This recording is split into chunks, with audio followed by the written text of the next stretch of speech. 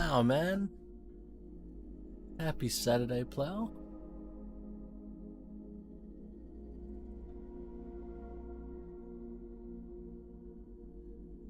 Hope your weekend's gone well, buddy. Alright. What do we do here? Okay. Yeah. God damn it.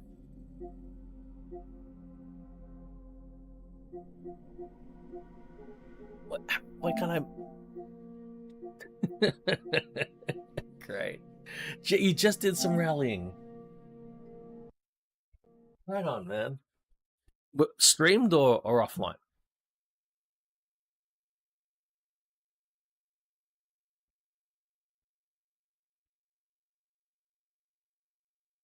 Right on, man. Chris. Hey, Chris. Good evening, sir. Happy Saturday, buddy. All right. You know what I haven't done? Doesn't matter. I'll skip it. Oh, what the hell is this? What the hell?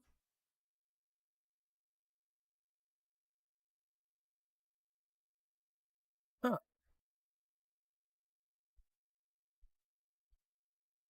So they want me to log in for 5 days in a row to get all of these things. You get 6 star for parts, 100k. Okay, I'll do this. It doesn't have to be 6 days in a row.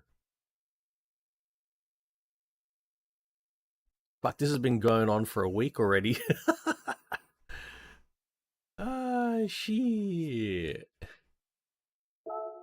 Alright. Well, there's a loot box for me. Oh, oh man. That's rough. That's what you don't want so late, you know, in season. Now, I don't know what this was. Reem. Hey Reem. What's going on?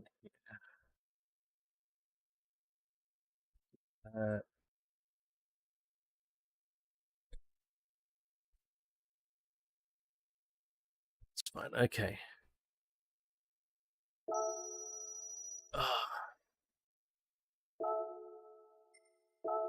I already did the McGann one, right? Yeah. Yeah. I'm not driving that stupid car. No. So I got no time trial to run today.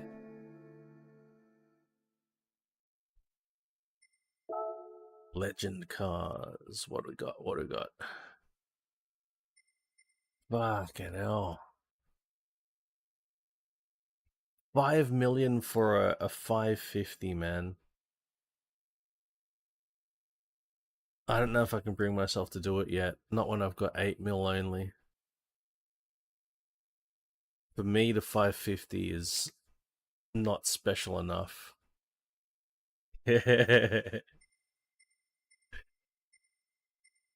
Right on, Reem. 0.1.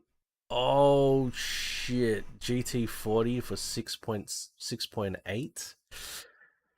Oh, that's a lot of money.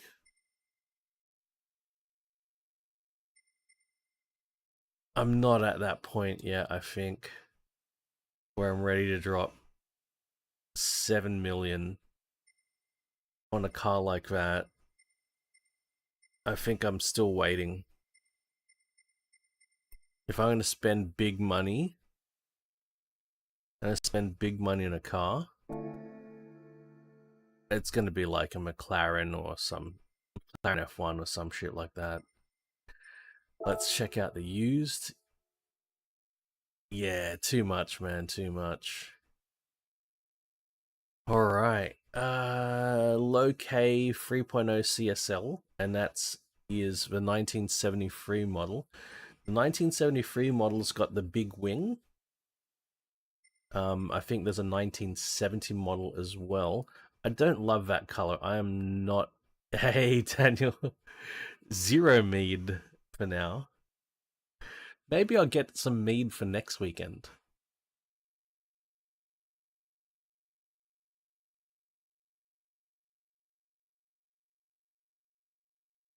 Yeah, well, who knows when they're going to come back? That's what it is, Reem. You don't know when it's going to come back, and especially if you look at all of these cars, they're all 200,000 and less than 2,000 kilometers, right? So there are a couple of variables here. There's the price and there's the kilometers. It's silly. It's silly that they sell out like that. I don't know. I don't love this color. I really don't love this color. But let's have a look. 1973 CSL.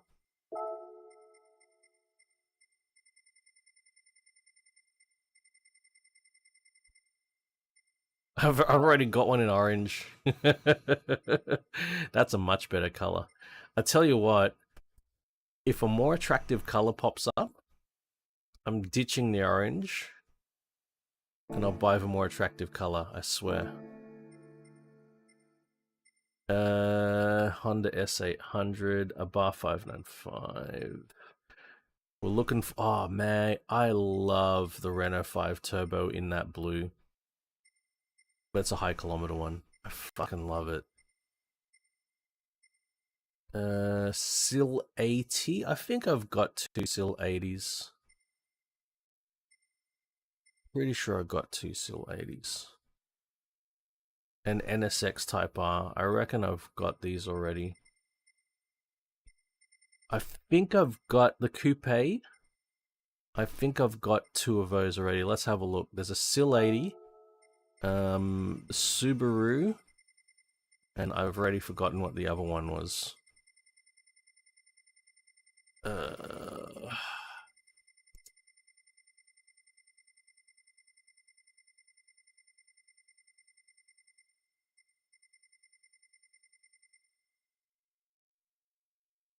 I've got two SIL 80s. Yep. Got two GTSRs. Yes, sir. Oh, what am I looking for? R32 GDR. Yes, you can.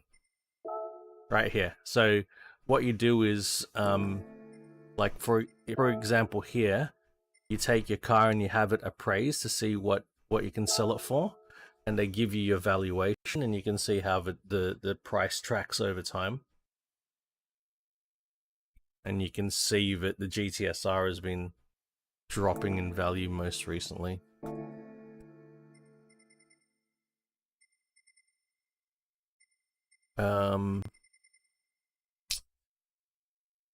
Wait, where's my R32? R32 V. Ah, here we go. I've already got one. I think I even have that. Look, maybe I bought that. Oh, fuck, what am I doing? You could try. You could try. Subaru. I don't get why this interface is so different from the garage interface where you can jump around a bit and you can sort it a bit different.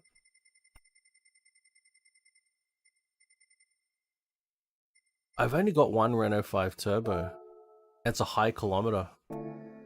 Okay, I've got to keep an eye out for one. Here we go. I've got two. I've got a white one. I already have a white one.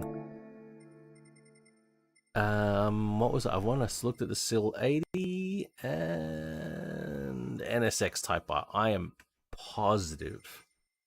Which one is it? Is it pop-up headlights? Yeah, 92. I am absolutely positive that I've got multiples of the NSX.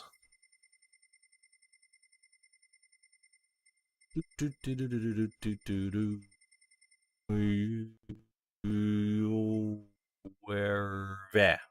Yep. Don't have a white one though. That's interesting.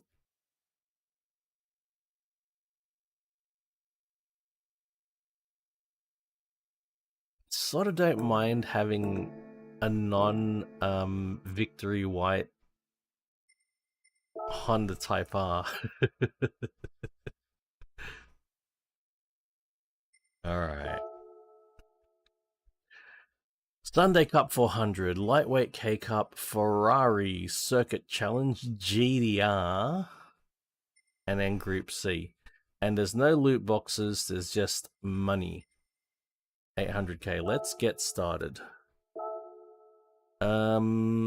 Suggested PP 400. And we're at Alsace. Alsace. What am I doing?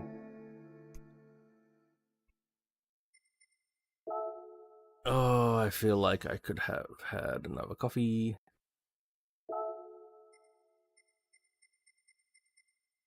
I got to sleep very late last night for me. I was sitting here listening to, like, I had a big day yesterday. I was out in the heat and everything. And,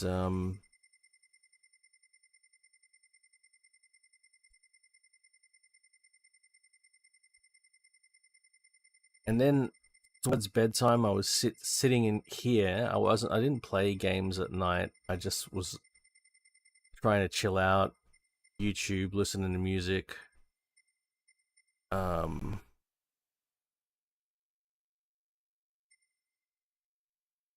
passing out, like trying to stay awake, trying to listen to music, pass out, and then I get up and I go to bed.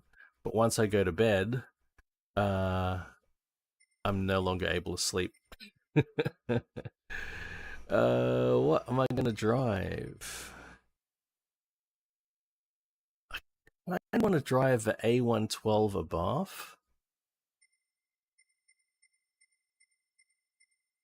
Let's see if there's anything interesting.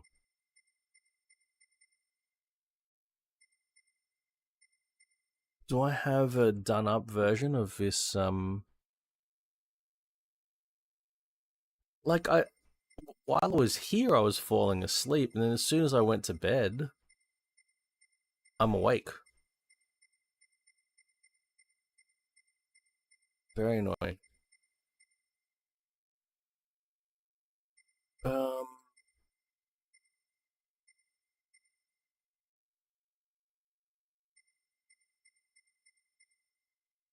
it's an S800. All right, guys, help me choose. Either the Toyota Sports 800 or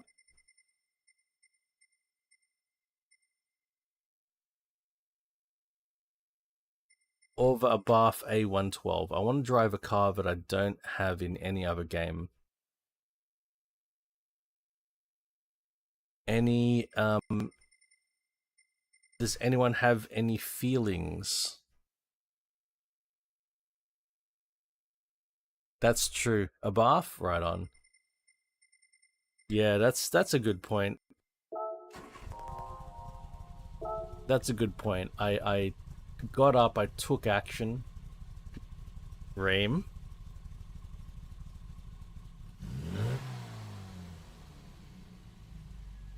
I love the steering wheel of this thing. Absolutely love it.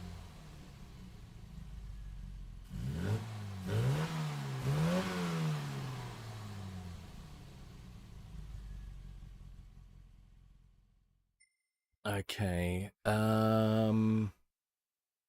PP391. There's probably not much we can do. We'll have a look at the Absolutely not, man. My first car had a single spoke steering wheel. Oh, I won't even be able to get sports hard tires on it, will I? Oh, what? Hang on. Has this? Oh, this has already got sports soft tires on it. Okay, okay.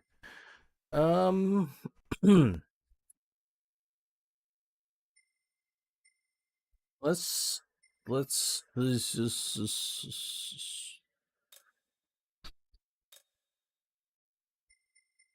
Where's that brake balance controller? Pop that on.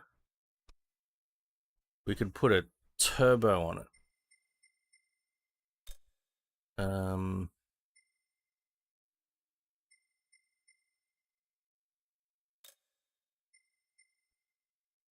Suspension or brake pads?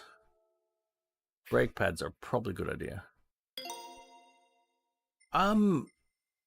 Bendy, do you mean did it flex at all? No. Not from my memory. It was my first car, so I don't really remember it. Like, it was a long time ago. You know, it was the early 90s.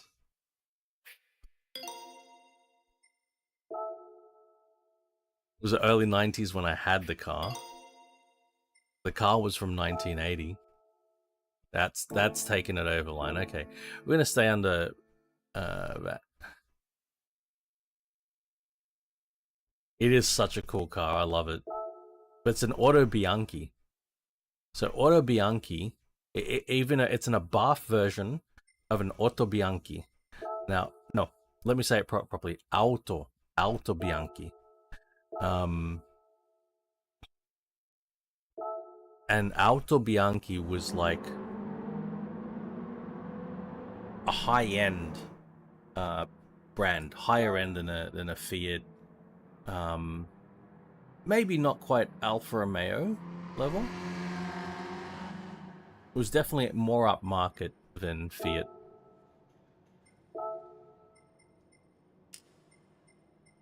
No ABS, no traction control.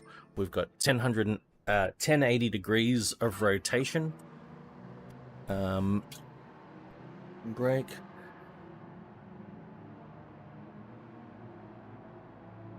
I just looked at my opponents.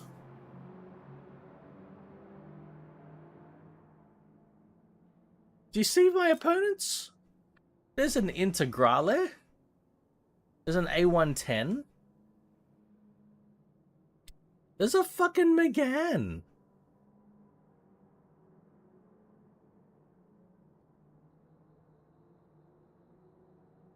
Do I have any chance here? What?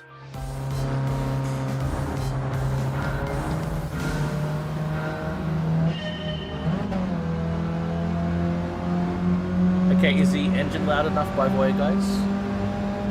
Is a game sounds loud enough?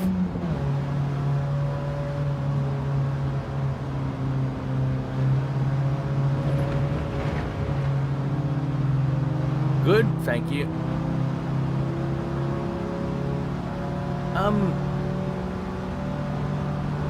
Yeah, my car was a 1980 model. My first car.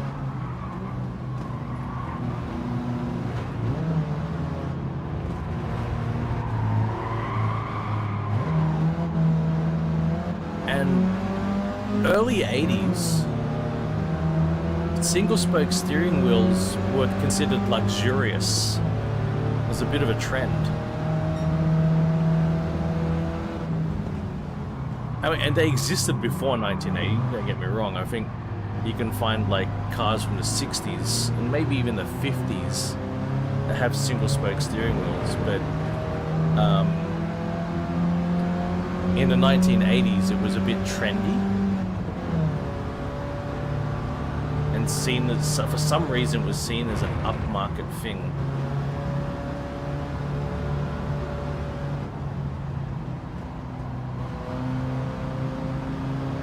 Come on, little Abarth. We've got 2 positions at least to make up. Got to get these 2 guys here. We've got an A110, and what's that in front of it? Is that another? That's another RCZ.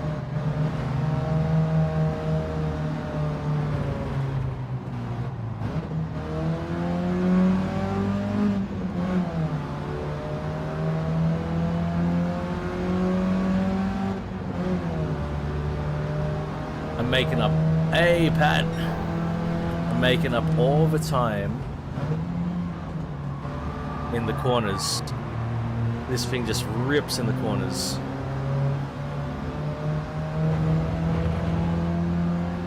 Right, there's a Megane and a Peugeot 308. It is really light. Really, really light compared to these cars. Like, versus a Megane, I think this thing's like half the weight of the Megane. Which is good, because I think it's definitely less than half the power.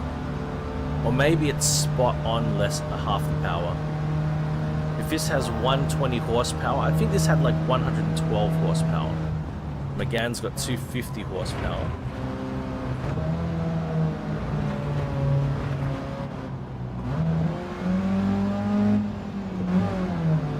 Not gonna make it. Third place.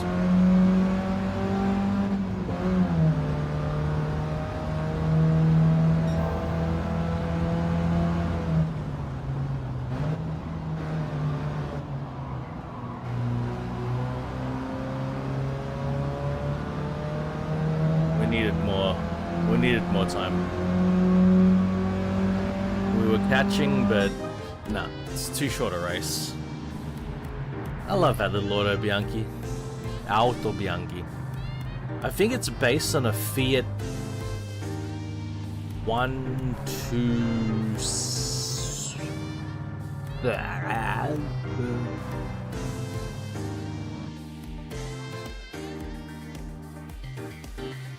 I don't know which Fiat it's based on.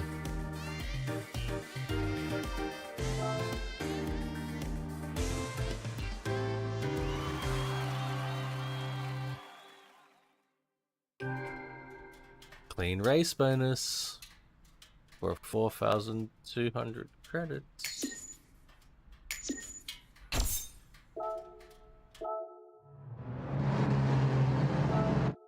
All right, lightweight K car.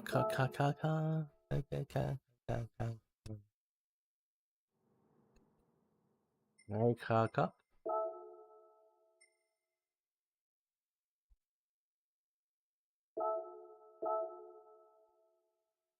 400 or less PP. We're sticking with tiny PPs at the moment.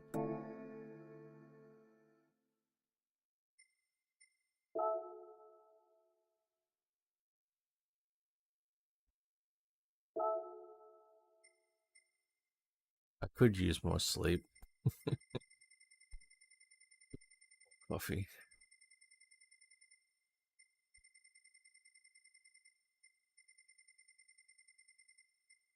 I was so tired and sleepy when I was flying with Pat yesterday. It was good. It was good flying those, like, you know, first time flying since the new patch, and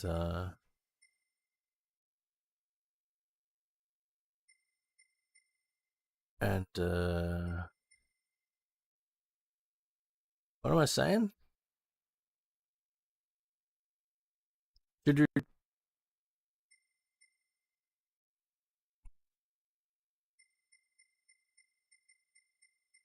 Yeah, testing shit out and stuff. All right, we gotta drive one of these K cars, so it's gotta be Cappuccino, the Copen. I think the S660 is a K car. The Honda Beat, and that's it.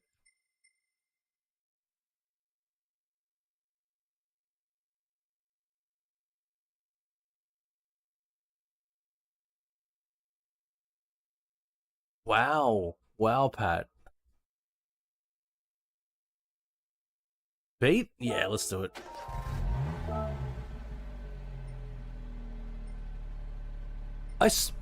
Pat, hang on a minute. So the super heavy hauler license is the one that's got the Beluga and the Dreamliner. I swear I saw somebody on YouTube doing the Beluga in career mode. Or maybe it was on Twitch. I don't know. I swear, but I could be wrong. I could be very wrong. Do I have a Beat, actually?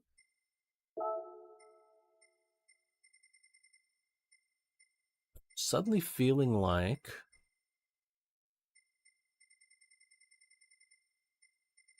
that's weird, man.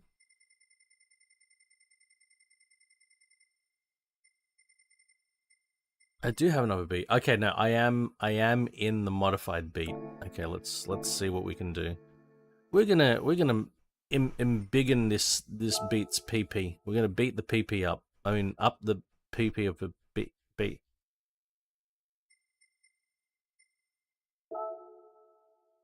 Yeah, let's put what size on it. No, not hards. Too big. Mediums. There we go. Suspension. Brakes. Silencer. Effetto. And computer. I don't know what accent I'm doing.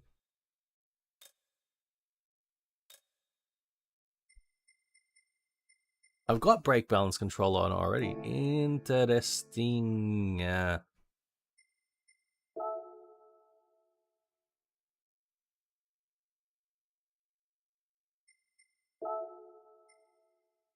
Oh shit! I should have gone for power. We're on Tokyo Expressway. Now this normally needs power. Yeah, shit. Oh well. Whoa, what about fucking comfort tires? God damn it.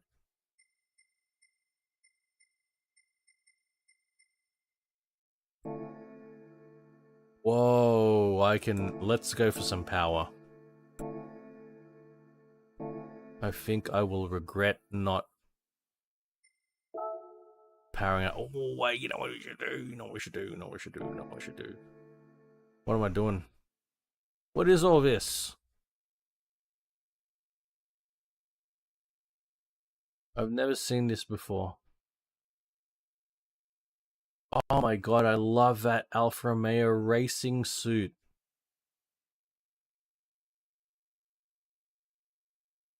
Oh my god, I love it.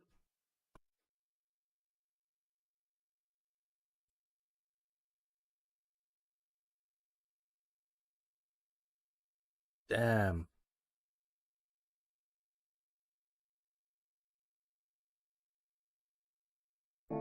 Beautiful. How do I get out of here? I've got an Alfa Romeo ski long sleeve shirt.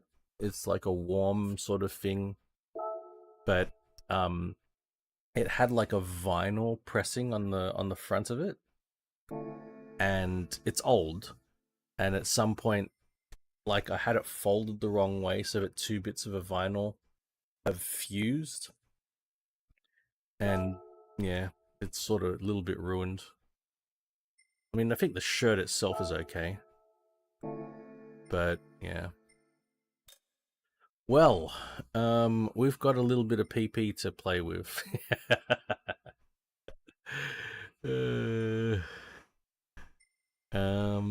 What are we gonna do?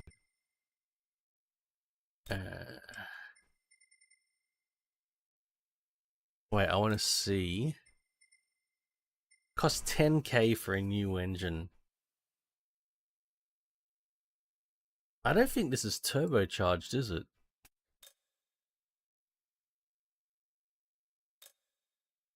Wait, let's check. Is this thing turbocharged?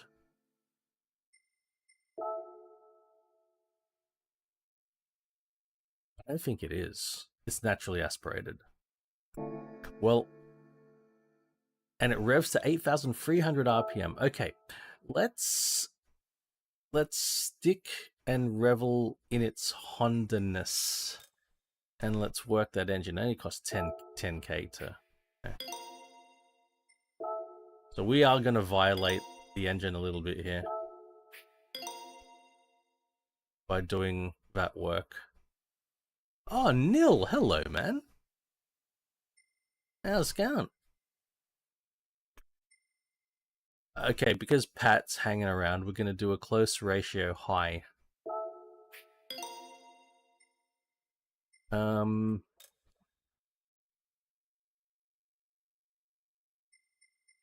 else should we do? We've still got a bit more PP. I'm loath to. Okay, yeah. We're gonna crank it. I'm loath to turbocharge it though. I'm spending a lot of money. I'm spending a lot of money in this thing. Fuck. But we're just gonna go for as much power. Oh shit! Yeah, let's do it. Fuck it. Wait. Before I do that, before I do the port polish, yeah. We gotta stroke it.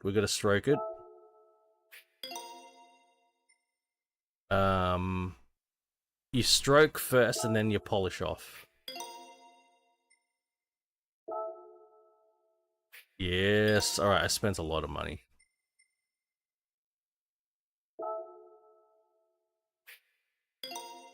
I better get some brakes. Oops, that's gonna take us over the line.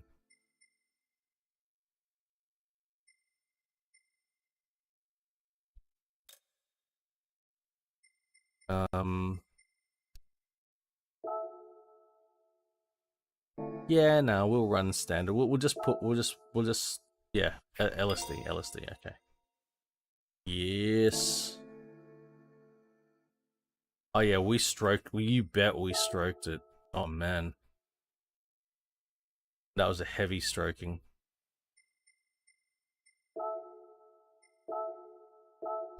Normally, what happens is you bore first and then you stroke. I guess it's something you do when you're bored.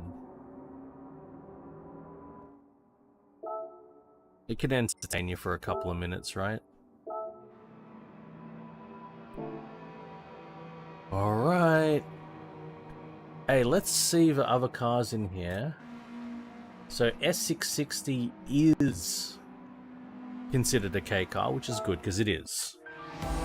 That's good to know for future reference.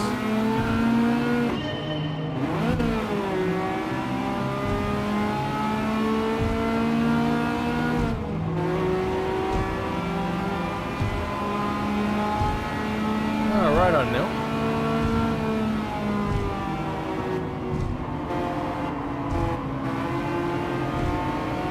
Alright, we really made this very Honda-ish by keeping it naturally aspirated, high RPMs, but this is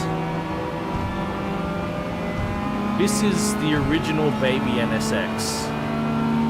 We've got a new baby NSX now in the Honda S660 because that is mid-engined.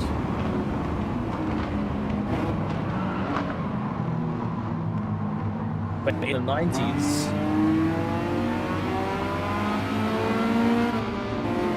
this was it. The Honda Beat, mid-engined.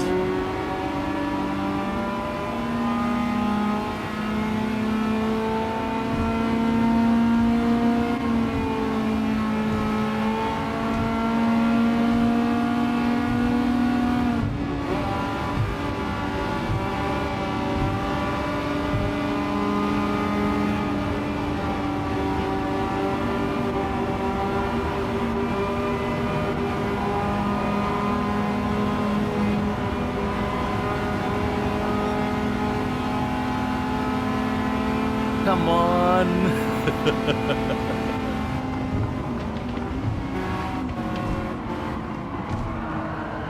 Oh man. Whoa. Deja vu. I've been to this place before. Gas, gas, gas.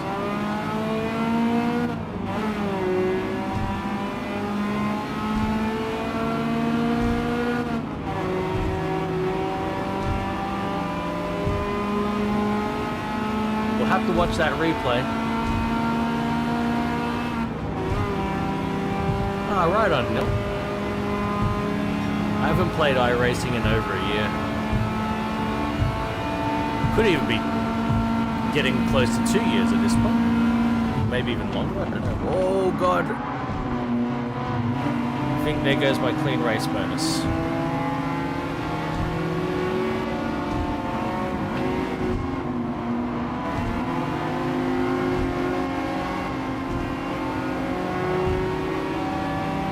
I think the last thing I did in iRacing was launch life for 24 hours. I think that was the last thing I did.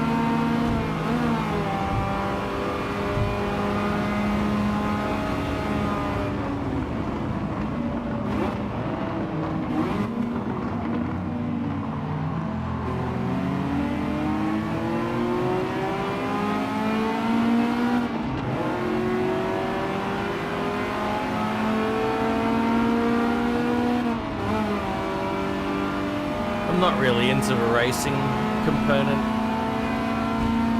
I'm mainly into the driving.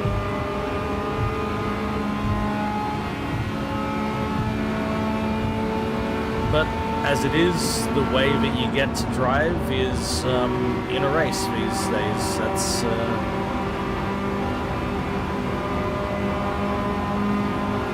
That's the way you engage with the game.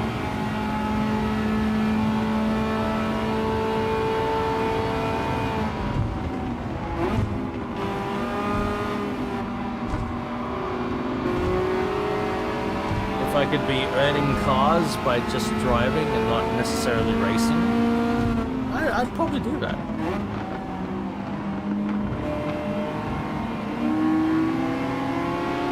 I don't mind the racing, it's just not the main reason I do it. Don't get me wrong, I can derive enjoyment from racing, it's just it's not the part that I'm into now. I need to make up at least 3 positions here. Okay, so there are 3 cars in front of me.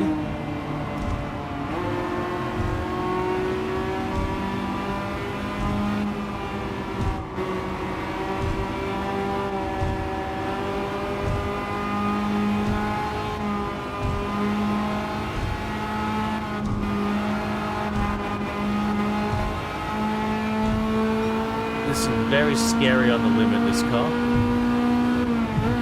Alright, I see 4, I see 5 cars in front of me. Alright.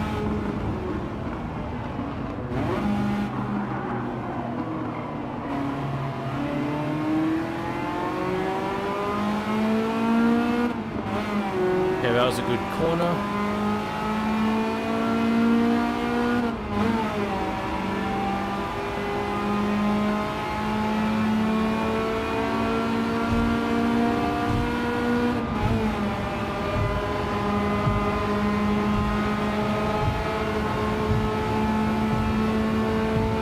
I can get ahead of these 2 cars, then I'm set.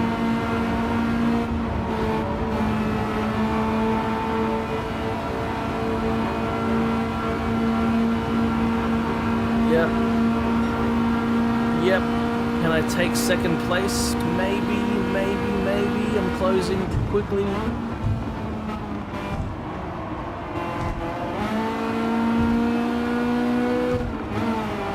I don't think I'll get 1st, but I'll get 2nd.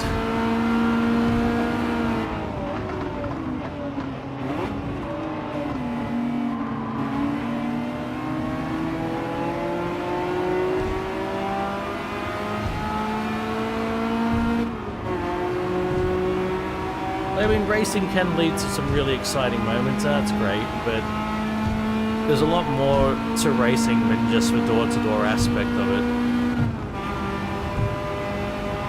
Right?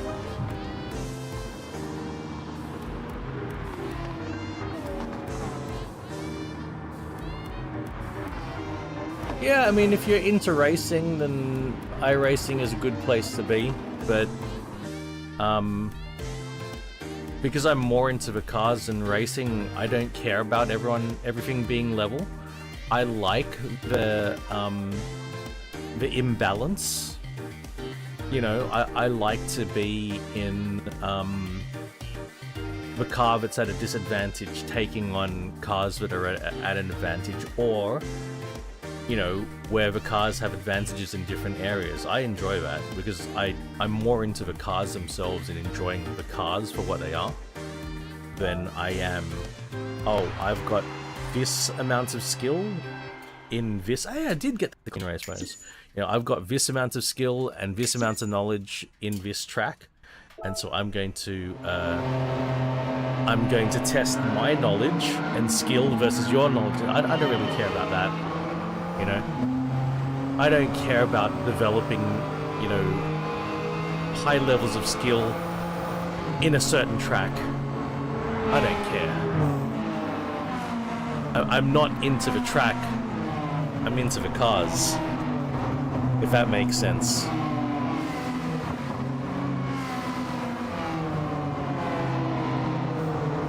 Like here, the fascinating thing for me is putting the naturally aspirated, mid-engined Honda Beat against the front-engined rear-wheel drive turbocharged Cappuccino and the front-engine front-wheel drive turbocharged Copen. And they're all the 90s cars, and then you throw in the mid-engine turbocharged S60 from the 2010s? 2010s, I think it is? And that's fascinating for me.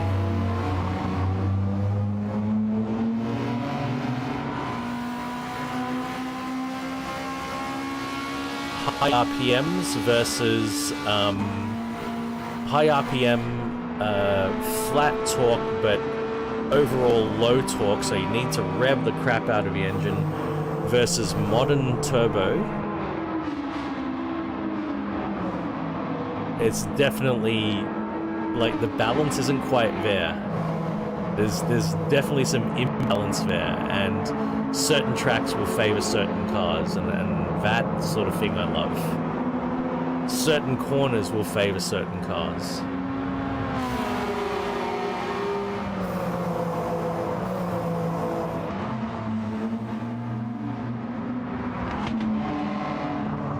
That's exactly why... Oh, there was a slide. That's exactly why I'm more into this than something like iRacing.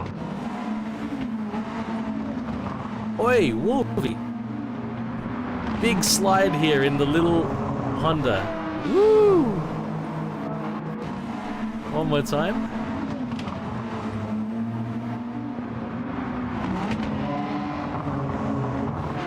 Woo! Little tiny Honda.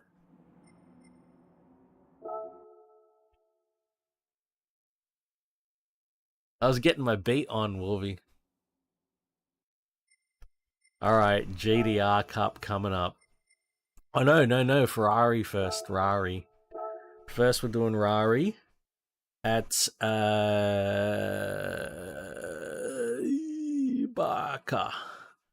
Barcelona. 700 or less. Ferrari.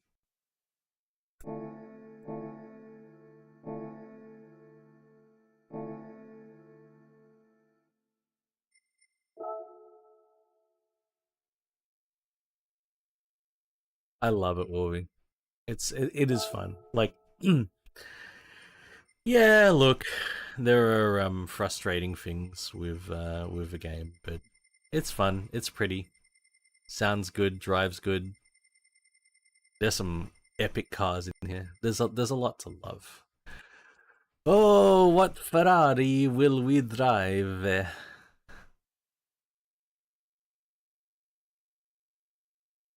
Wolvie, is there any Ferrari that you love? That's all my Ferraris on screen right there. I'm throwing this one to Wolvie if he cares to.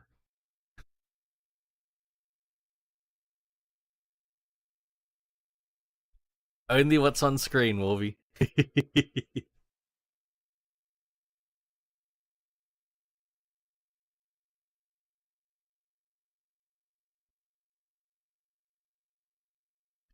I was hoping you would choose the Dino. Now, unfortunately, the PP of this Dino is not big enough. We need to make this. We need to make this a bigger PP. Look at that Momo Prototypo wheel. I might get one for the sim rig.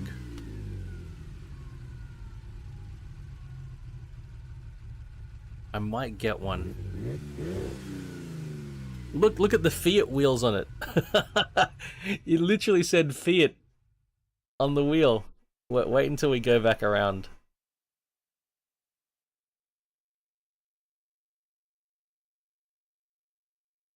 But those Momo Prototypo wheels, 350mm, just like the one in this one, you can get exactly that wheel, and they're not that expensive, really.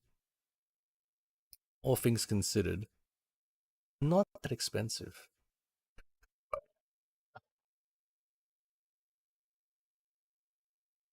Um, I don't have a Fiat Dino in this game. I think the Fiat Dino is in Forza.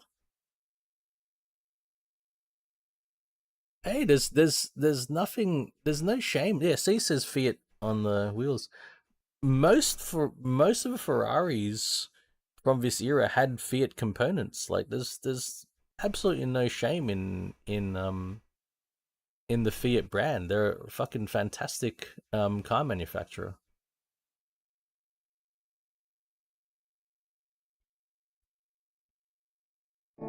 Absolutely no shame in having Fiat componentry. We need to. Yeah, I mean, and the Fiat Dino had this engine. The Fiat Dino, so the engine in the that originated in the Dino 246 was used in the Fiat Dino. It was manufactured by Fiat, in fact. It was used in the Fiat Dino, um, and it was used in the Lancia Stratos, because they're all Fiat Group cars. And the Fiat Dino was actually a very upmarket sports coupe of the time. Very upmarket. Uh,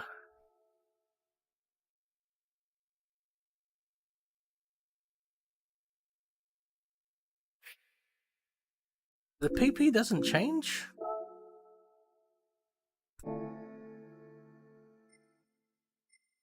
Why isn't the PP changing? What? Oh, do I have... Wait. Do I have racing tires? I've got fucking racing tires on it. I'm an idiot.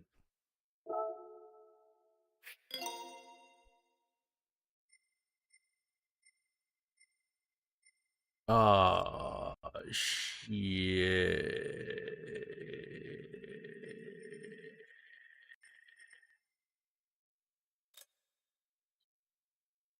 God damn it. I'm gonna have to violate my Dino, but that's okay. I've got another one.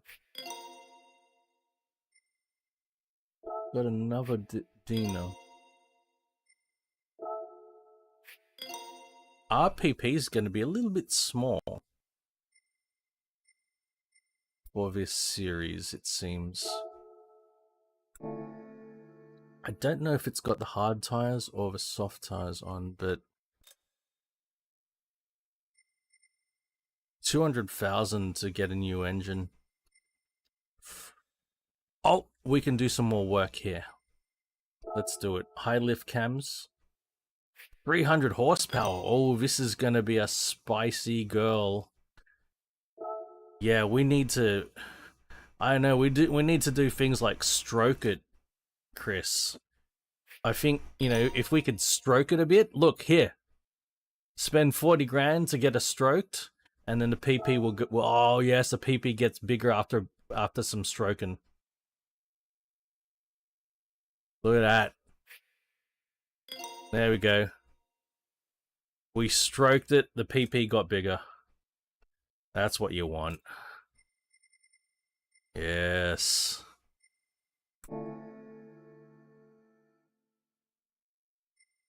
Now, I have mild concerns that we still 40k for a long strike. We are on the soft tires, okay.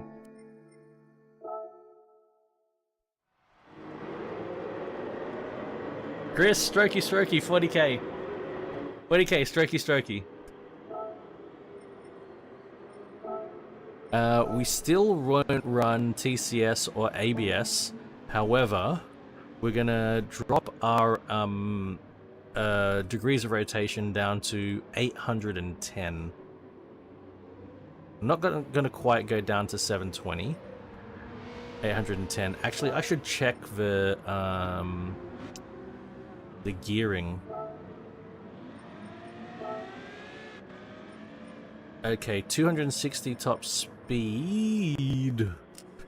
Let's maybe set it to 2. Actually, this is, let's try that. Wow! I wonder what this revs to now. We're now 2.6. After we stroked it, it goes to 2.6. Normally I'd hope to get something bigger, but that's okay.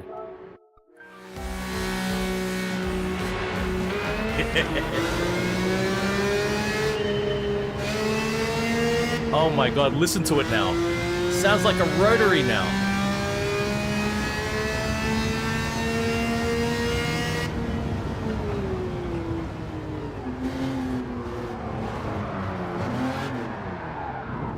Yeah, okay.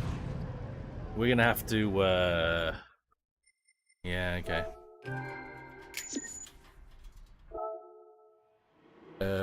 What can we do? What do you do?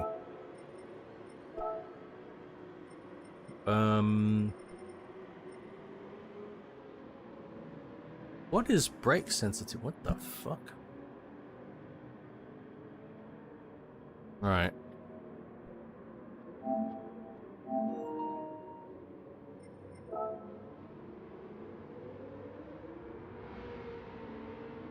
Will increase the risk of understeer. So we do need to increase this.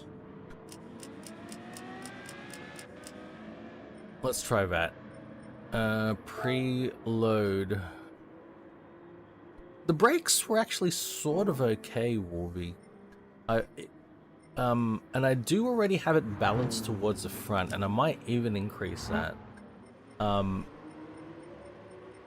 But I think it's all about the, yeah, it had masses of lift-off oversteer.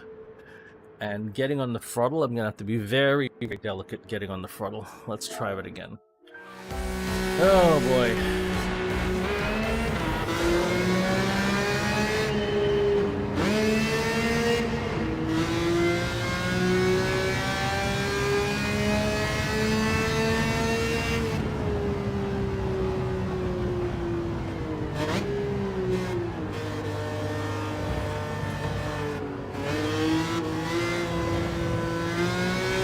Very, yeah. Sudden weight transfer issues here. Very, peaky power delivery as well.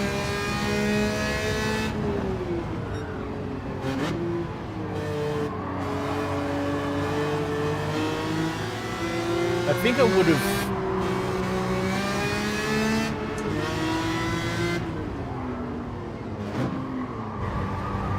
Short wheelbase and mid-engine is also tricky. It's not as short wheelbase as the Stratos, but it's very similar. It's very, very similar.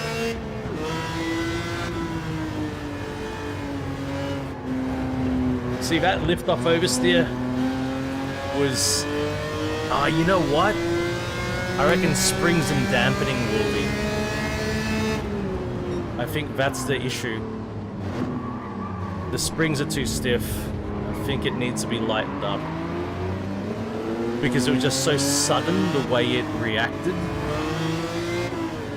And softer springs would slow that reaction down. I'm learning to tune! Hooray!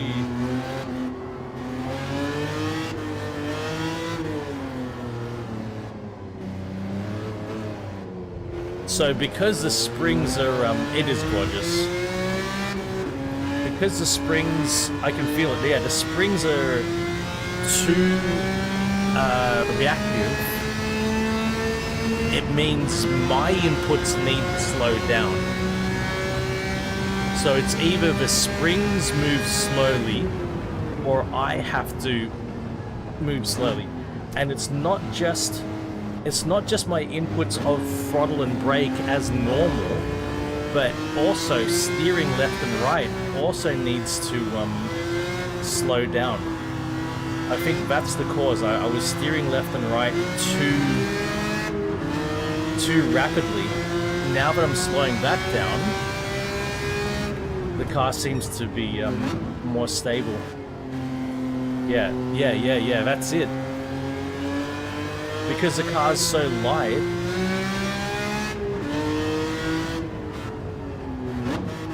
I'm learning. I'm getting learned to Hey, have fun, Chris. Thank you, man.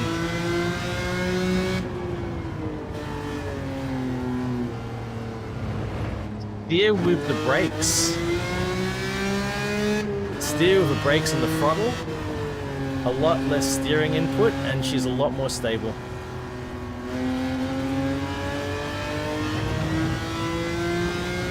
Yeah, things just connected up in my old brain compartments.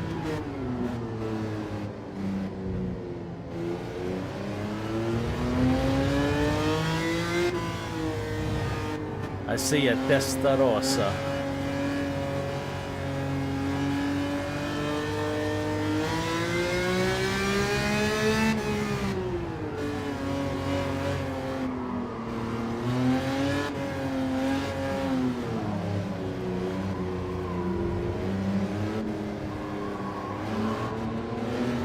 $1991?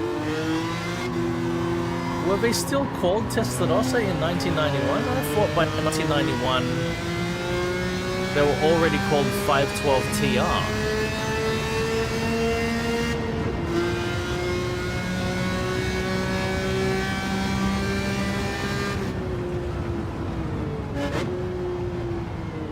I thought the Testarossa name was abbreviated into TR only.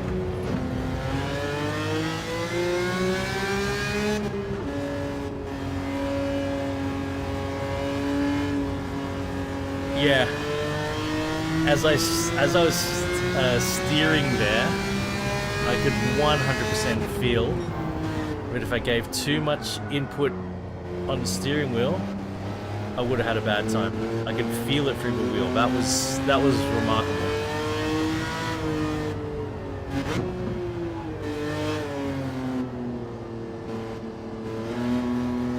What I love about these games is the game talks back to you. Force feedback, what a wonderful thing.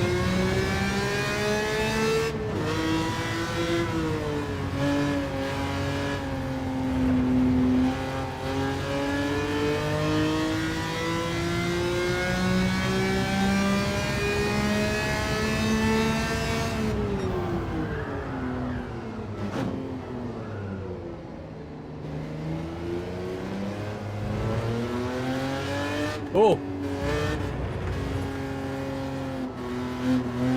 Get it done, Wolf. It's great, man. How good is this?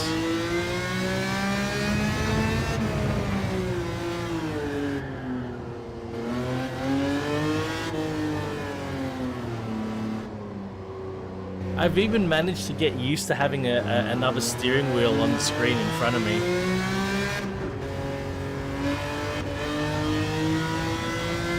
And that's one of the big limitations of GT7. I've become accustomed to it because I have to drive in cockpit view, of course.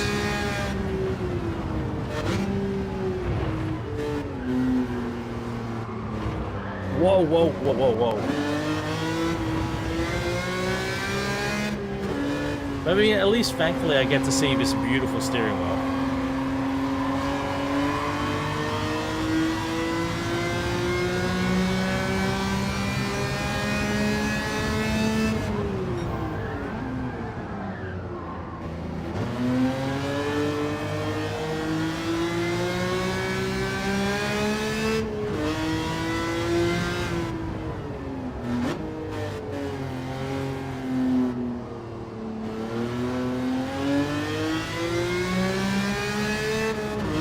Interiors, it's such a waste. The interiors are wonderful.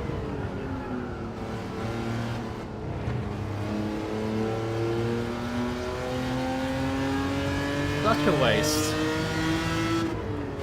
I don't feel like, you know, I don't feel the car when I'm in bumper cam. I don't feel like I'm in the car that I'm driving.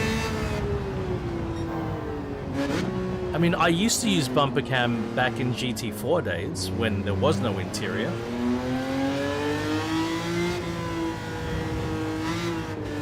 And Forza Motorsport 2, there was no interior, so I used bumper cam there as well. But as soon as we got to Forza Motorsport 3, and we had these gorgeously detailed interiors, that was it. That was it for me. I couldn't go back.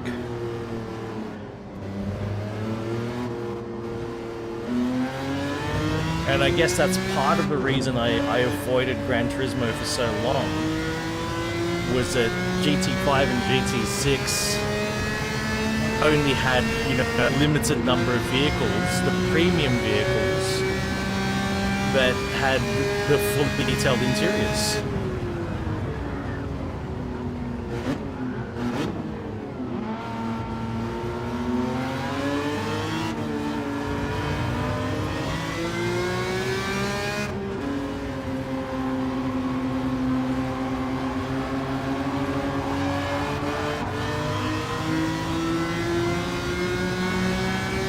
I think things could have been very, very different if, you know, if GT5 and GT6 had the fully detailed interiors. I would have been back in GT a lot sooner. That's sort of what kept me on Forza for so long and not going back to GT. Absolutely.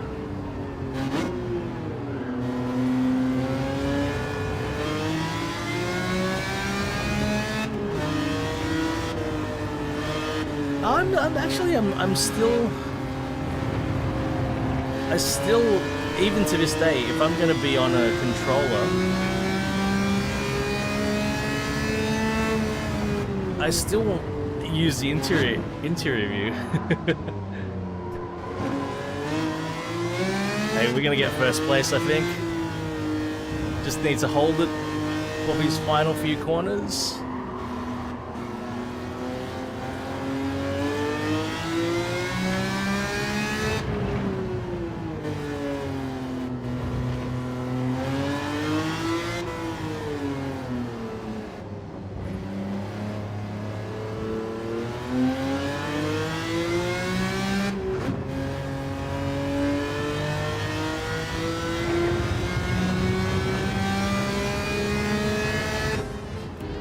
Wonderful.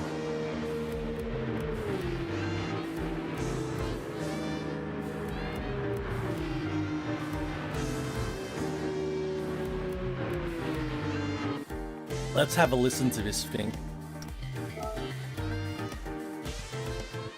Actually, no clean race bonus, gods damn it's. But there's my loot box. I need to do the cat feeding thing, so I'll keep the replay on for a bit.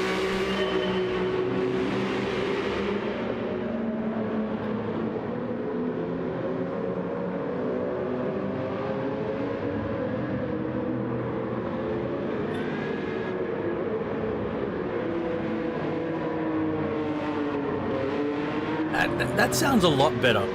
I just heard it. It sounds a lot better from the exterior view than it does from the interior, I think. The interior, it sounded okay, but it was a little bit shrill. Look at the width difference between the Daytona, the 365 GTB, and the modern V12. It's so narrow. Modern cars got so thick. It's wild. Anyway, I'm gonna feed the cats real quick. Oh yeah. It never ends, man.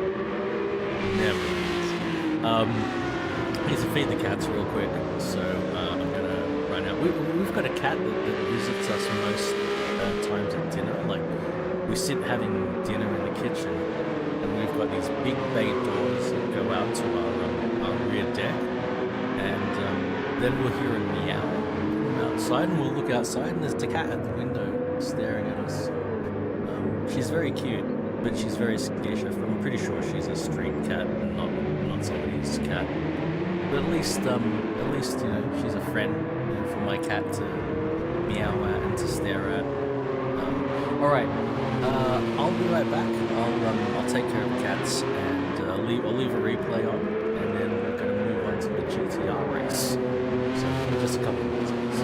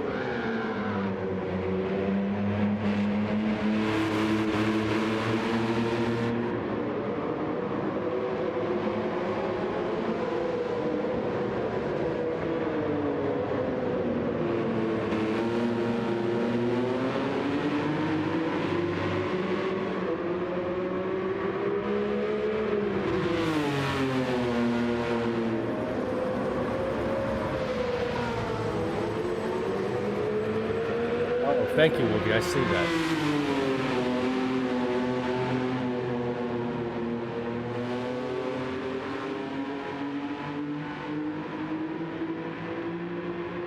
That should be better.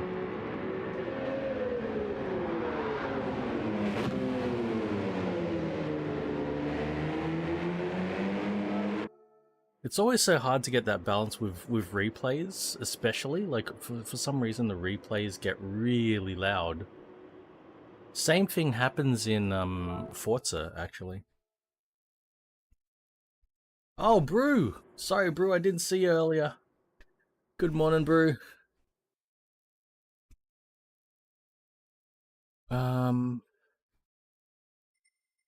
Alright, GTR time. Yeah. That's part of the reason I try not to, like, just put all the racing stuff on, because if you let, you know, if you put the lesser suspension, you get to see it more. Alright, the softer suspension. Alright. There are a lot. Oh, GTR safety car. Okay, there are a lot of GTRs to choose from. Hey, Brew, if you're there, actually, I'll just open this up to anyone here. But if Brew gives an input, he will override everyone. Which of these GTRs am I going to drive? I wish it would stop flashing so we could just read it without it flashing. But pick a GTR and I'll go grab it and we'll drive it. PP's got to be 700 or less, and it's got to be GTR.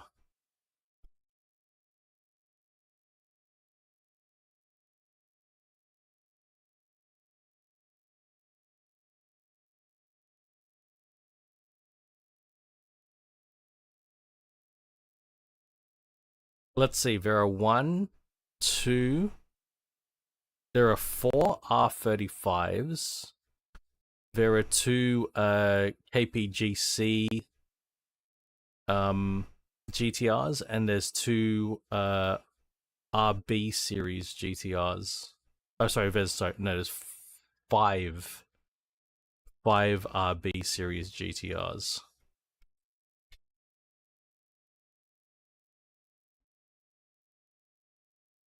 I've got 8 million.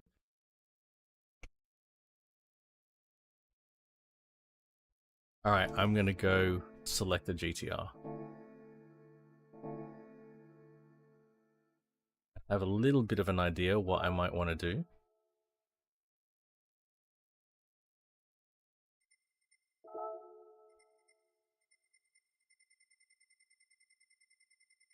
It all depends on how many of each car I have. Alright, I've got, I thought I had more than one 400R, but I see a 400R out there. I might only have one R34. One R32. I've got 2. Alright, yeah. That R32 is fully modified. I've only got 1 each of the KPGC10. The KPGC. So I'm loath to destroy my KPGCs. Man, I've got 2 Nismos.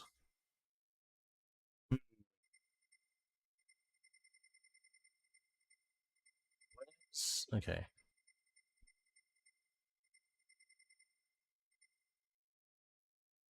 So 2 V-Spec 2s. I've only got 1 400R. This one's already smack bang on 700 pp.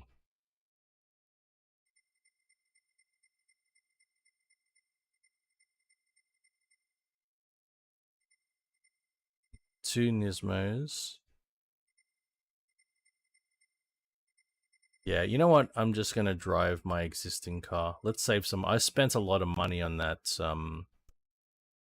Dino. We're just gonna jump in this thing.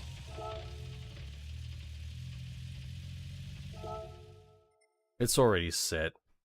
670 horsepower. It's on hard tires, so it's not even on the most ideal. I don't even have a brake balance controller on the thing. Am I crazy? I'm gonna do that right now. That's the one change we're gonna make to this car.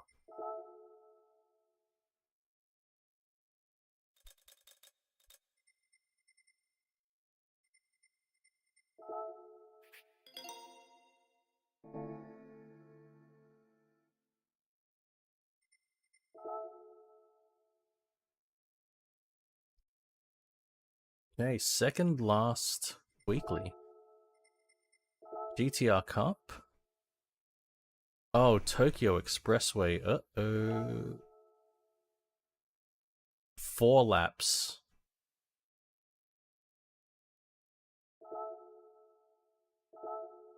Tell me it's not raining. Tell me it's not raining.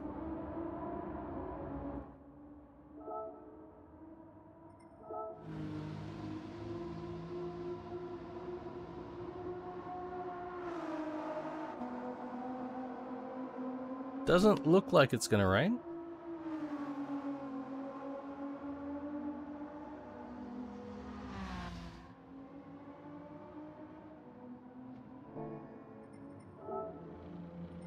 Okay, so we should have ABS on this, but we won't have traction control. R32 GTRs did have ABS. They didn't. I don't believe it had traction control. Pretty sure they didn't.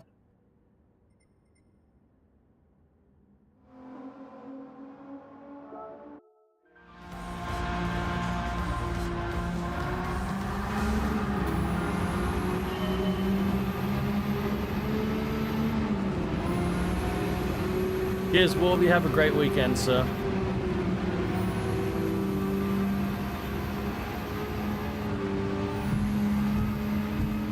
Oh my god. I think I've only got 5 gears as well, because R32.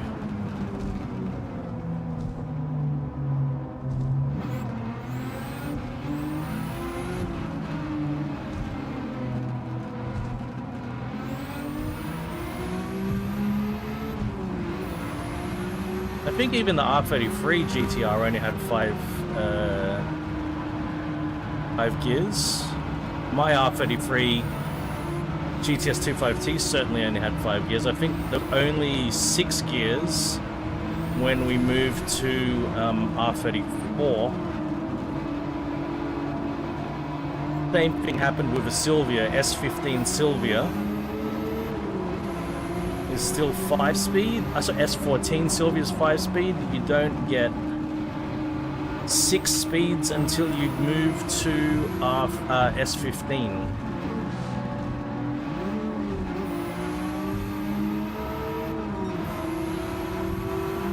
It's like that. Oh god. Clean race bonus gone. Bread baking morning. I'm jealous, bro. Sounds good, man.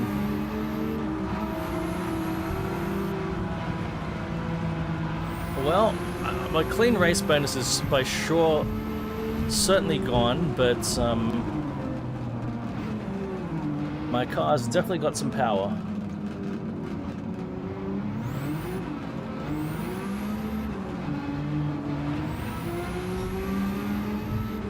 My god, does my car have power?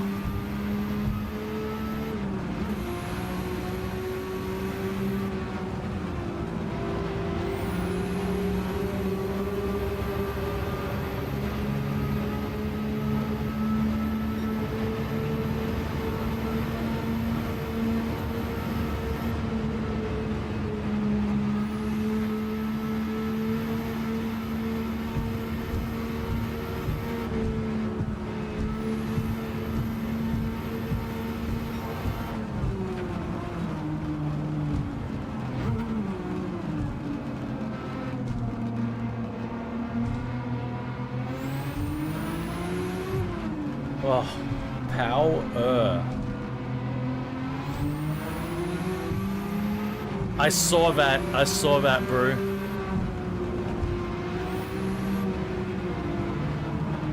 You had the game crash and then you had OBS crash. I did see that last night, man.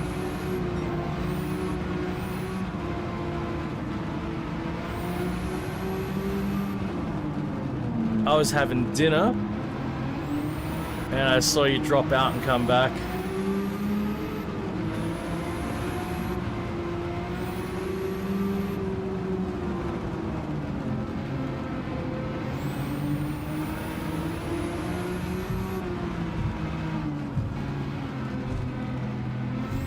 It's all these, you know, freshly launched games, man.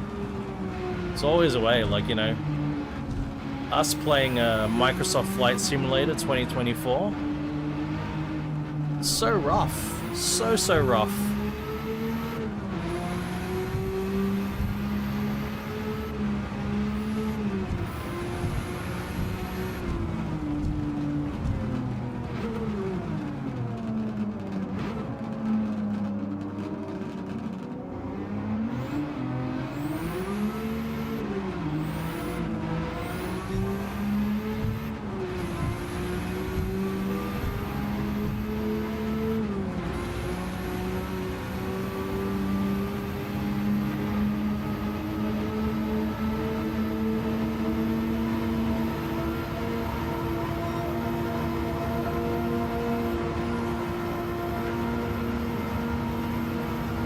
Very scary.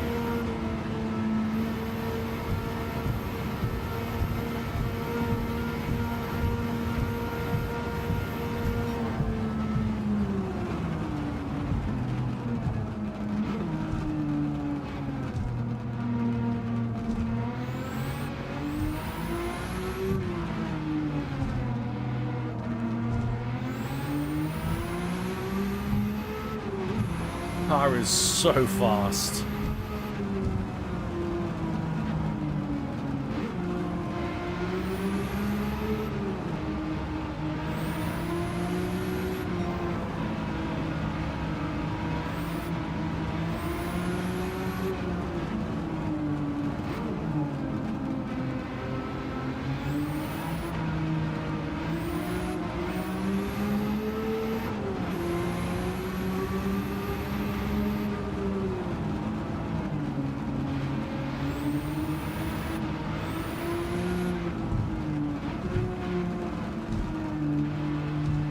Good thing I'm used to driving Group B cars, because my god, you pretty much have to take the same approach when you drive a car like this.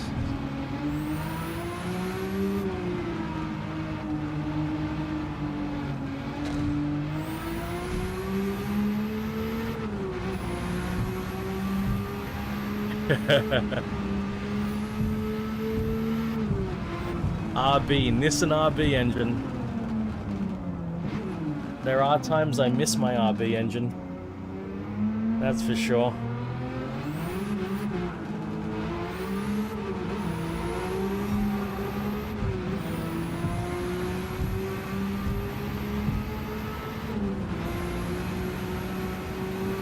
Had a very musical howl to it, my RB25.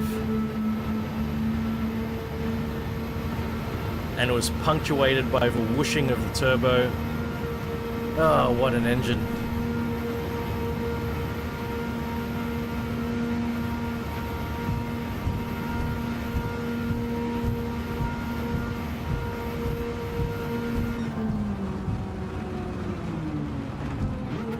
But that's straight six howl. Like, straight sixes are so smooth.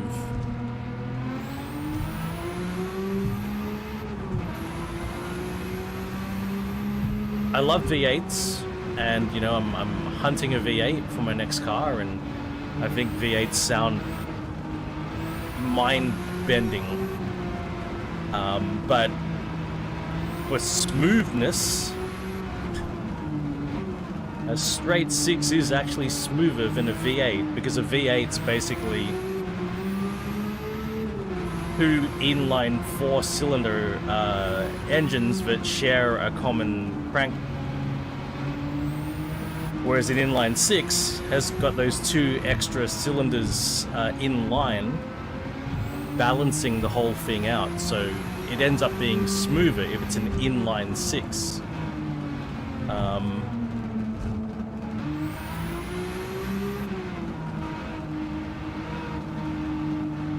And there's something about the inline six, the smoothness, the turbine-like way it builds revs. It's remarkable. I've owned two inline sixes, and yeah, very impressive engines.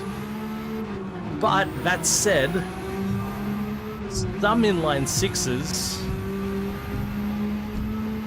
they're too smooth, and you want the rumble of your V8.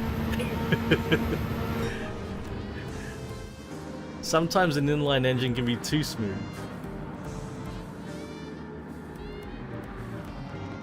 Group B 2.0. Ooh. Hey, Brew, I've got a great idea. Let's call it Group S. Shit.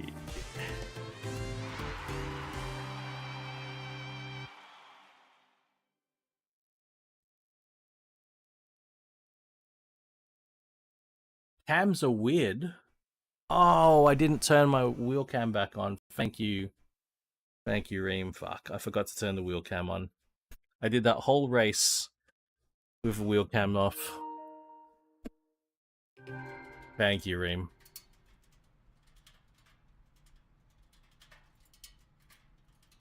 And also my I don't have the wallpaper background that I normally do. If I thought today I wouldn't bother with it.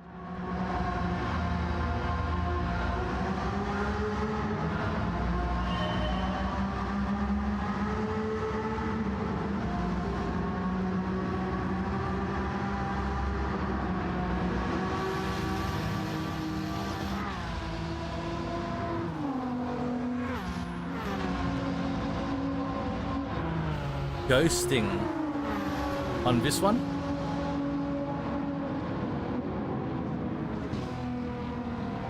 I think it's because there's no wallpaper.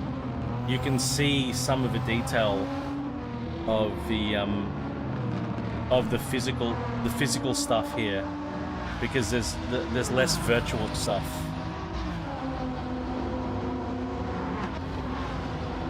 That's what's going on. So you can see a bit more of the outline, whereas that will normally blend in with the wallpaper.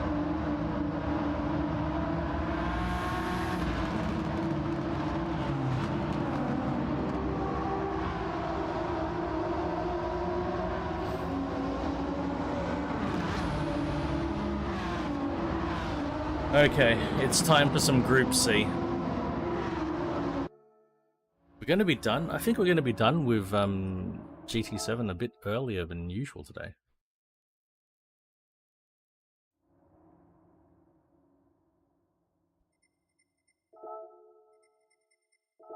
Group C. They call it Group C Championship, but they don't actually restrict the car. You can use any car you want. You don't have to use a Group C car, though. I mean, we're most likely going to use a Group C car, but you don't have to.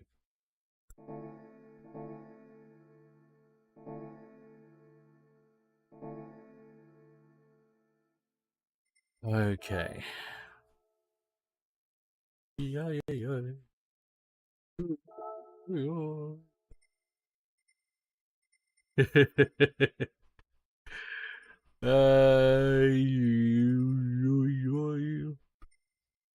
I feel like I've rarely driven the Sauber, right? Though it looks like I've driven it more than the 787.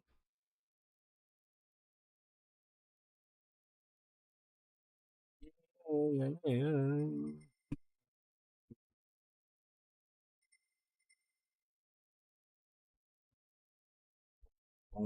boom, boom.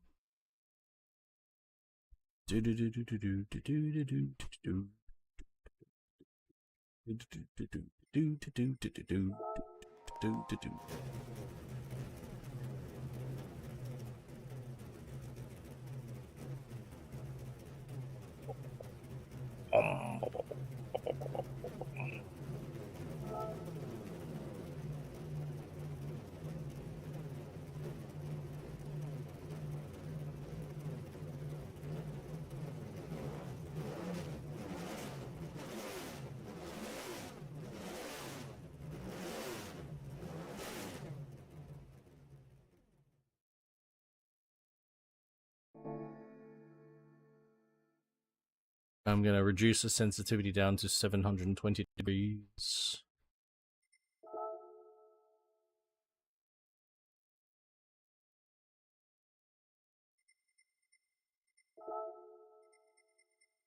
Watkins Glen in a Group C Sauber. Run the medium tires. It looks like there is no... Oh, we don't have soft tires. It would appear there's no fuel usage and tire wear, so we should go to soft tires. And I don't own them, and I didn't need to come here to get them, did I? I could have gone to the race shop. Go in there. Race shop.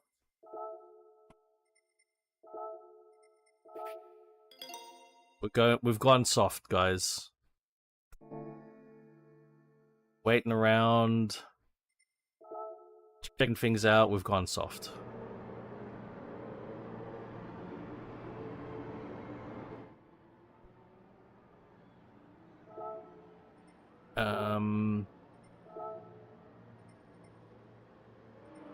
I am going to put one bump of traction control, even though I don't believe these cars had traction control. But I'm going to be weak.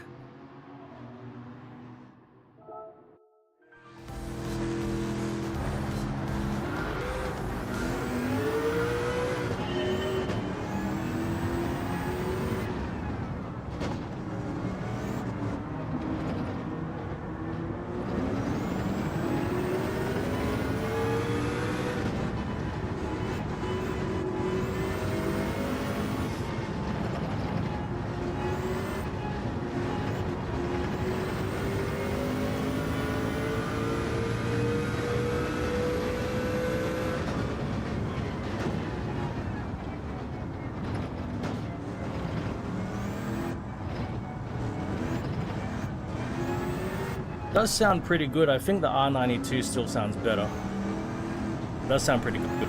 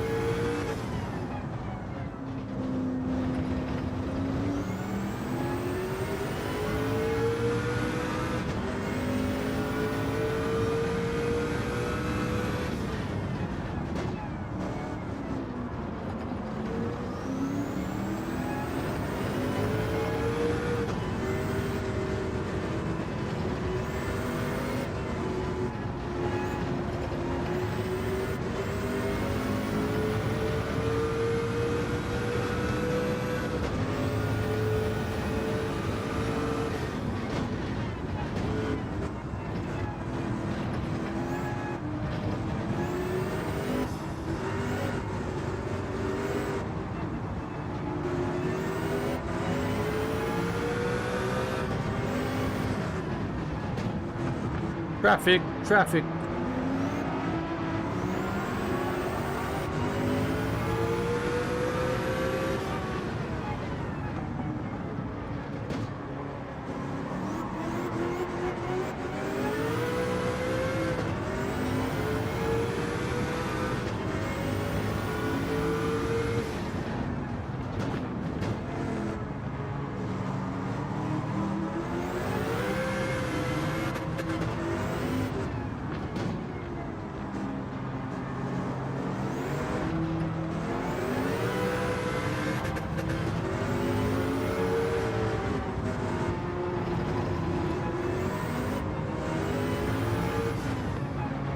can I... Go!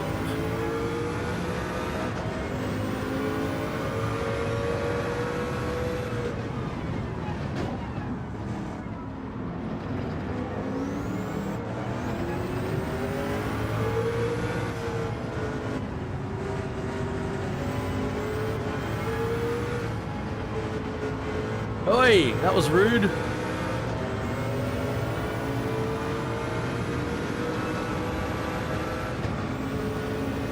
We've got no idea about the WRC DLC at this moment. I don't believe that's been announced. Pretty sure anyway.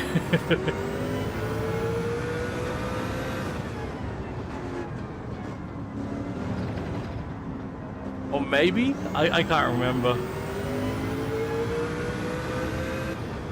No, I don't believe so.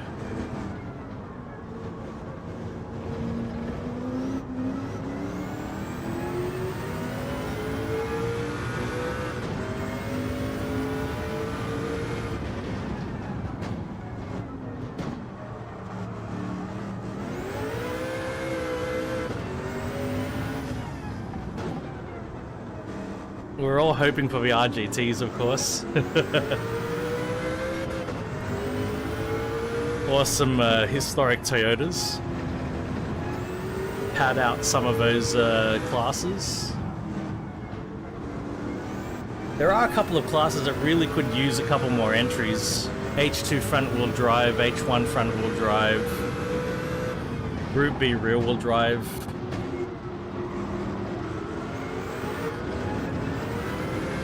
NR4.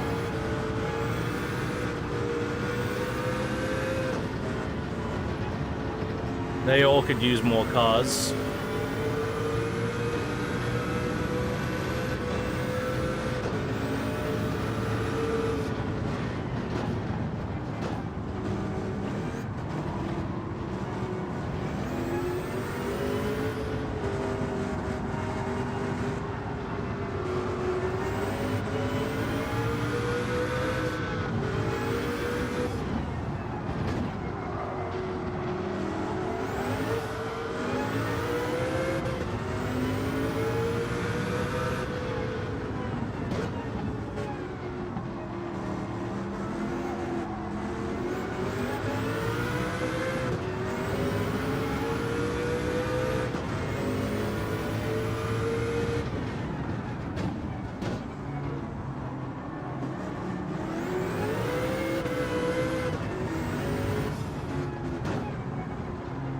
Seven 654. 76543. Okay.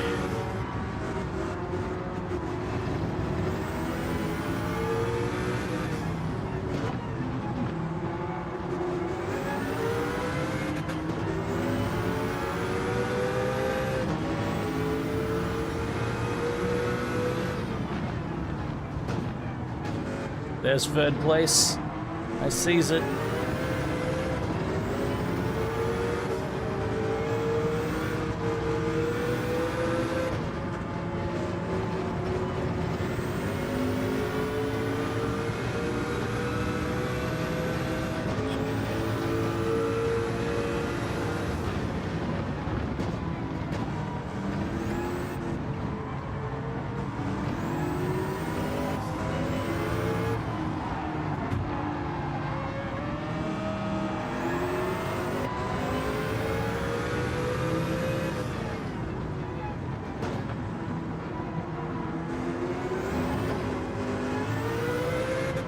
Oh, I can even see first place now.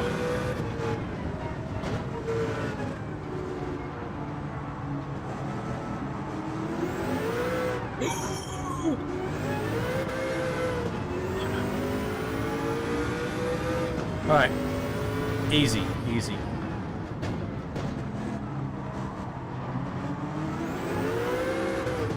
Chill, windstorm.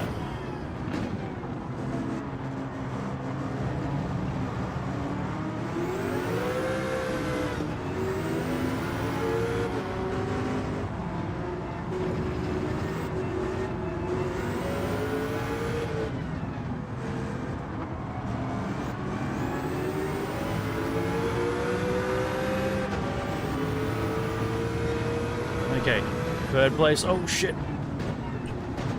Wow, that 962 really hit the brakes hard.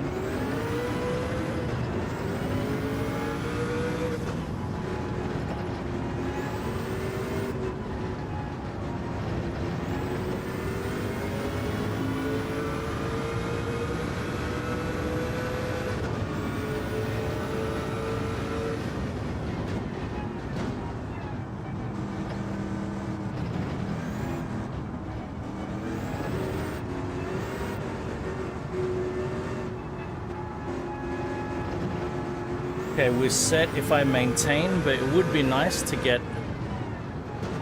first place. It would be wonderful.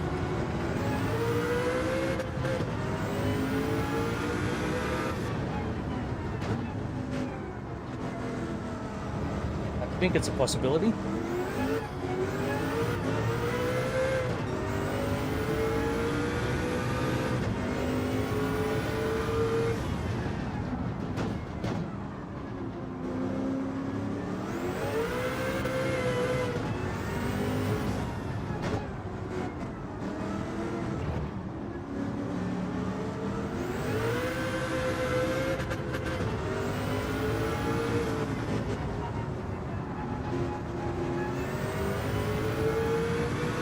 Maybe here.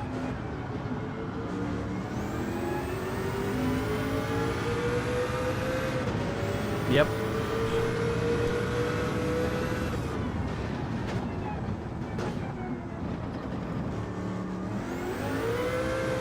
With a couple of laps to go. Okay.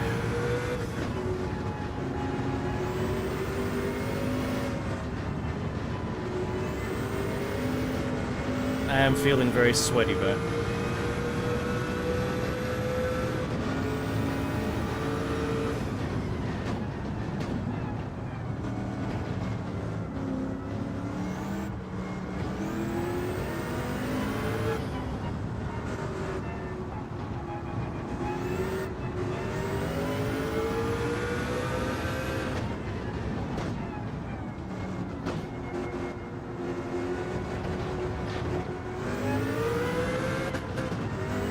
It's so intense driving these cars.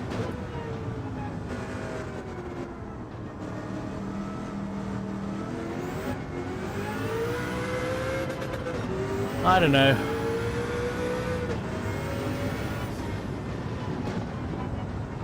I think there's a strong case to be argued that Group C was the pinnacle.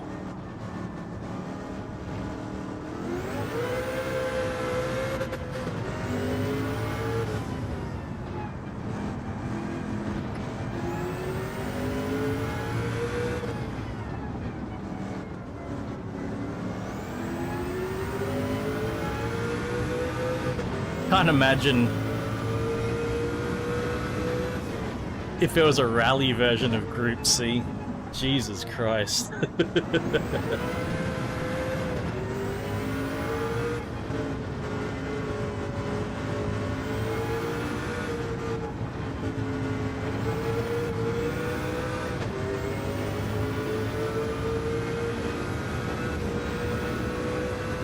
mean, it'd have to be on different courses than what your Group B rally was on. It'd be a different kind of racing.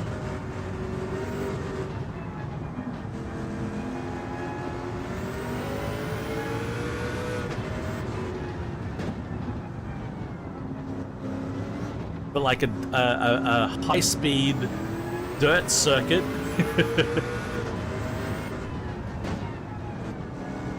And then make it endurance.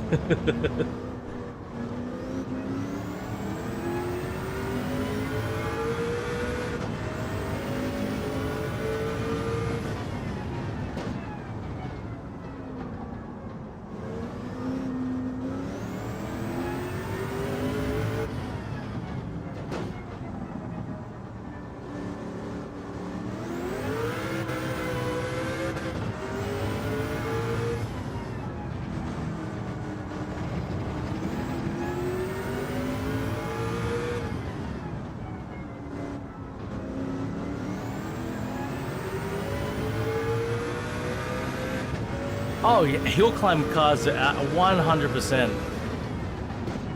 Big power. That's the closest you get.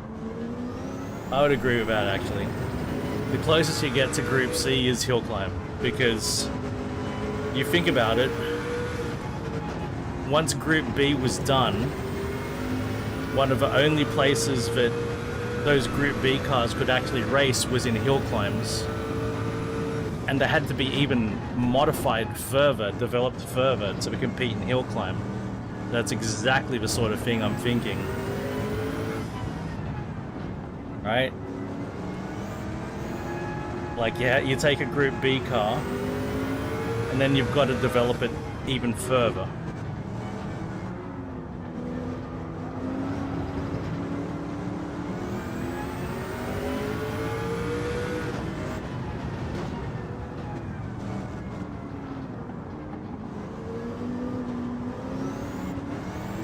I mean, in some ways as well, you could consider the old Paris-Dakar, now called Dakar Rally.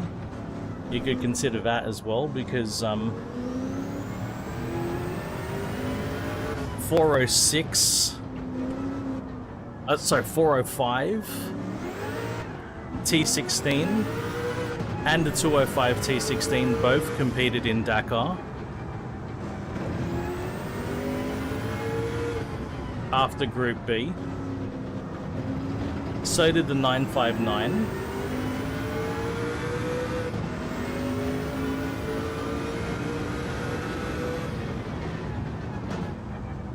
The 959 was supposed to be Porsche re-entering Group B. Didn't happen, of course.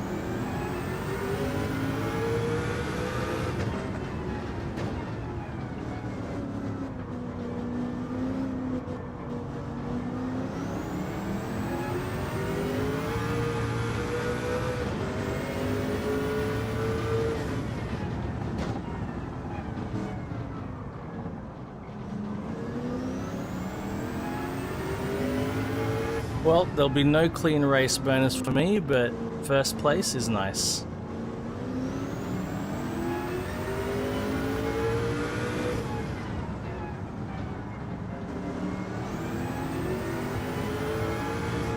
And very nice car, the Sauber C9.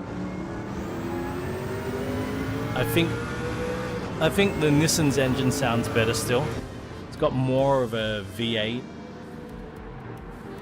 rumble to it. Dirt Rally 3.0 with hill climb back. Polyphony needs to either relinquish the license or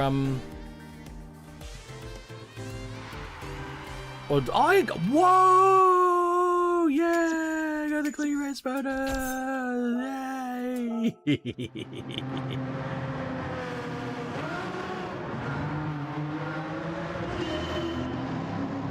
I'm pretty happy about that.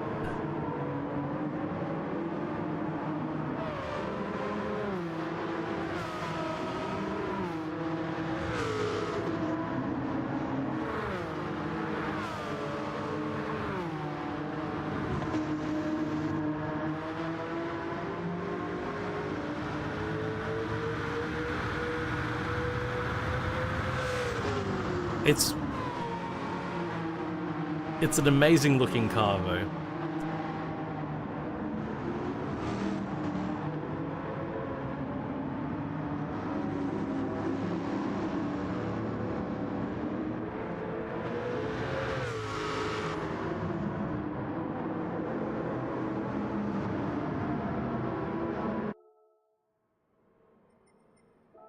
Okay, loot box time, and then Forza. It's something to look at for sure. Loot boxes. Loot boxes. Come and get your loot boxes. 100k. 200k. 500k. Alright, a reward for login campaign. 6-star parts. Ready?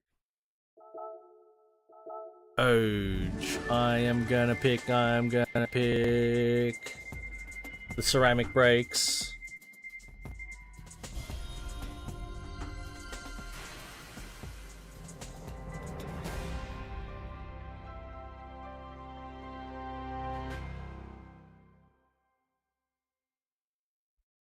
I mean, of a Murcielago, that's okay, actually.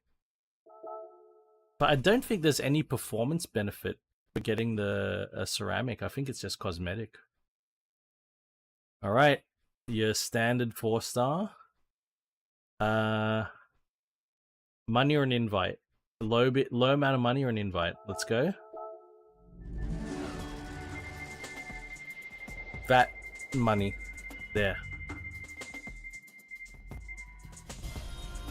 Hams.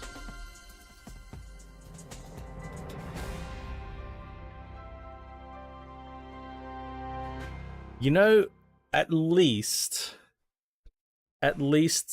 well, number one, I'm very unlikely to put the high lift camshaft in the 2017 NSX. Number one. Maybe I will now. Number two, at least they got the number of camshafts right. It'd be hilarious if they showed 4 camshafts and it was an LS3. Alright, GT7 is done.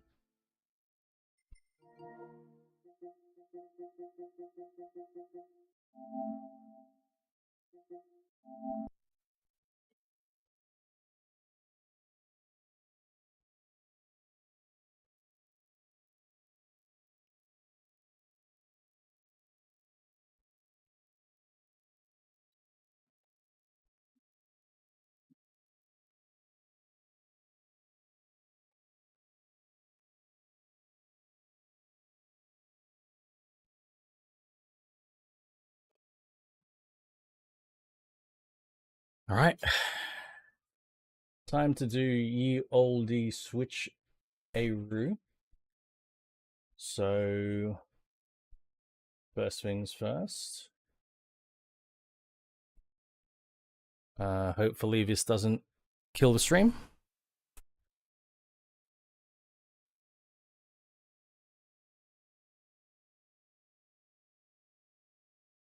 I think everything transitioned just fine. Yep. Very good.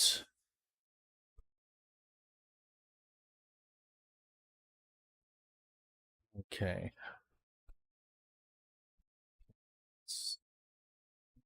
Things around. Let's move some windows around now that we've got 2 monitors to play with.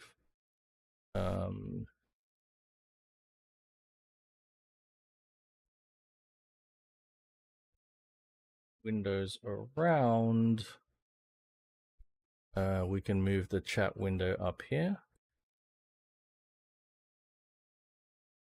We can move the audio window up here. They took the stone from here. Back to us. Bring back to us.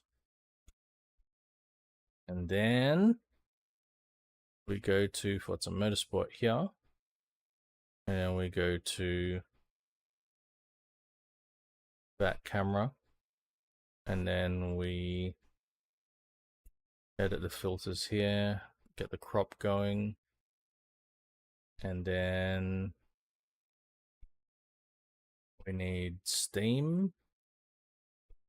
Actually, no, first we need that. And then where's Steam? Steam?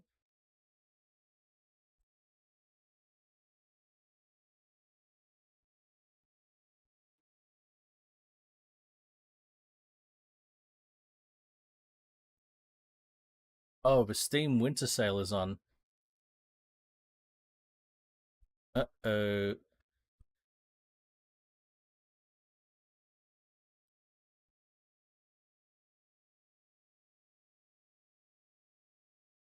Don't get distracted by the Steam Summer Sale, Rain. Don't get distracted.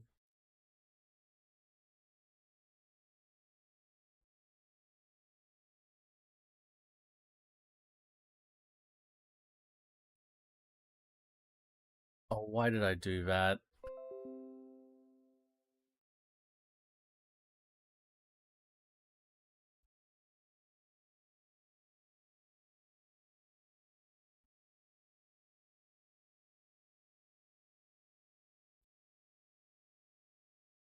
Let's try that again.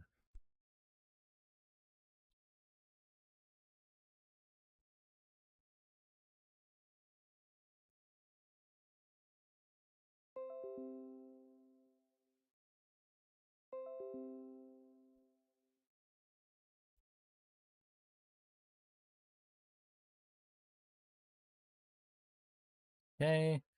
And then Xbox. Oh, I also need to do this real quick. Bear with me.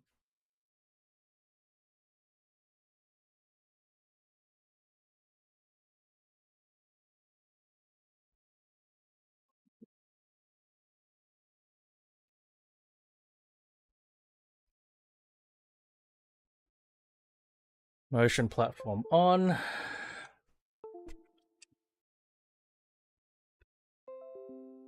Wheel goes back on.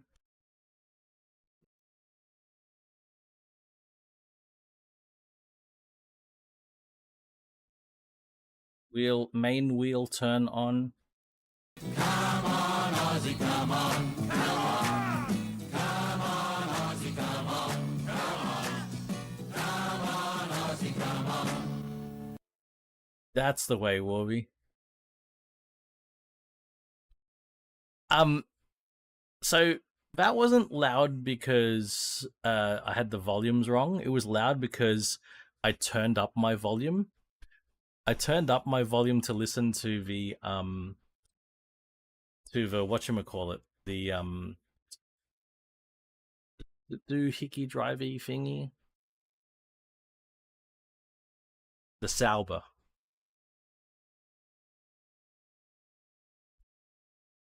So I deliberately turned my volume up and I forgot to reset it. That was my fault, Reem. That was my fault. I should have reset my volumes. Why did I do that for?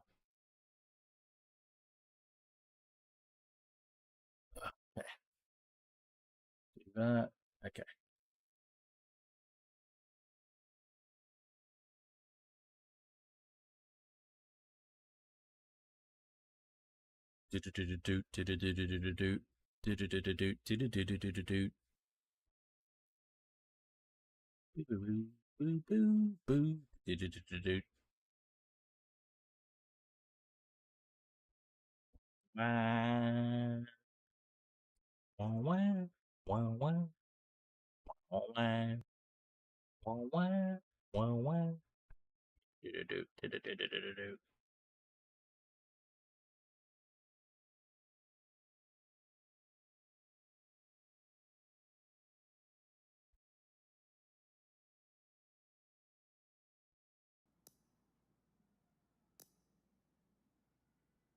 It's here!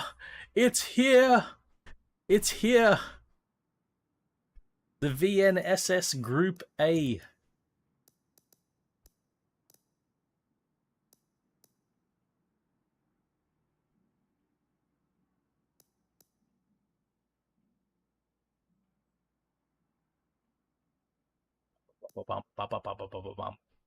They call it a Group ASV. Okay, that's fair to call it a Group ASV. That's fair. I think I gotta buy it, Reem.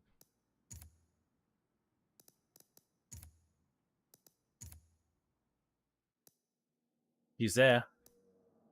There she is. It was only available in one color, I'm pretty sure. 200 kilowatt, right? I think it had 200 kilowatt. 500 Newton meters. Probably weighed about 1,500.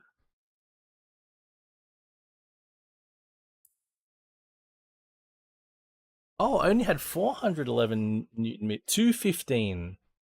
Really? It had 215. I didn't know they got 215 out of a 5 liters. You normally had to go to a 5.7 to get 215 kilowatt. 1560. Okay, yeah. All right. And there's only one color. Every single one was red. My God, if it was only 46,000 in real life as well. So this is the VN model.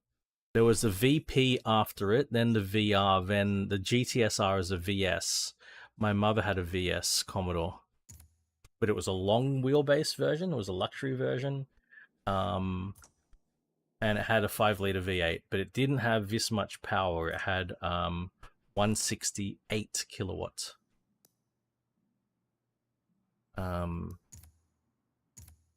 Great engine though. Same engine, but you know, just built up a bit. I gotta do more races in the Oz series. All right, we'll do a couple of races here, and then we're gonna finish off. Oh shit! Oh shit, Luja, look at that! Whoa, you shit! Yeah, okay. We got some racing to do, guys. We got some racing to do. We got to warm up with C class, and maybe we're gonna GTSR R33. I think we want to save money and drive a car that we already own.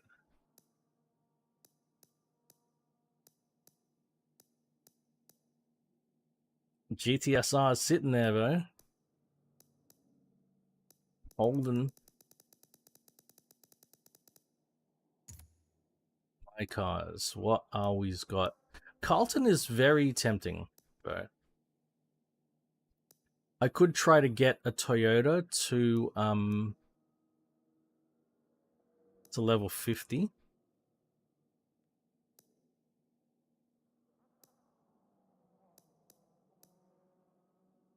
E49. This is very Aussie car.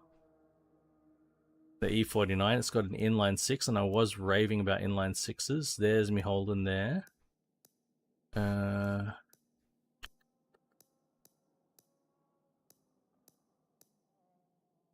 think I have to drive a GDSR.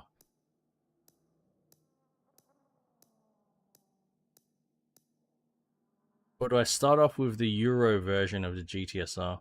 So this car, the Vauxhall Lotus Carlton, is effectively the same chassis and platform as the Holdens that are in question, the Commodore GTSR and the VN Group A SS. Effectively the same drivetrain. Well, there's a V8 in the Holden. But you can almost see it. You have a look at the windows, look at the shape, but especially the windows, the count the number of windows and their location, right? You've got the front window, you've got the rear window, and then you've got these 2 bits of glass so that it rounds out that shape. And look at the it's exactly the same. Front window, rear window, and 2 bits of glass. It's just the shaping of the glass could change, of course, right? Pretty much the same. And I would dare say you could fit Carlton and Omega body kits onto a Commodore and vice versa. I don't know if anybody ever did it. I don't know if anybody did it. The doors are probably slightly different shaped, because that's in the sheet metal of a body. But yeah, almost identical. Yeah, you know what? Let's work on Holden.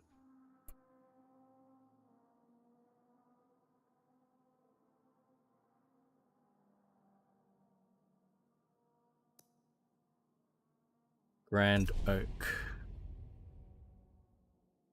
All right, we've got some performance points, and we've got a little bit of buffer to work on this. Now let's have a look. Brakes are race brakes. Race. Tires, tire compound is sport. Race would take us too far. We've got 235 all rounds. Holden, hold on to your Holden.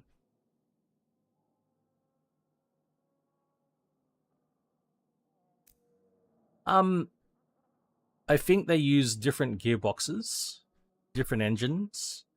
The differentials might have originated. I think Holden had the uprated differentials, but they might have come from the United States anyway. Let's upgrade that clutch. Damn! Just the clutch alone takes us right up there.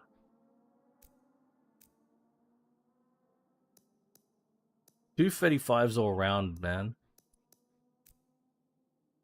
That's what my car currently has. My Megane, my little hatchback, has 235 all around, and that was for 96. You know, that was what they fit to these things. Flywheel's already uprated. Fuck.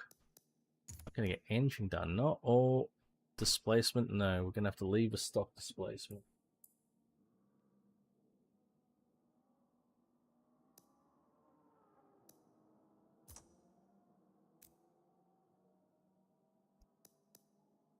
Exhaust? Can't do exhaust. Air filter?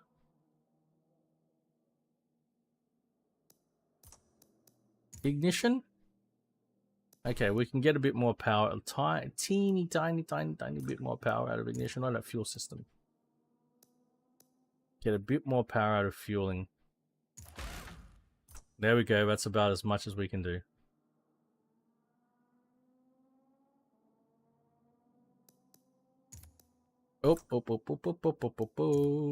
Tuning. Oh, let's check that out.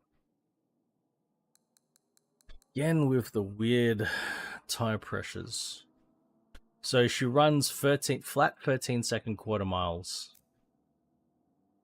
Now I tell you,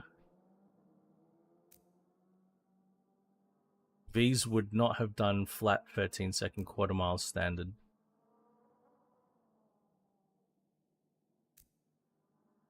High 13s maybe.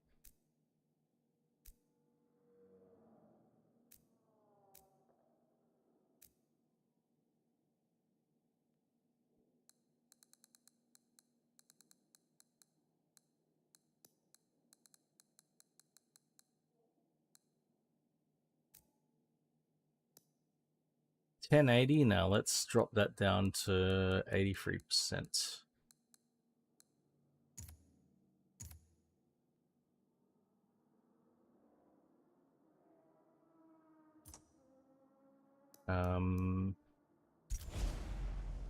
Now we've got to make sure sequential, no traction control, and ABS.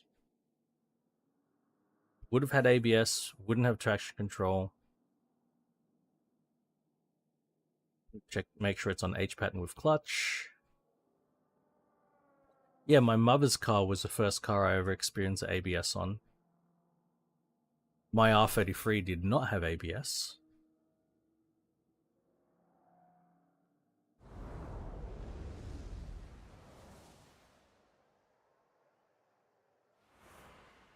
I think ABS was standard fitment on all of this series. Commodore, so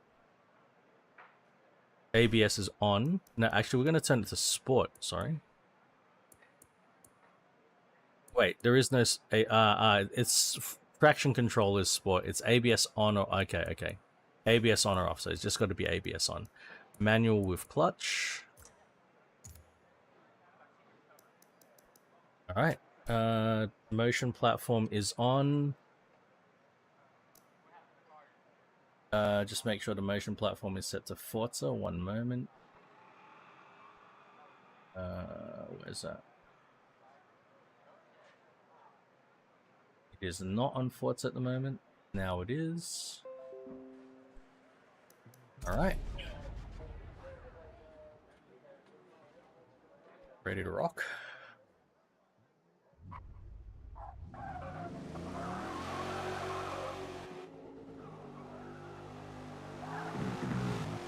Please let me know how the game volume is, if it needs to be turned up. It's loud enough. Is that loud enough?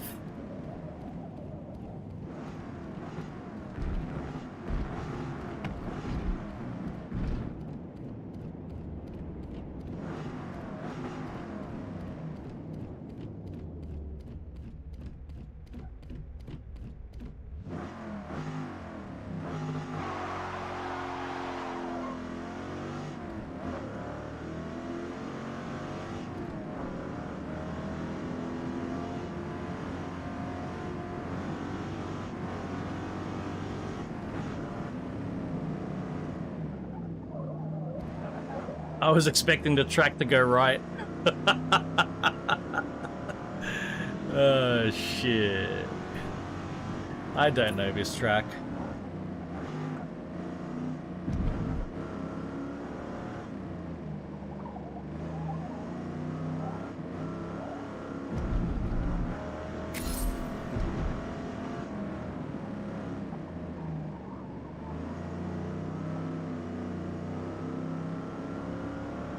Barely. Oh my god.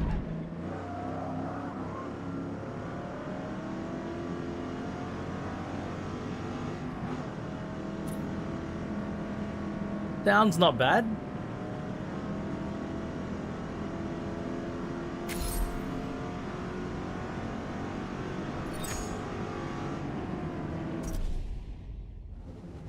Sounds not bad.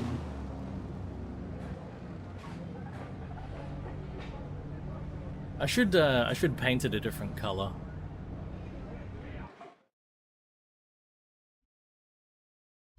Yeah, normally, if you get it right, then your flat foot through that corner, but you got to get it right. Got to line it up properly. All right. Bus up is here in an S2000 V Rally. No. It was a very limited run. Hey! Okay. Black BRZ. I'll be watching.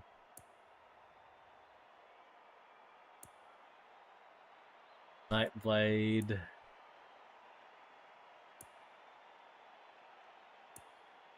Toshi's here. Salvin's here. Buzzington's here. Plow is here. Hey, that's very fitting. Plow in a 2011 WRX, very fitting. Even though he's got a fairly a newer one than that. Empuman.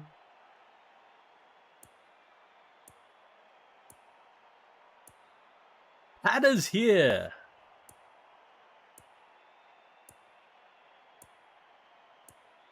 All right, let's go. Standing start.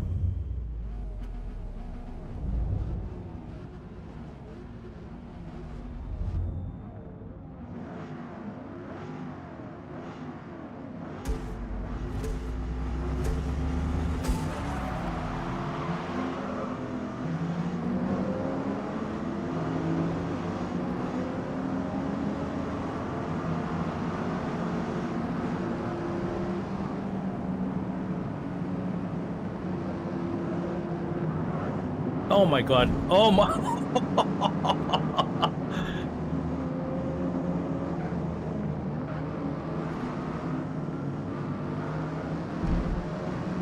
There you are. Or is that you in front? Or is that you in front again? There's too many black BRZs.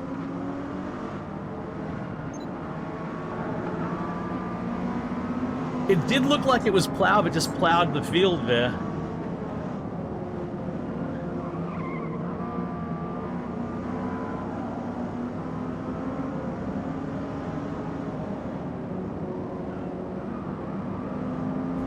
I wonder if that's you right up the front or third place.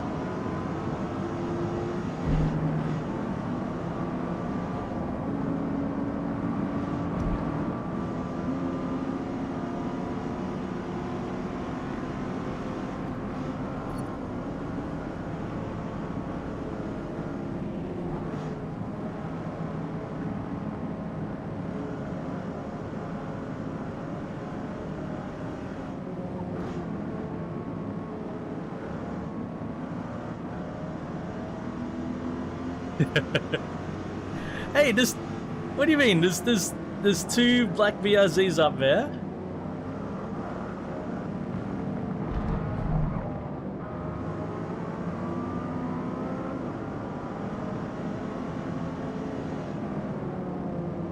They're very close to one another.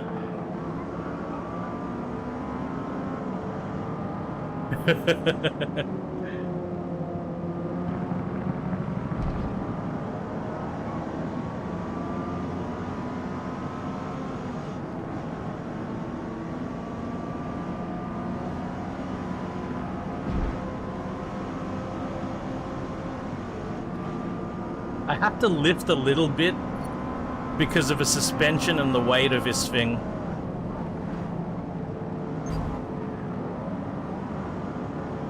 The way it's transferring weight at that speed. Maybe I need to stiffen the springs or something. I think it's a bit soft and it sort of rolls a little bit and it's a little bit nervous. Yeah. Yeah. It's not taking much. I think that the tires are a limiting factor to go that quick. The lateral grip of the tires. That's a very, very fast corner, and I don't know if the tires will continue to hold.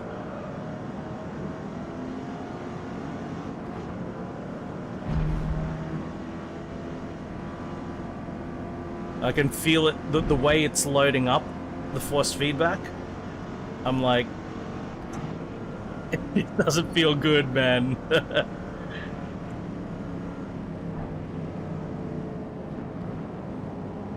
Oh.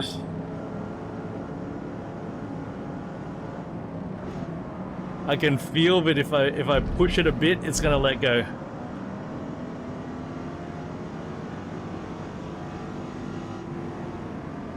Because it's already sort of exhibited that behavior a bit in these corners, and that's a much faster corner. There's higher forces at play.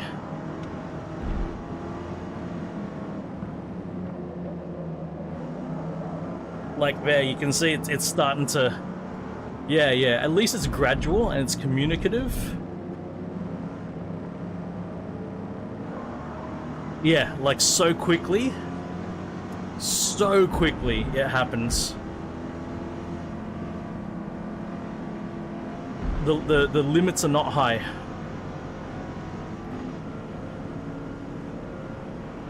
It gives plenty of warning, but you get to the limit real quick.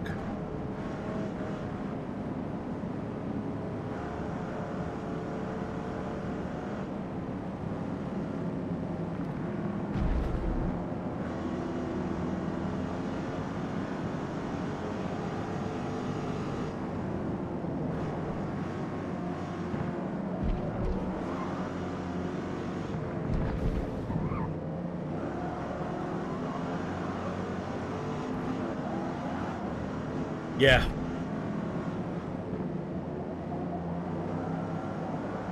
Yep, see?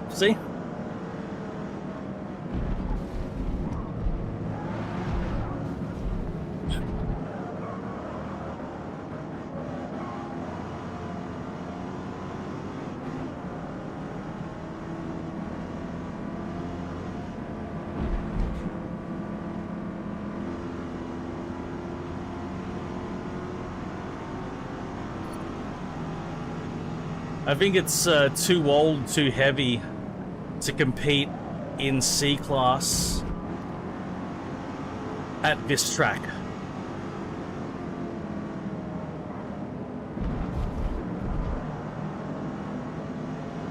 Other tracks it might have a chance, but these are, like, if you look at these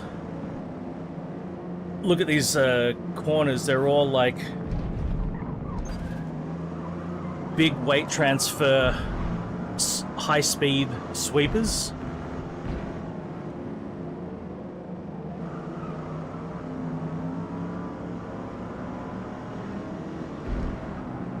This has excellent power for this class, but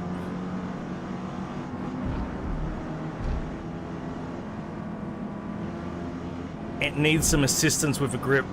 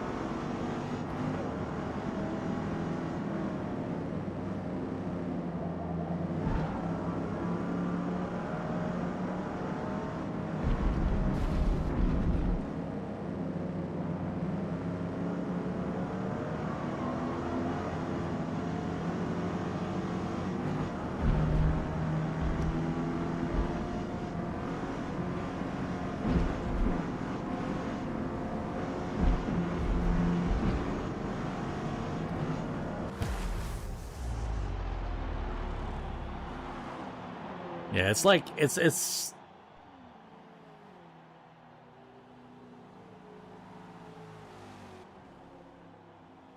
the oldest other car I think is a 2000. Oh no, there's a 97 M3 in here, but it didn't do too well.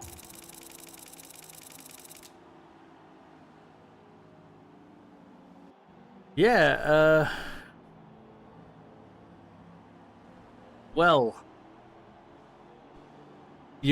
that wasn't your car. What happened to you? I wonder.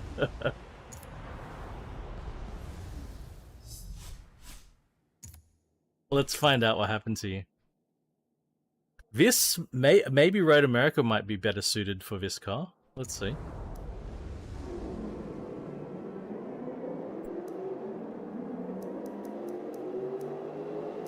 You were in fourth.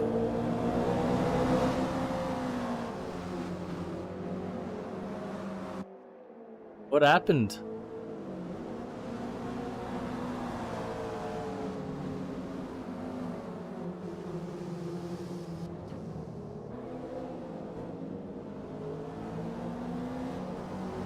Damn.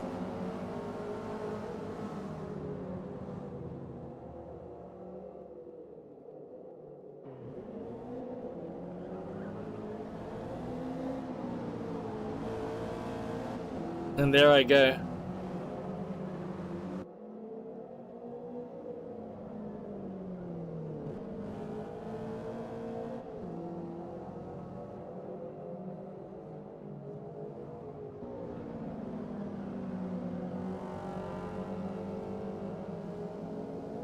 Hey, that BRZ sounds pretty good, actually.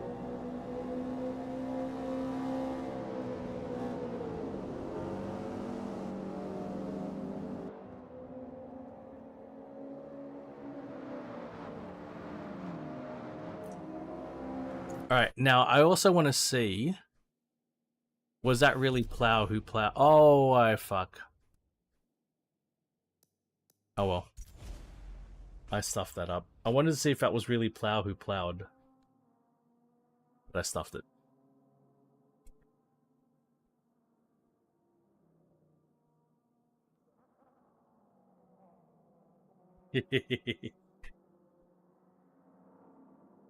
That was quite the move.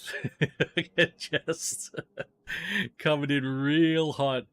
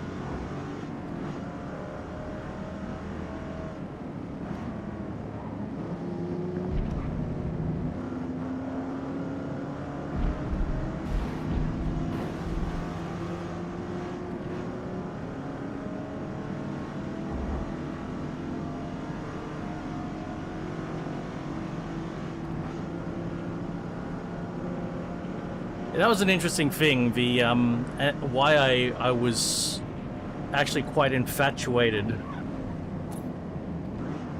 with the E36 M3 is that the power levels matched and in some cases exceeded the V8s of the time. That E36 M3. That one.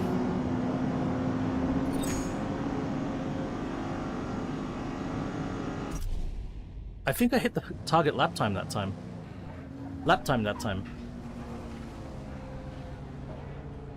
I might have a better chance here than I did in the previous race. This is mainly straights. Go straight. Look, first to third it reckons this time. Shit. Where are you? You got pole position, buddy. Huh?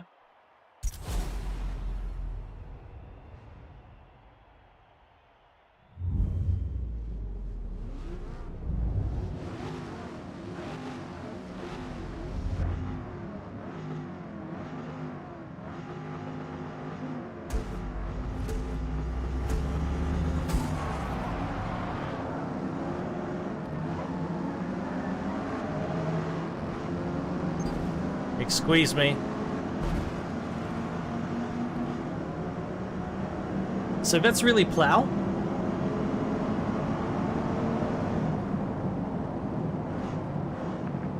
The purple one? I know he's in one of those WRXs, I just couldn't remember it being purple. I couldn't remember what color it was. Alright.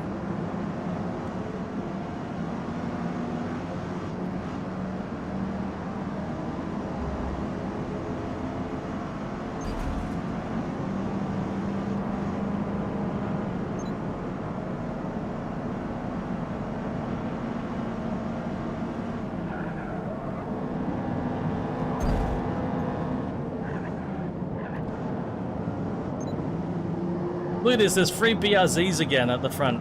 These two and the same colors.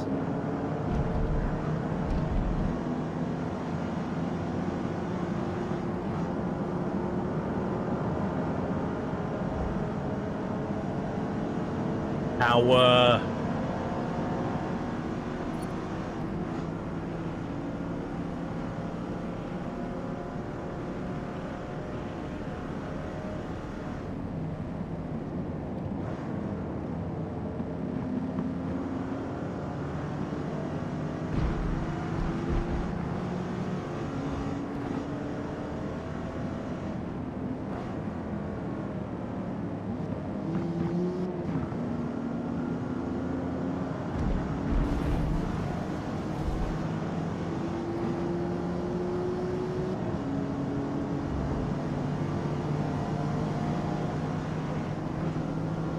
You probably would have been able to outpace me if you had not put that silly wing on the back of you. Oh shit, he's pit maneuvering me!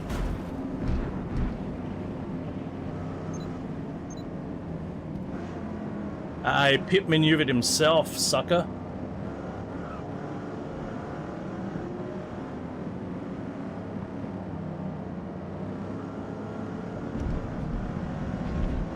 I wonder who this might be.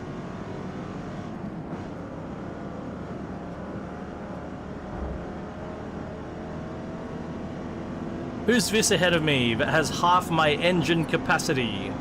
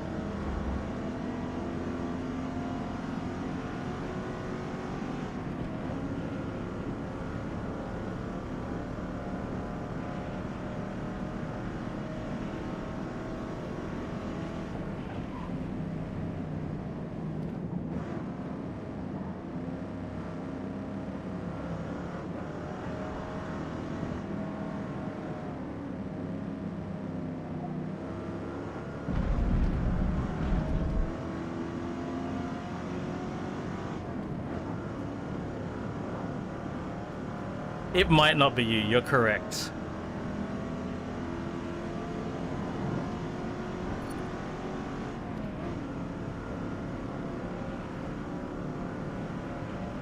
There's no identifying features.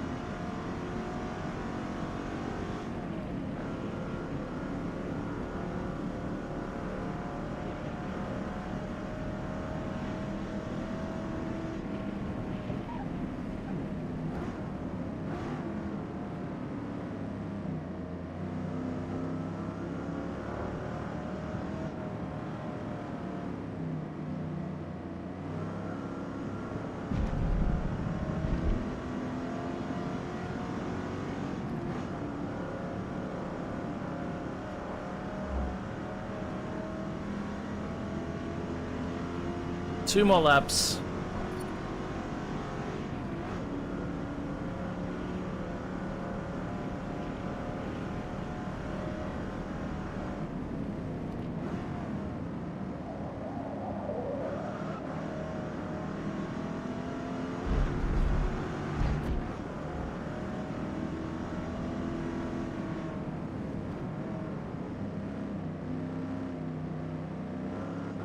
I think we're pretty safe.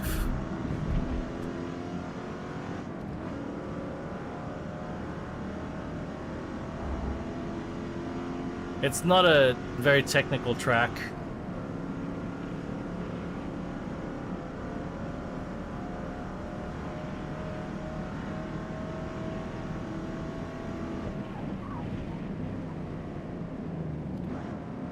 Though the forces being managed are quite high at either end.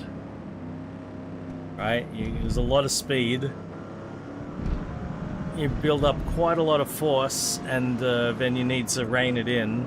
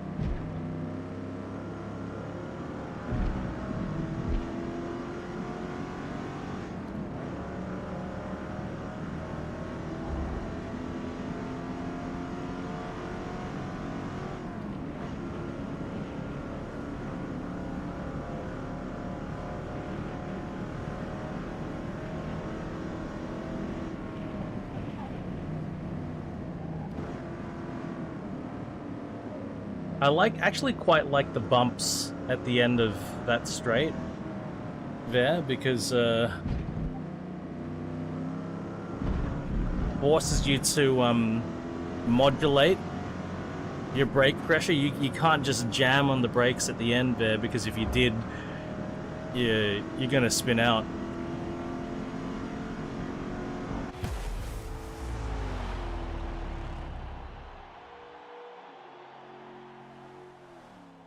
It was you! That's clear. GG's. And yes, it does appear that was Plow. Mate, this trio of BRZs. Thank you, Reem.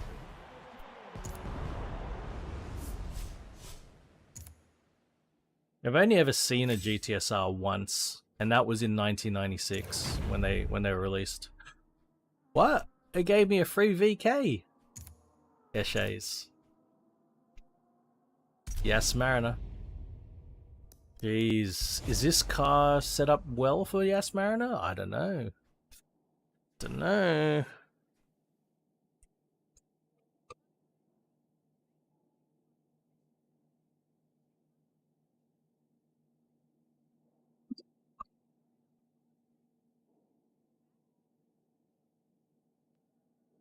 I mean, there's that long straight. There's like maybe 2 long straights that are good for me. But the rest I'm a little bit concerned about.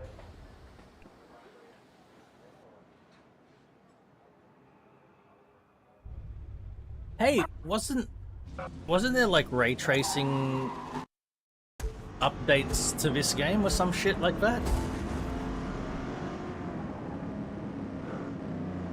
I should check that out.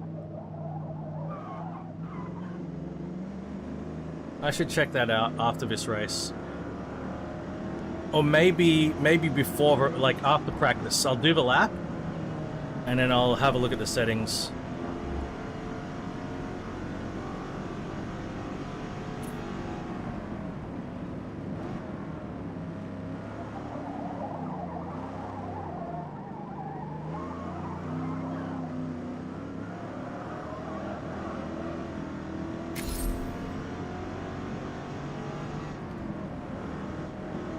The other night, I was playing around with headphones, and I loaded up Forza Horizon 5, and I've got everything turned up to maximum, ray tracing, the works, right?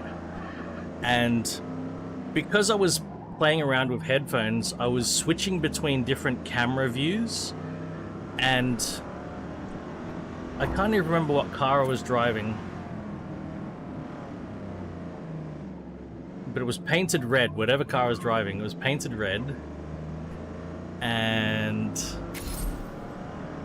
damn, what car was I driving?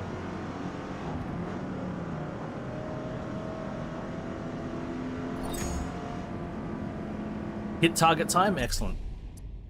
And I switched to bonnet to hood view. Nah, it's a recently added car. It's not one of the cars that was in from launch. And all, my F40's yellow anyway. All my Ferraris are yellow. And I switched to bonnet view, to hood view, and the reflections off the hood were stupendous. Like 100% perfect reflection of all of the scenery that I was driving past, because ray tracing was running. It was pretty spectacular. I gotta say that. Like there are times you absolutely will not notice ray tracing at all. There are other times where it's just sensational.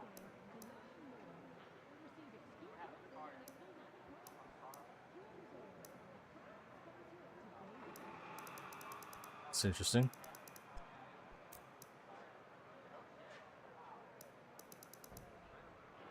I just have everything on. Oh. Do I dare go to Ultra? So if I'm on high already, what does that mean?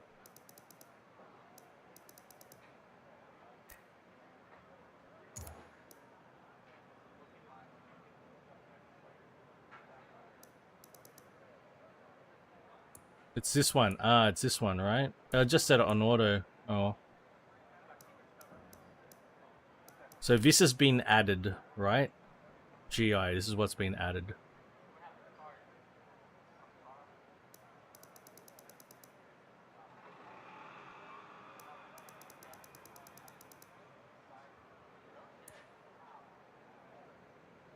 Let's try this. I'll try setting it to Ultra. It's still dynamic, but it's on Ultra. Did I just crash the game?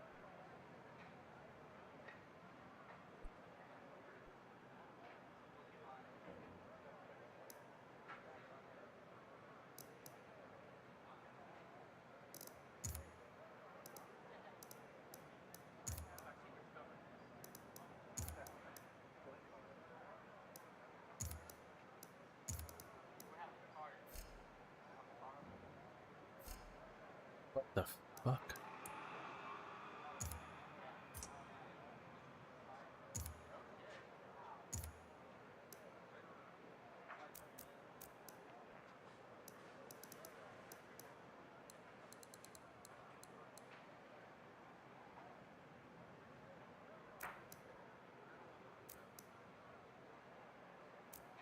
Alright, it's on Ultra now. Let's see.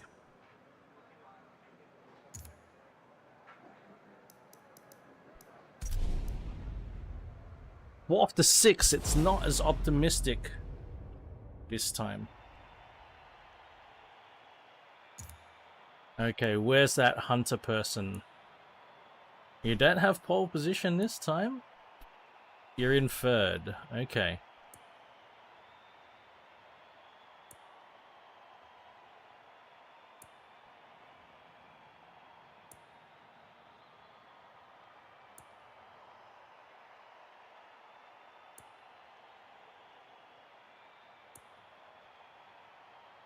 That really is plow. Okay, so you're one of the 2 black BRZs ahead. We'll see which one.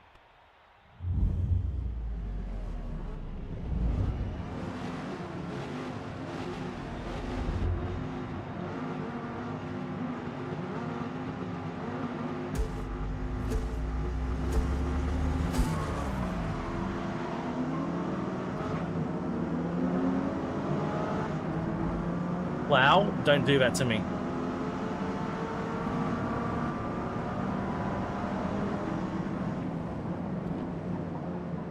So you could be in the lead, or this could be you right here.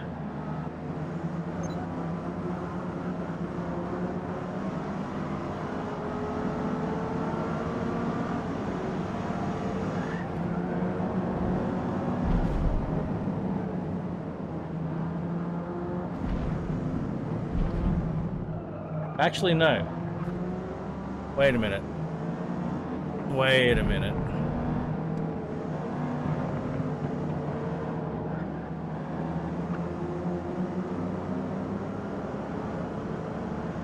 Are the 3 BRZs in the front again? There's 2 BRZs here. Is there another one in the lead?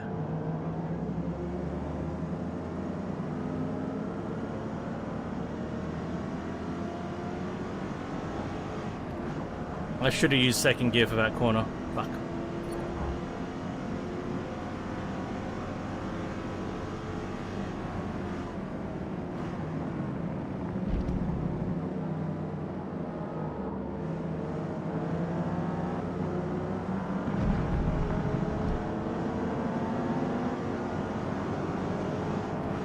Wait, don't close the door on me.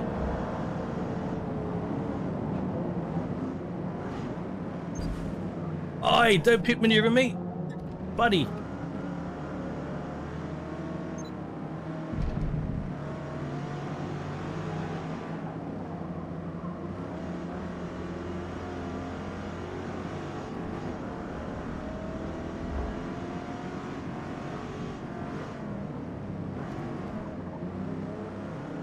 Oh, that's a cut. That's a cut. No penalty. Let's go.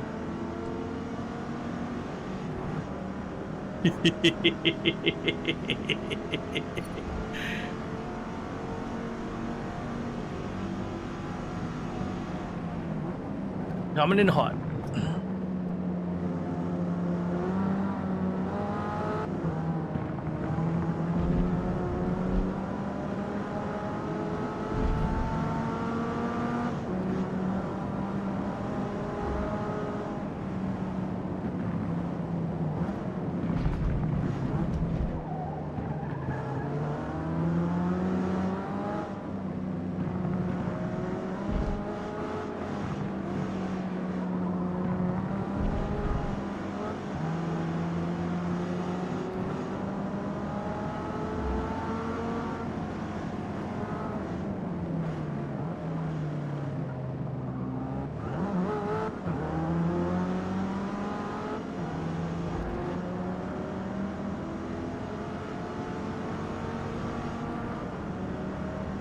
Woo! How many laps? 8 laps total, okay. Ooh, ooh. Catching up, catching up. That straight is so good for my car.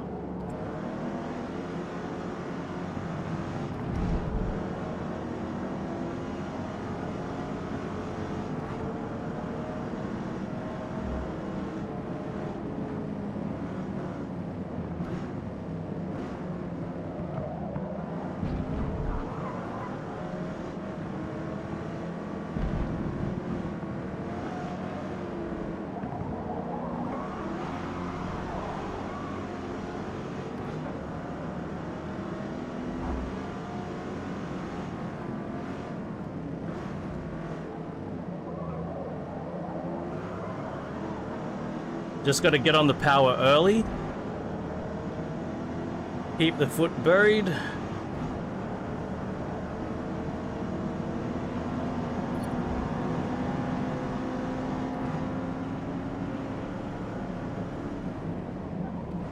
And try to go as deep as possible.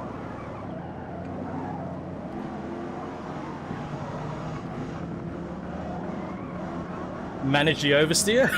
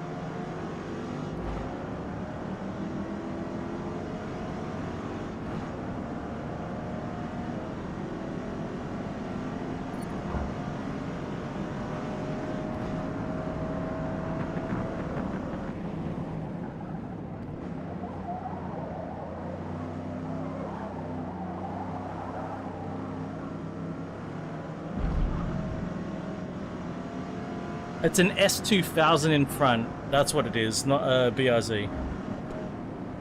It's a silver S2000, right? Is that what it is?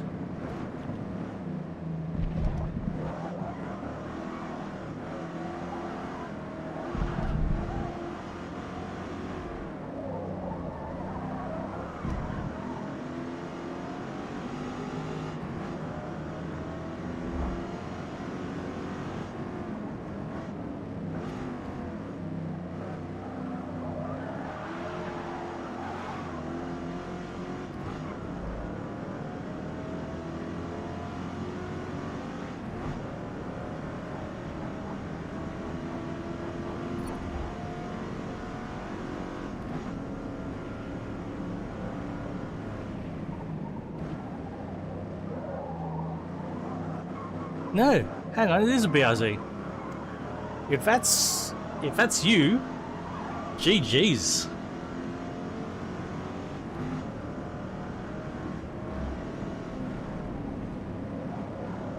You're way out there.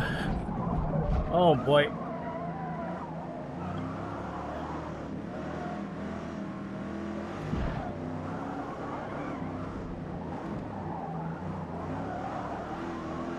Yeah, I'm pushing it as much as I can.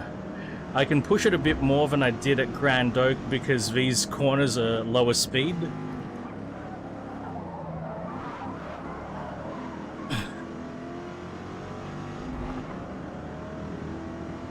I feel like I've closed the gap a bit, but it's still, it's a horrendous gap to try to close, and this is the final lap. Don't like my chances.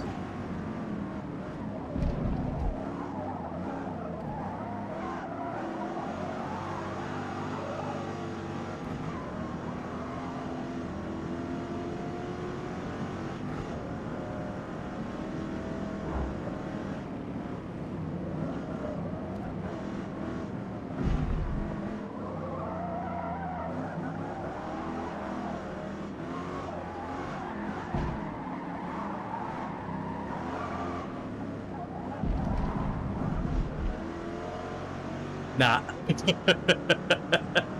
Too much sideways. I reckon I needed 2 to 3 more laps. I was closing the gap, but yeah.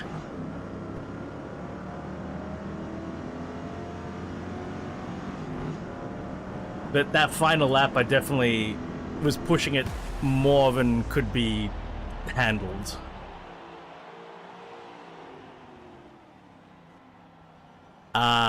GG, 4th. God damn, those BRZs were a menace. Oh, I'm so sweaty.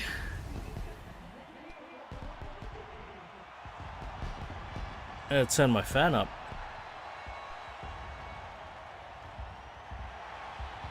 What's the temperature? 27 only. That's why I'm not dying, I'm just sweaty. Alright. Talk about getting warmed up, my god.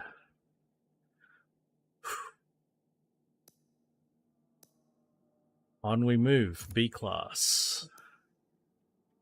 What potentials do we have here? M2 comp.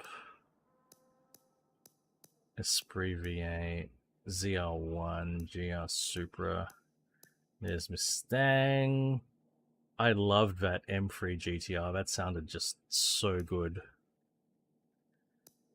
A110 Peen. What? Oh, 2024 and a 2018 Mustang. I'm like, why did I just see 2 Mustangs? HSV GTS.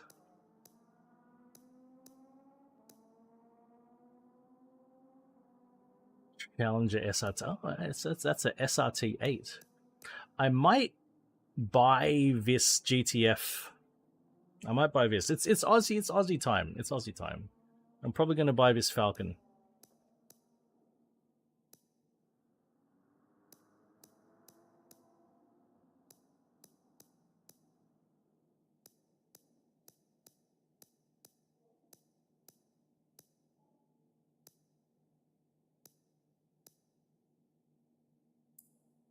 Yes, you see, then I would have driven a Ford. Wow. Is this a real model or a concept or what? If the X Power really puts out 300 horsepower from a 1.5 liter, that's a lot. That's significant for a little 1.5. Yeah, we're going to go buy that Falcon.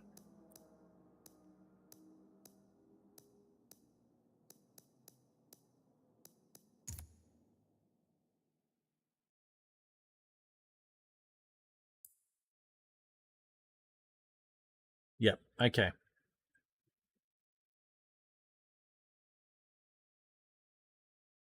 God damn, it's heavy though.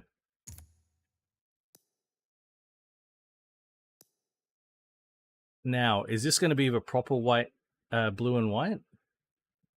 Or what? Show me, show me, show me. So this livery, the blue and white, they got this wrong in previous Forzas. It didn't look right. Maybe it's okay.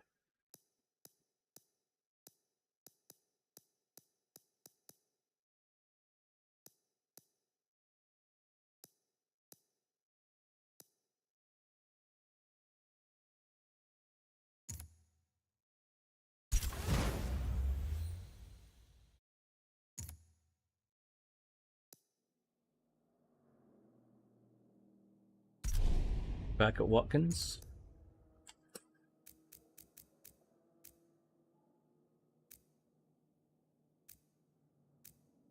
Let's get that differential in.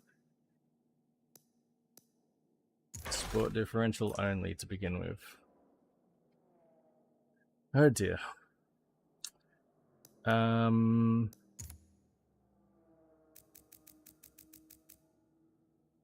Once again, we're going to run it on 900 degrees of rotation, which is, I believe it's 83%. Hey, it's got a sport diff on it.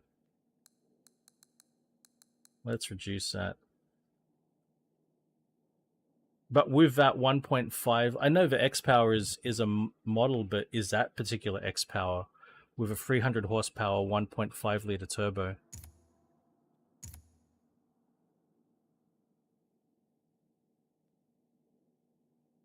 Lap 12s, really? Yeah, it was a fast car. This is a fast car. Man, that's a really powerful 1.5. That's really powerful.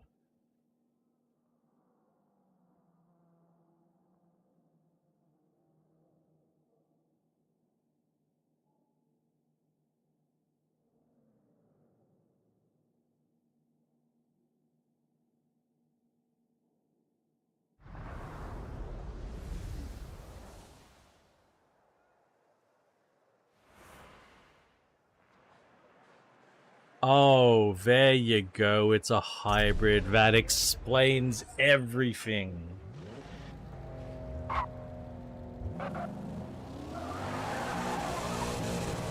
Okay, now it makes sense. Ooh, this sounds good.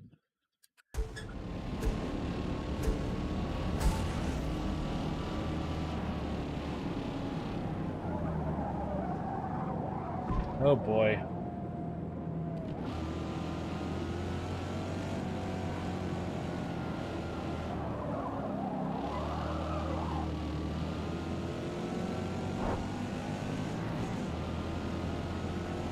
Probably gonna have to do something about the tires. Rim! Hey, thank you, my man. Hope things are going great for you, sir. Great to see you. I mean, the engine sounds good.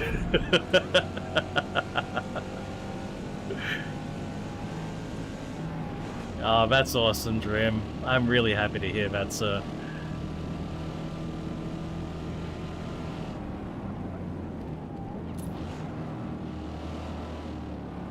But the tires on this are just... Oh, she needs upgraded tires real bad. She's, oh my god, she's heavy, she's powerful. These tires do not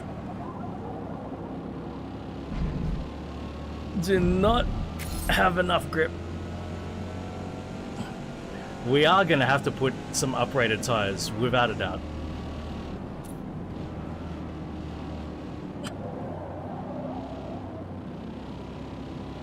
Oh yeah, I finished it. Like a year after the game came out. So I haven't gone back since the expansion. Like a year after the game came out or so, and they'd pretty much fixed a lot of it, and I really enjoyed my time with it. I really enjoyed 2077. I didn't have like the major game-breaking bugs that affected most people.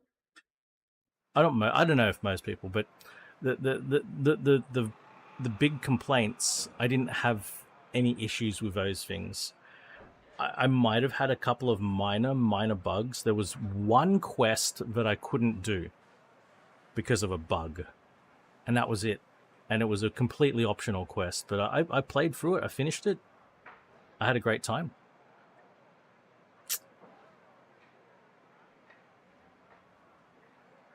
I need to get it at some point. Maybe. Yeah, Brew. And in the right color too. I just need to get better tires for her.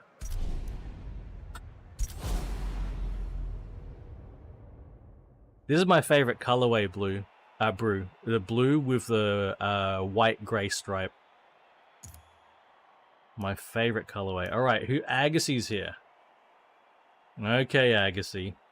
He's in a Z06. Oh.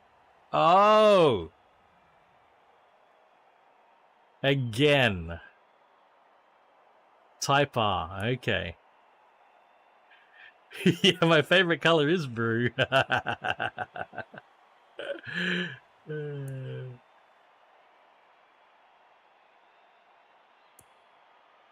Lone Wolf is here.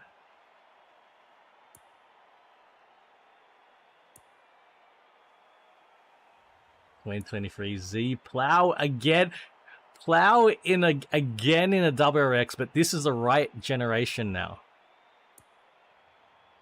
Mr. Patter in a CT4V Blackwing. Oh, okay. That's a fast car. Oh man. Oh man. Car lovers here in a Evora S.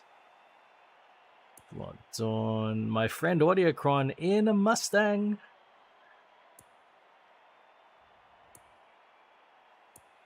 Craigie. Relish.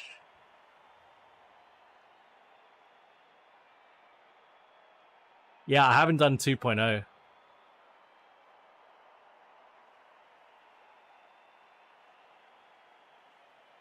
That's awesome, Drim. You know what? I might, if the expansion goes on sale, maybe I'll pick that up. Yeah, during the winter, because the Steam winter sale's on now, so maybe that's something I can pick up.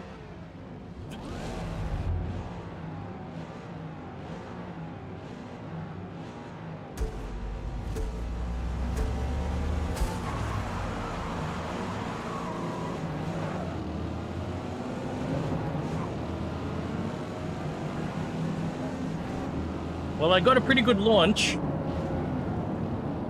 Oh, I see a Civic Type R up there. Oh, I see a Civic Type R right here. Don't knock me out.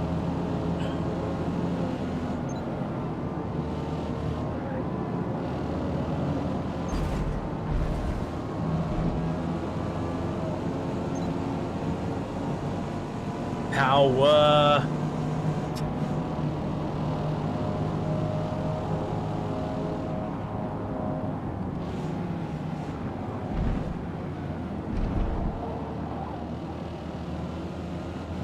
%20 off.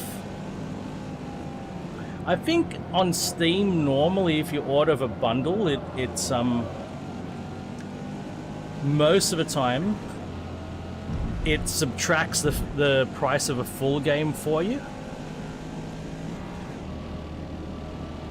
Not always, but I know that can work. So yeah, Drim, thanks, man. I'm gonna go. I'll check it out. Actually, I think it might be the right time for me to jump back into that game. Actually, power.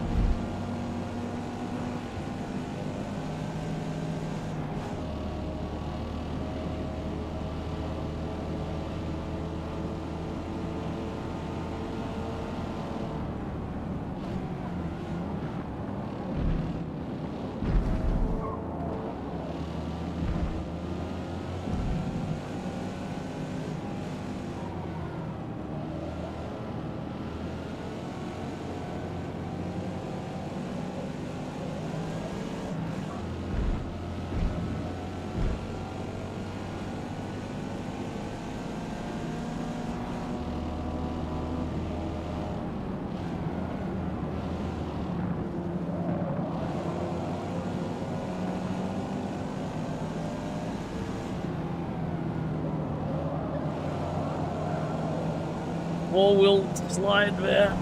Here we go.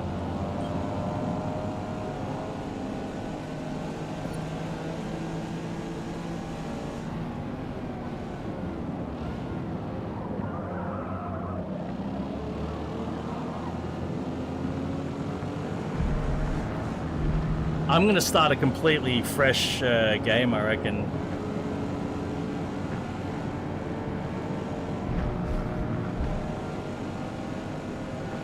Experience the whole thing again, choose a different starting thingy, doohickey, bobby stuff. What's it? Chazwaza.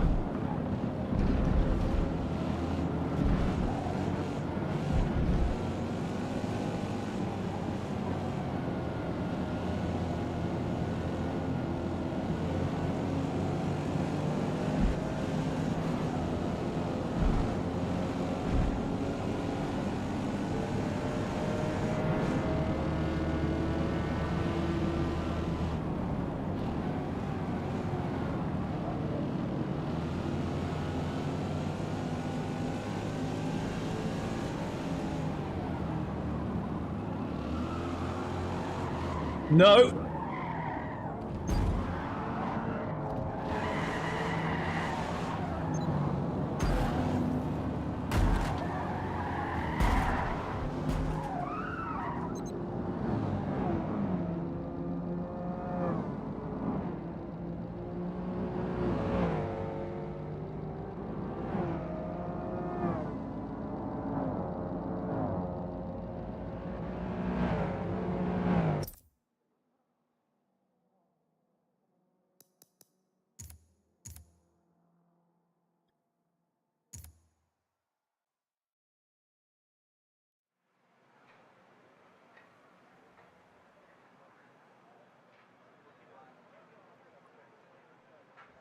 Yeah.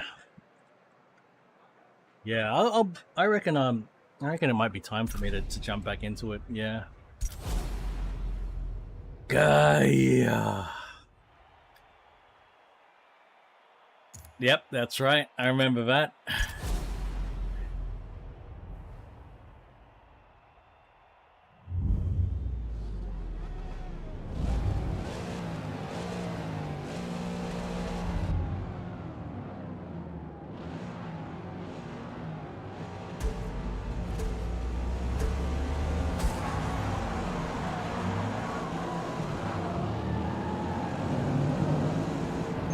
Oi!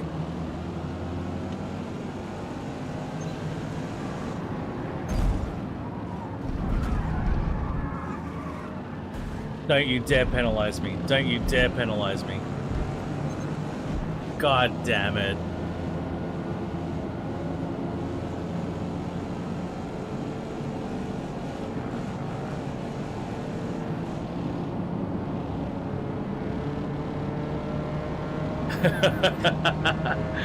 Yeah, I actually prevent myself from playing games because I know they'll completely like interfere, you know, with other things I'm doing. You know, there's only so many hours in a day, right?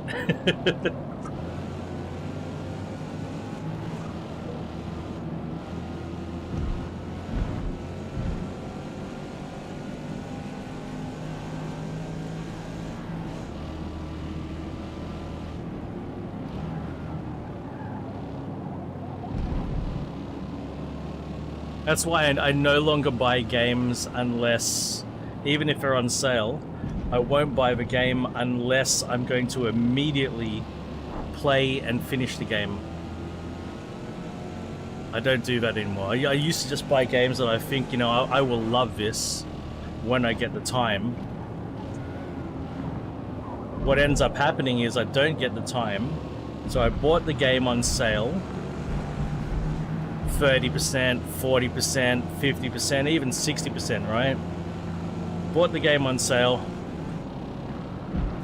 maybe fired it up just to check it out for a couple of hours, and then run out of time to continue. It goes on the back burner. After a year or two, I actually get around to uninstalling the game because I acknowledge that I don't have the time to play it. 2 years later, Game of the Year edition or remastered version comes out.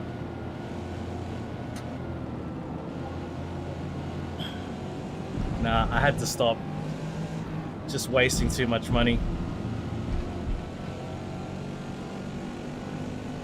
Exactly.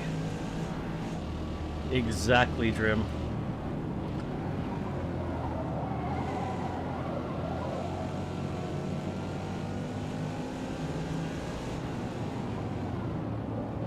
So yeah, I made that decision and that commitment. I do not buy the game unless I'm really absolutely going to be playing it, and I play it immediately.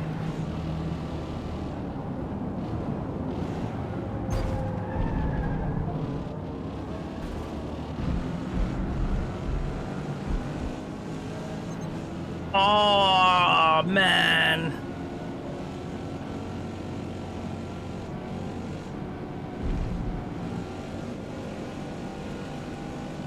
Penalties, penalties.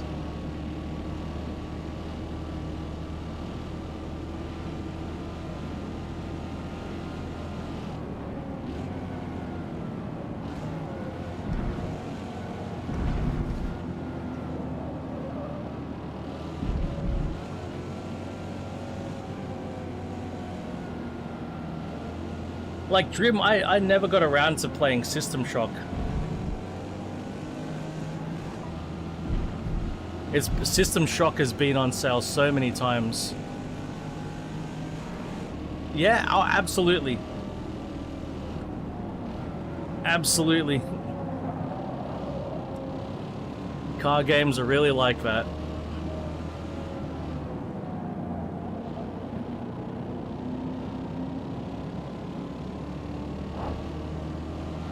I think I would enjoy System Shock 2 remake more than System Shock 1. So when it's the turn of System Shock 2, I probably will spend time on that. I actually did play System Shock 2.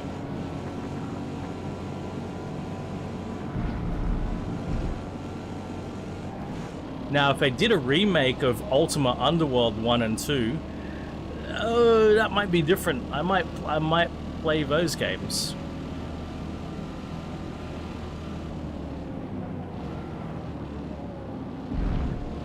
I was always curious about System Shock because I played Ultima Underworld 1 and 2 and I heard about System Shock. I just couldn't get my hands on it at the time. And by the time I could get my hands on a System Shock, it was System Shock 2.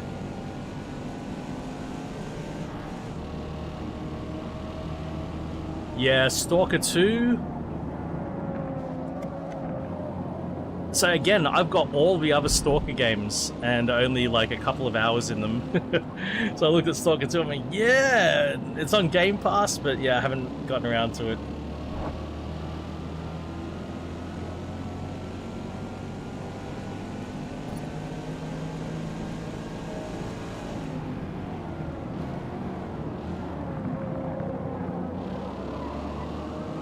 Okay, come on.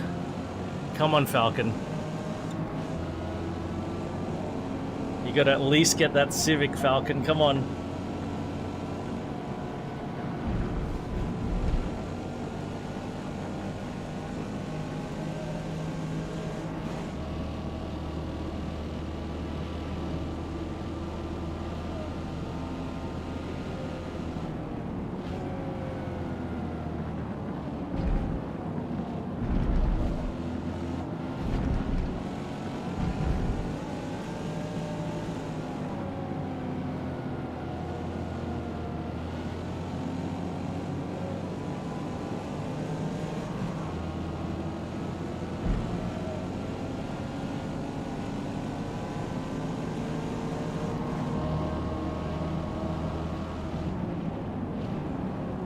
But the Maranello is Italian, not Australian, and it is Australian month. Ford Falcon GTF 351.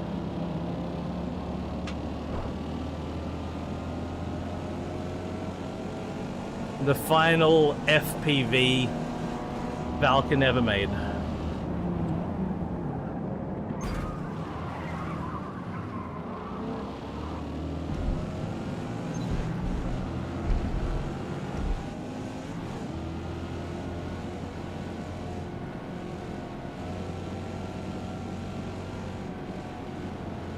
Well, really, you could call it an FPV GTF 351. That's actually the name. But to explain what it is to people, you got to explain that it's a Ford Falcon. People who aren't familiar with FPV and what FPV was, you need to explain it's a Ford Falcon.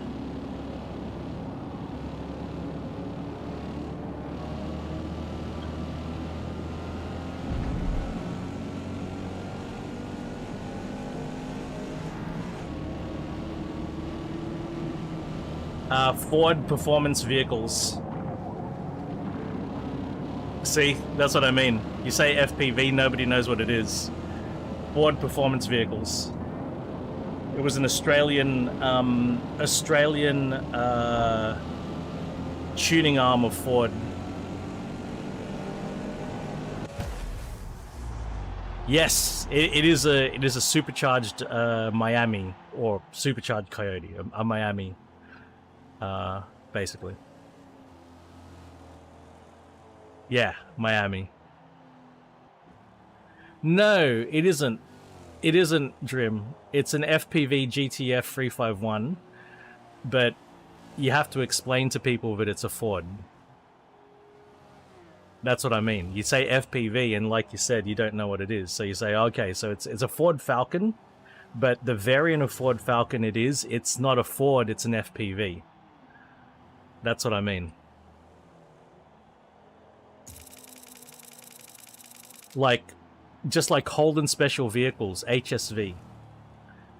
They're not called Holden Special Vehicles. They're called Holden Special Vehicles. They're not even called Commodores. Yeah, exactly. But just to explain what it is, you normally say, well, it's a Ford Falcon. It's a GTF 351, but it's not really. It's actually an FPV GTF 351. That's the actual name. And the same. It's like HSV is not an it's not an HSV Commodore R8, it's an HSV R8, but because it's a Commodore, it's based on the Commodore, so that people understand what the car is, you'll normally say, yeah, it's a Commodore R8, but it's actually not called the Commodore.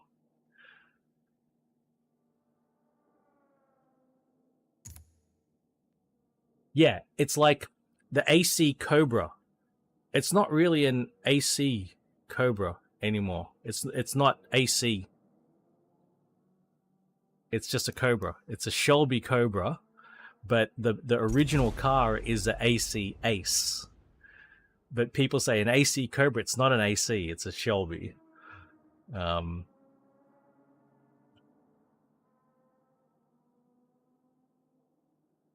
The AC, you know, they did the chassis and the body and all of that, and then Shelby modified it. But people will still call it an AC Cobra.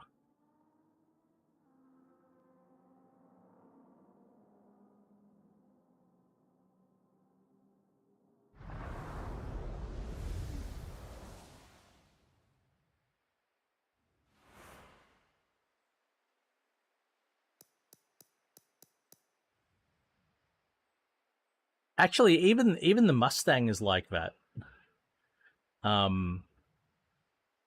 If you were to walk around the Mustang and even sit inside a Mustang, you would be very hard pressed to find a Ford badge anywhere on a Mustang. You have to look. You have to look under the skin. Sitting inside a Mustang or walking around the Mustang, you probably won't see a Ford badge anywhere. Like here, you see FPV badge instead of a Ford badge. Same thing. FPV. Where the Ford badge, where the Ford oval would normally be, it's FPV. FPV. See, the word Falcon is not there. It just says FPV, GTF 351.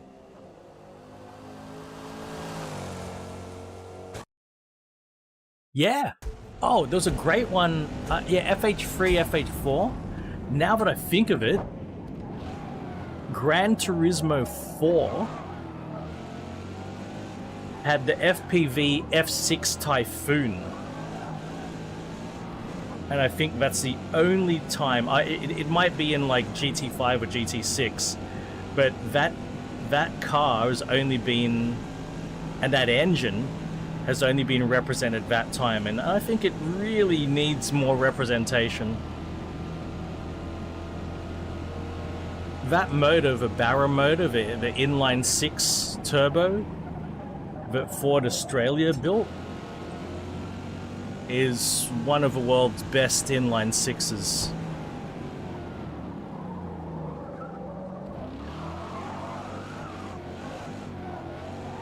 What the fuck is this track?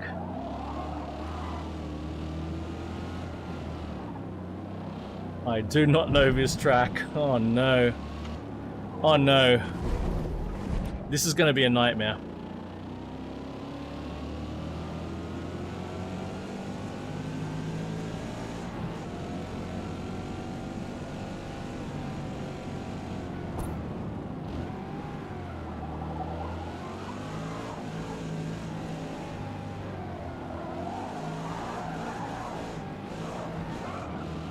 Okay.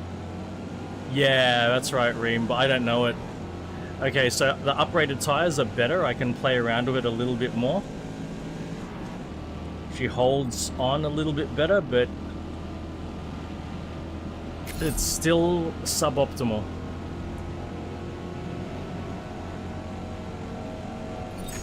Oh no. Oh no.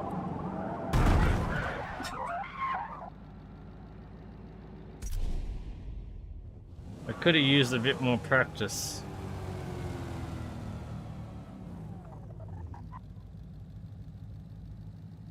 I love Corvettes, Trim. I love Corvettes. There's some wonderful Corvettes out there, especially the C6Z06. It's got the LS7 in it. Corvettes are just they're nice and not overpriced sports cars with a lot of performance, and In general, they've got a really nice V8 engine. They've got the performance models have excellent handling. I think there's a lot to like about Corvettes. And you can go big power. The LSA and LS9 and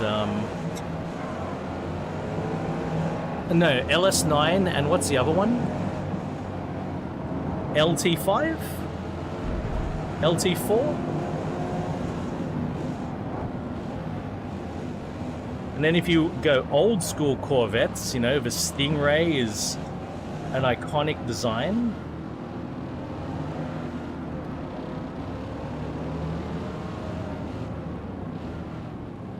No, give me... I disagree with that, Drim. Give me as much options and as much variety as you can. I'd rather the car is in the game than...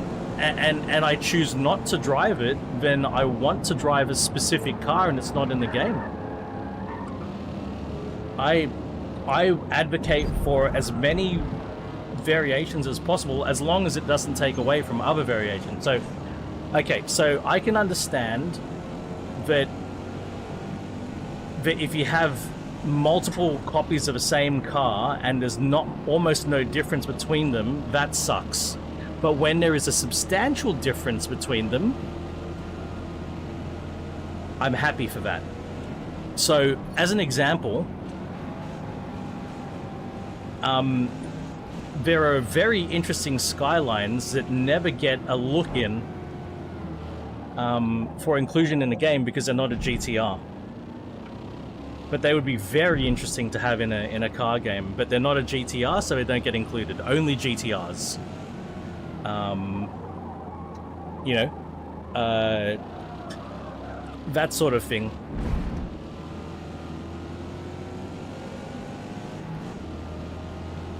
Z06.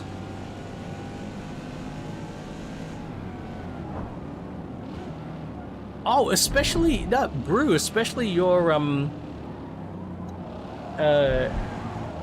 it would absolutely be stamped FPV because of the amount of work that they did. New Z06. The new Z06 is quite interesting. Not my favorite car, but I'm glad it exists. Oh, here's a Civic.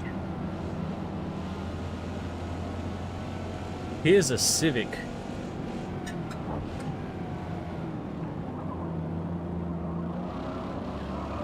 Hey, there's RJ. Yeah, having a great one today, RJ. Hope you are as well, man.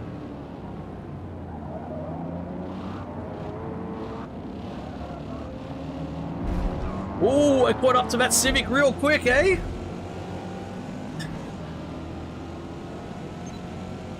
That Civic needed to drive faster through there.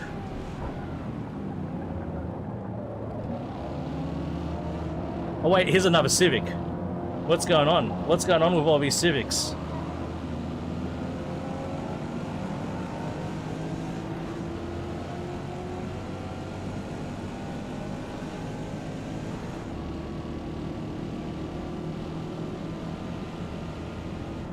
Uh-oh. But yeah, Brew, on your 260 block, that wasn't used in a regular Falcon, was it? Or was it?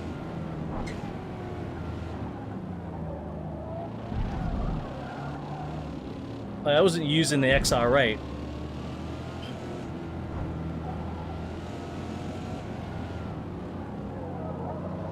I gotta...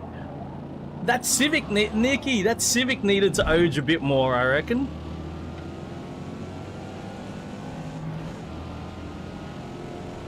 Nikki, I hope your race went well today.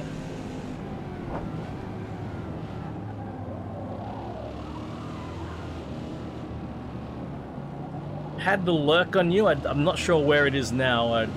been a bit distracted.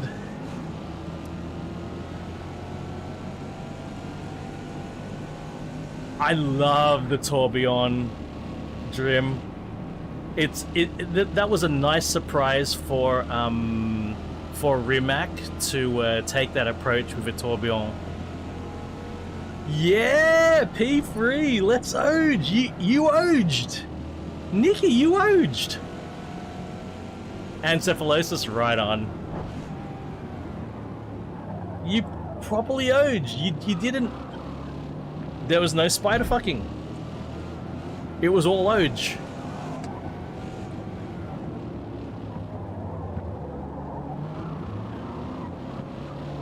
RJ.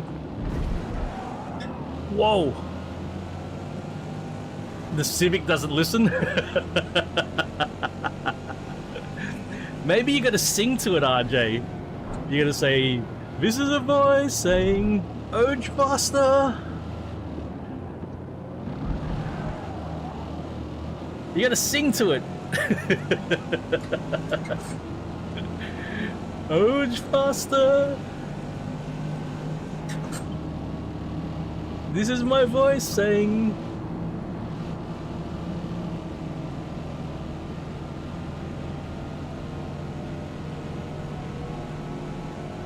Two more laps.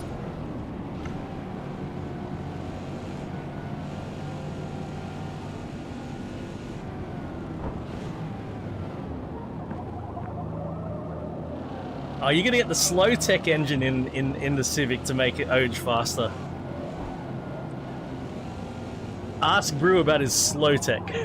Oh shit, that's some understeer.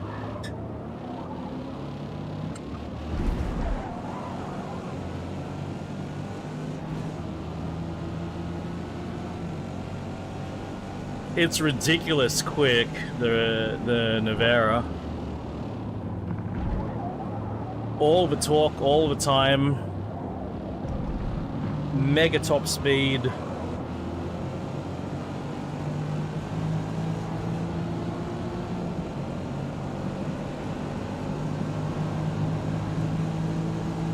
Oh.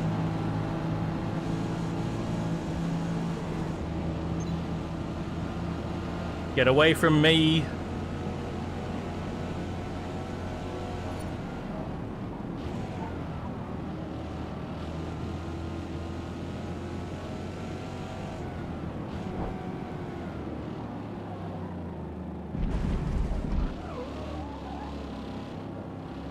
I saw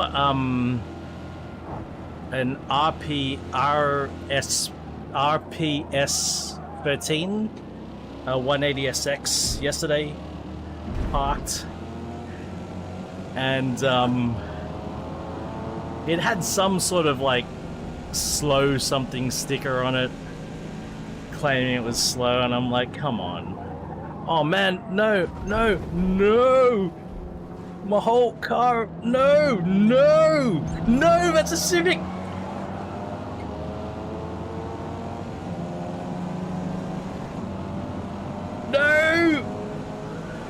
No, shit.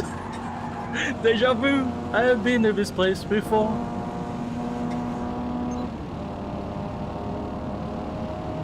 I hear on the street and I know it's that time to go. Calling you and it's such as a mystery.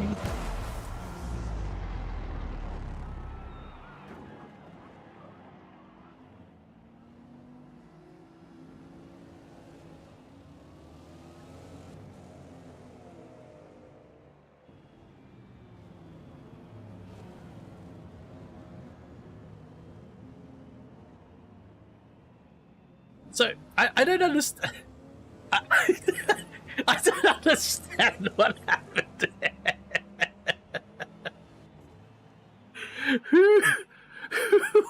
Who was that? Who was that, bruh? Who was that? Who's that, bruh? Was it Hasterin? Had I lapped Hasterin?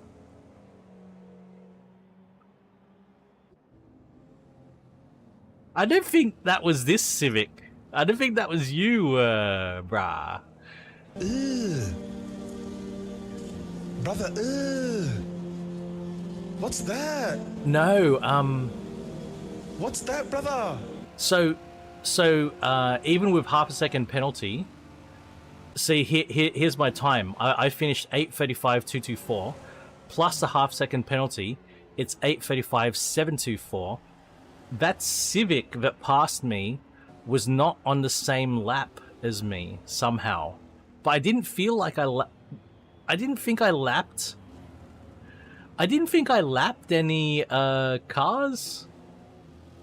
So that's why I panicked when the Civic got ahead of me when I drifted, right?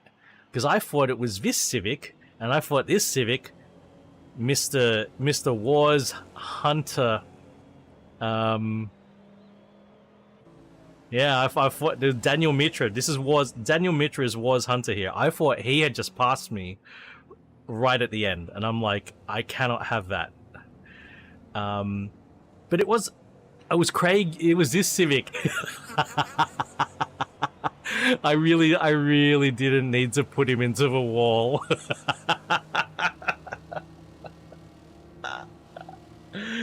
Let's watch the replay, though. Agassy's still in second.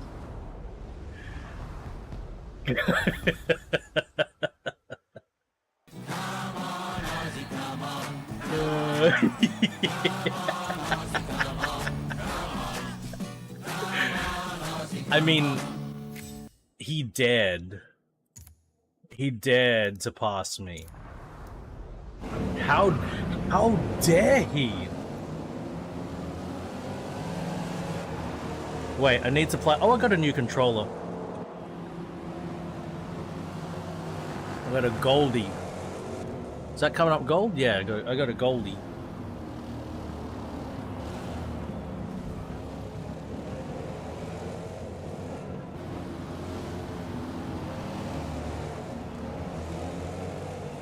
Wait, how do... Oh no, what's going on here?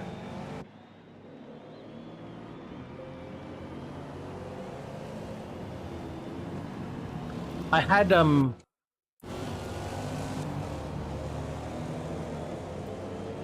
do you...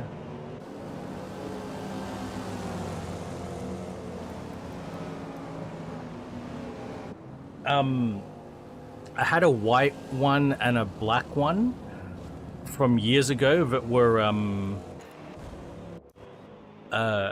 pretty much broken. Like, the triggers were sticking. And I meant to trade them in for like a year or two. I just kept on forgetting to do it, so finally I did it. Alright.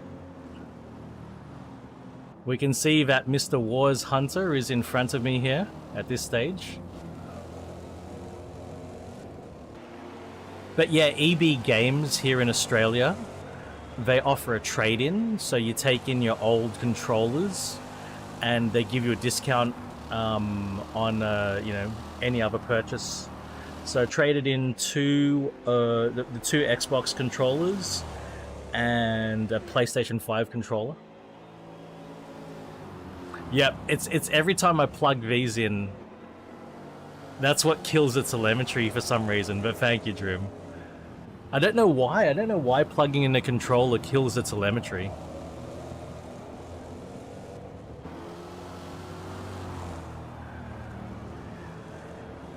Yeah, it's good. It's great that I can that you can trade in old broken controllers and they refurbish them. There we go. That was Mr. Wars Hunter. Now, all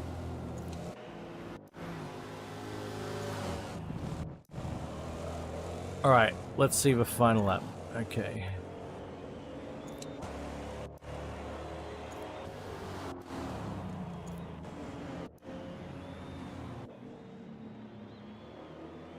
Excellent, Drim. Oh, Drim.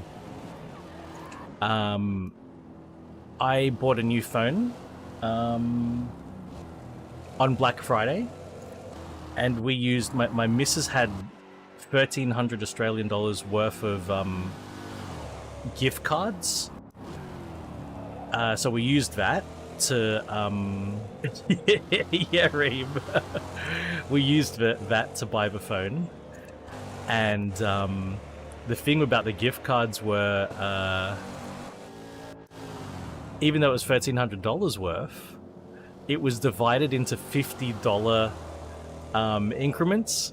So I had to sit there, and I had to stand there and keep showing the next card, the next card, the next card, like 20 something times, however many it was, 26 times or whatever. And there was a queue. It was just building up behind me. It was really bad because,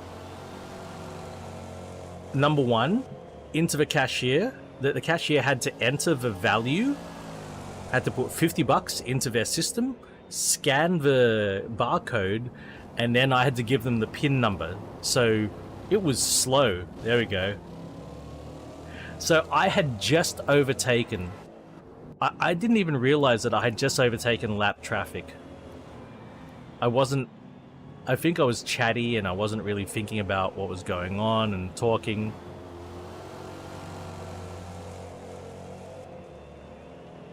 Make that overtake. Come in a bit hot. Go into Understeer City. And then I thought that was Wars Hunter coming through fast, so, you know, big slide. And it's like, you know, you gotta do what you gotta do, you know?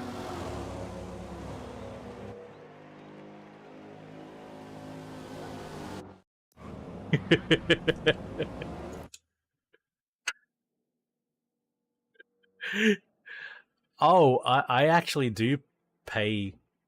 I use cash for that stuff too. So I am, even when I get coffee, I'm still the old lady paying for everything with change.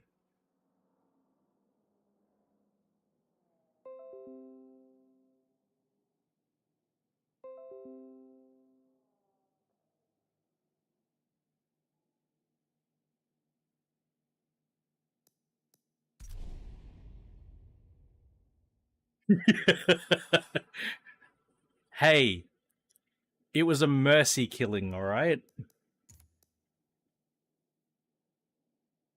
I saved him from the agony of having to do an extra lap when the race was already over. You see, I'm very thoughtful. I'm very considerate. More tires, more tires.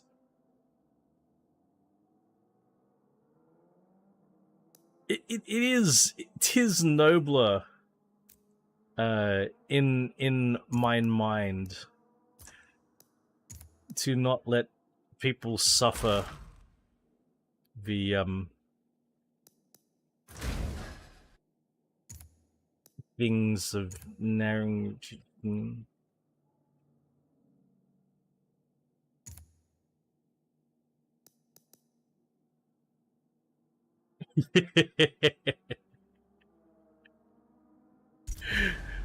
Yeah, true. That was massive panic though. I did not realize that was last place, lap traffic, all of that. I had no idea. And I knew I was going to get it. I knew I was going to get a penalty by doing that. And it likely cost me a race, but it's more than just the end result. It's about sending a message, making an example of someone about what appropriate behavior is and what inappropriate behavior is. You sometimes need to have a suboptimal result in the short term to protect your long term. See?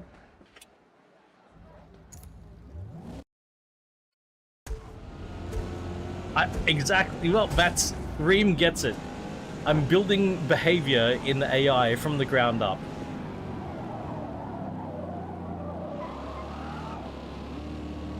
You see my drivatar out there, right?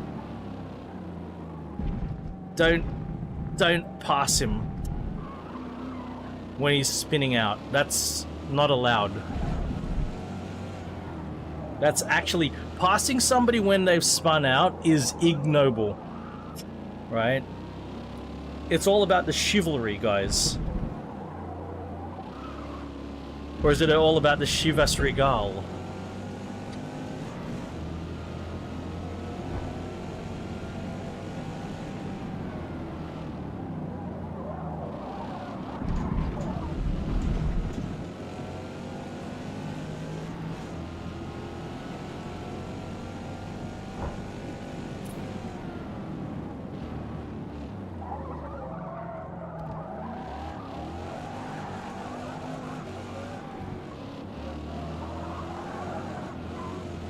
Oh, yes.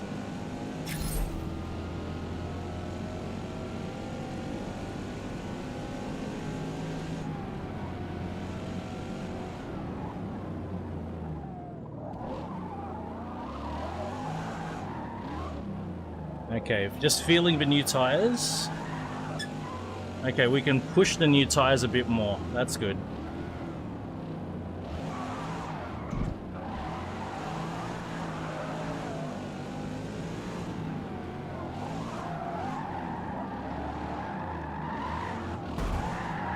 Until that happens, and then you just...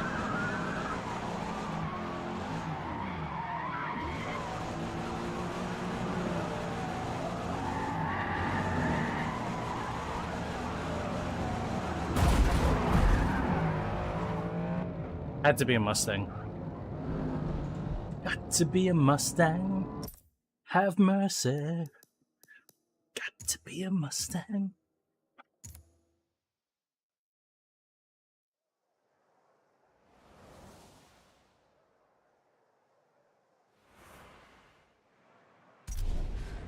Alright, best 2 out of 3.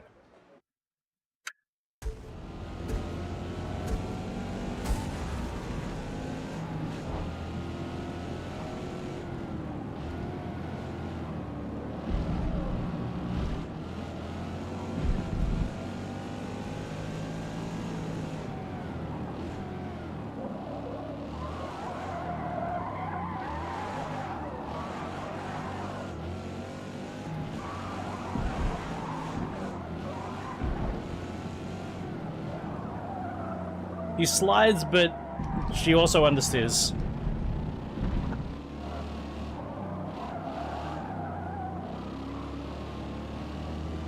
She needs a bit more work before she's a slidey girl. You can provoke a little bit of power over, but she's not ready for vento. Or axle off.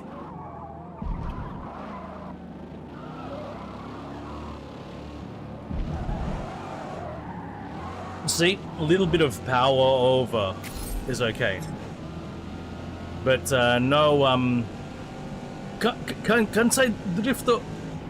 You better not do that.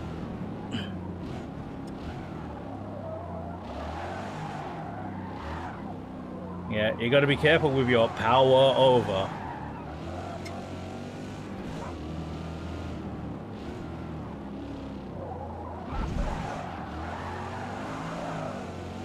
Isn't Wednesday Christmas Day, right? Lift off understeer. It's a bit lift off understeery.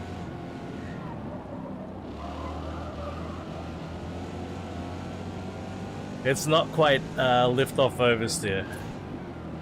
You gotta get on the brake and force that nose down. The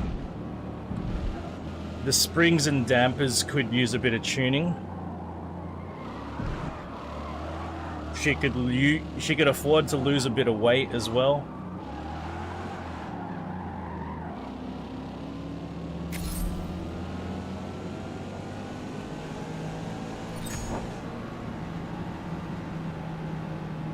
I did not hit the recommended time. No, not the recommended time, the target time. So...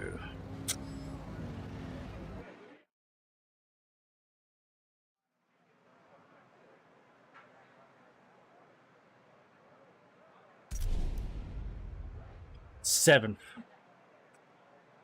I reckon I'm gonna come in 7th gear. 7th gear. 7th place. My brain. It's only 9 AM.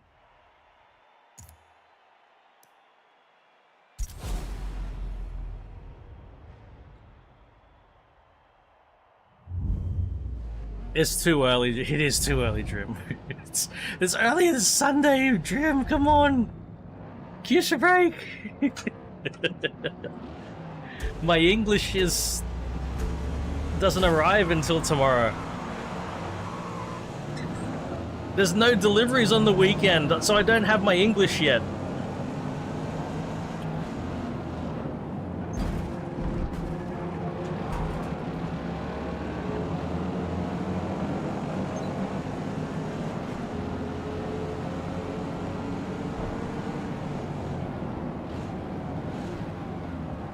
Oh, I see a Civic. Get away, Corvette. You know, that's the goddamn problem, Drim. That's the problem right there. You get all these foreigners coming to this country. They can't even speak Australian.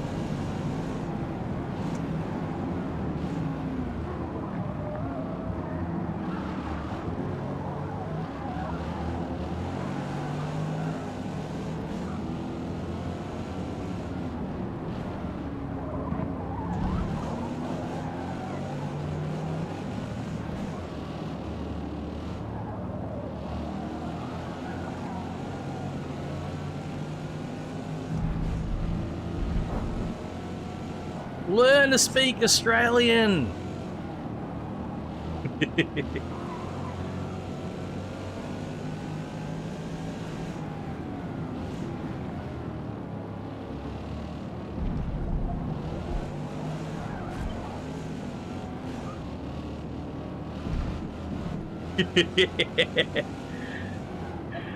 I tell you, RJ, I've never had a Foster's in my life, and I wouldn't even know where to get a Foster's.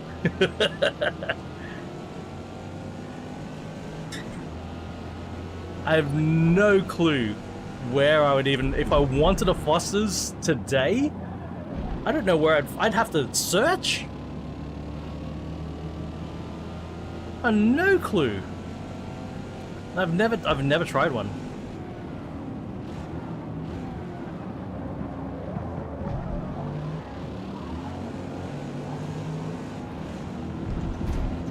It's just like Outback Steakhouse.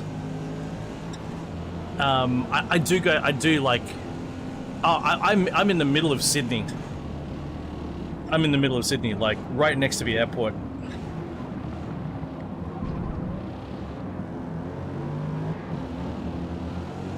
I can be in the middle of a city in like half an hour by public transport, 20 minutes by car, and that's only because of traffic.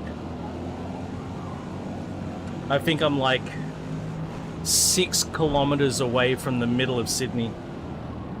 I'm actually pretty close to the city. When the New Year's Eve fireworks in the middle of Sydney, I can hear them in my house.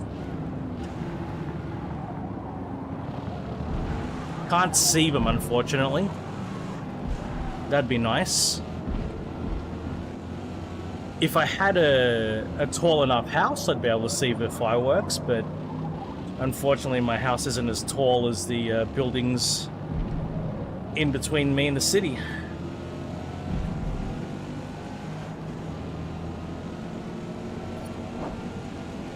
That's alright.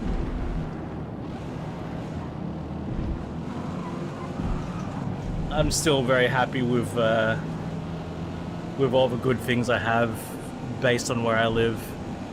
I'm very fortunate in many ways. One way I'm not fortunate is that there's a Corvette in the way of me trying to chase this Civic. You see, once the Corvette got out of the way... Oh!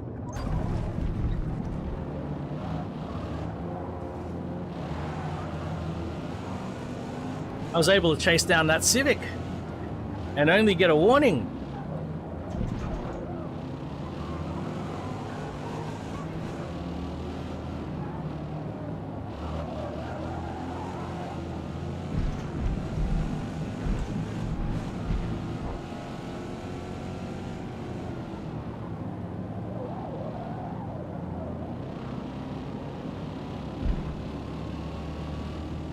All right.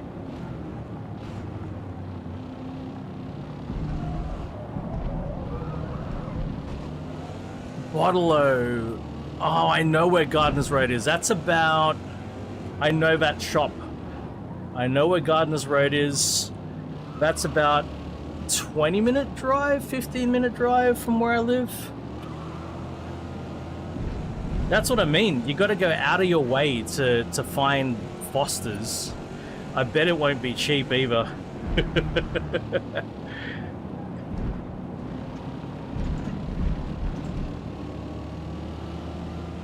I bet it'd be way too expensive for what it is.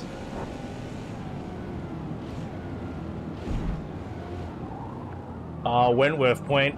That's not close to me. That's the Olympic Park. Nah.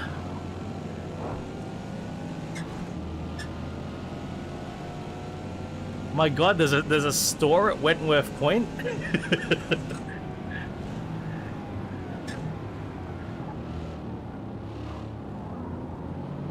I suppose those people also need alcohol, considering they live in such a lonely place.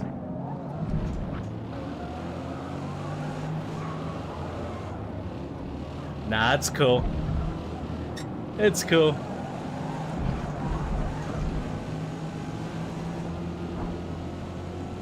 Drim could easily get my I'm sure Drim could easily get where I live. Milpera. You know, I don't know if you've got any places like this, Drim or RJ or Reem or anyone who's here.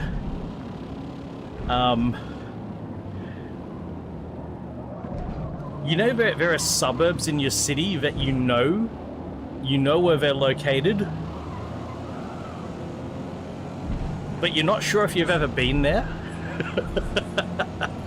Milpera is one of those places. I'm like, I'm pretty sure I know where it is. I might have driven past through there or something. I don't think I've ever been there. I don't think I've ever stopped in Milpera. But I think I know where it is. I'm pretty sure. I think Milpera is not that far from me, actually. I think.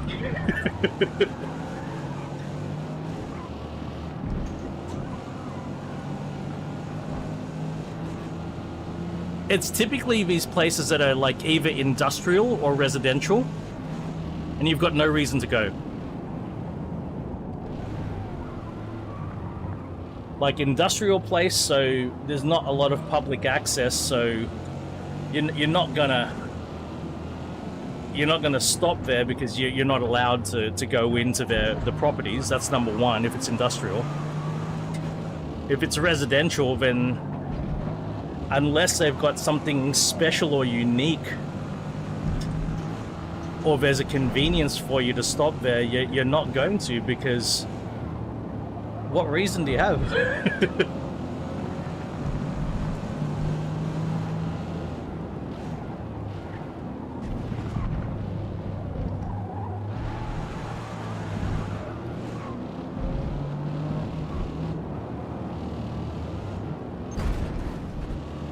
I'm definitely going to get a penalty. No! Yes! Oh! You! No!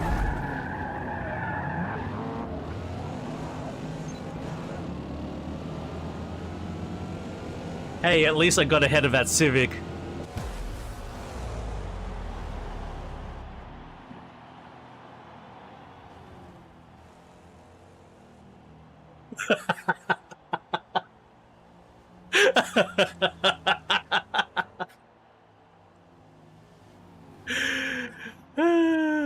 Asquith. Mate, that Burwood is pretty. Yeah, I'm often between Homebush and Burwood.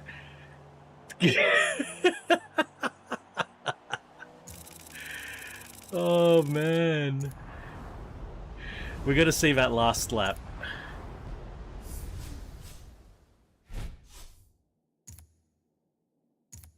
It's always so dramatic. The final corners of a final lap. Woo.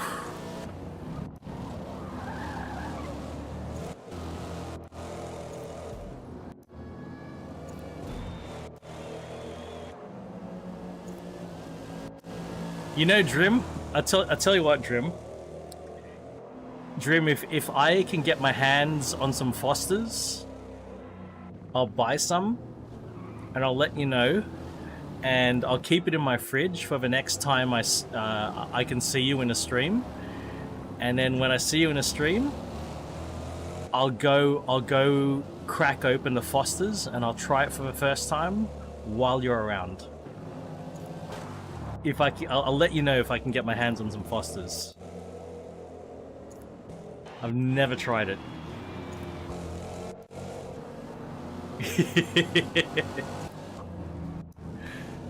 But I'll have to get my hands on the Fosters first, so give me a try. Give me some time to get to a bottle-o.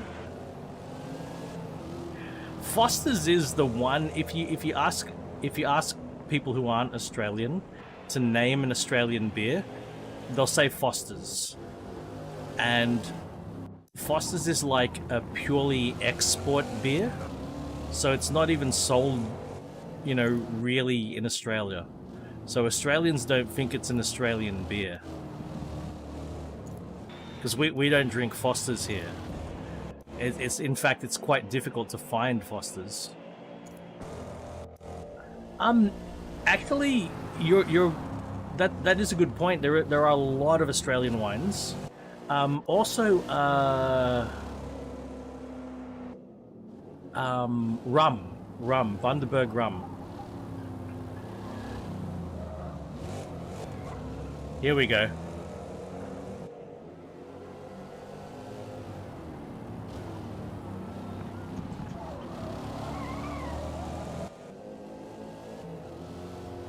Yeah, right. Oh,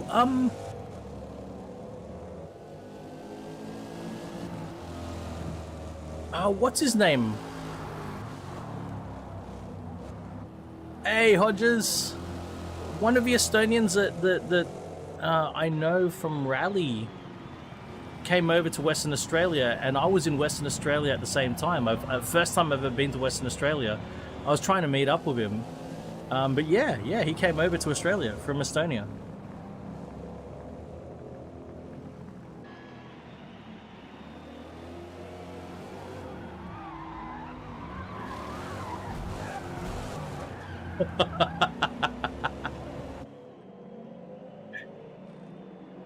And then the Corvette gets past the Civic. Oh, that...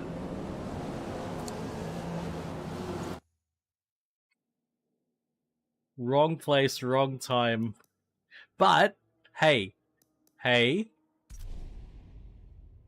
not my fault. Not my fault. It was the fucking...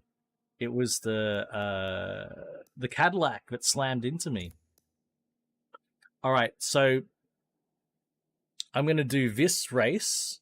This Forza Oz series I'll save to last, but I'm definitely going to do this one because it's in the brand new car. Ooh. Why is... Oh, I see. It's got recommended. Okay.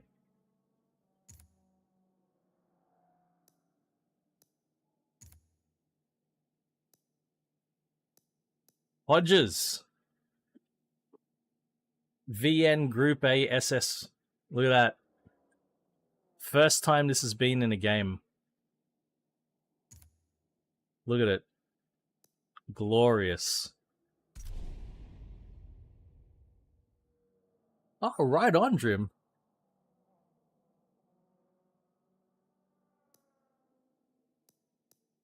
What's wrong with Holdens? Why would you have a thing against Holdens? 14-second quarter mile.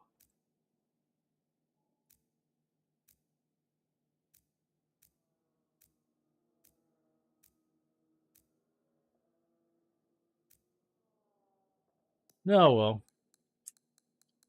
I don't think there's any point in being brand loyal because they're just you just fall into like the scheme of big corporations and they're all in cahoots anyway. But I mean, if you have your preference, you have your preference.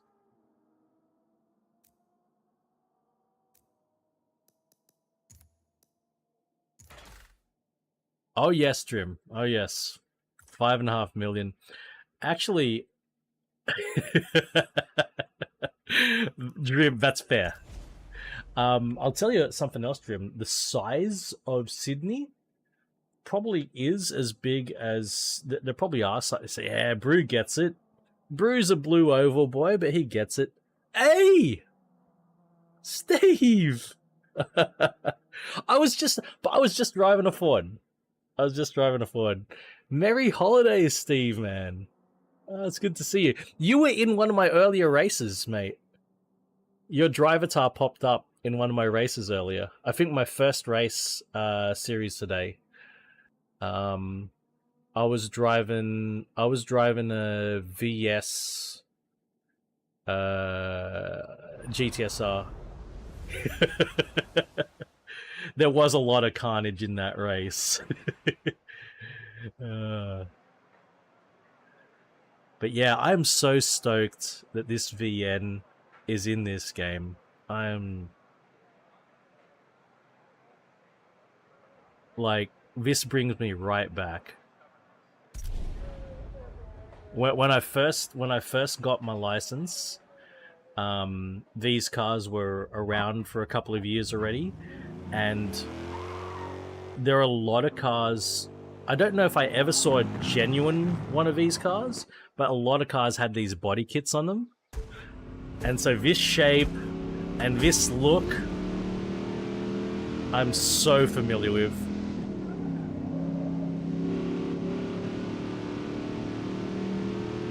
Exactly, yeah, Brew, same.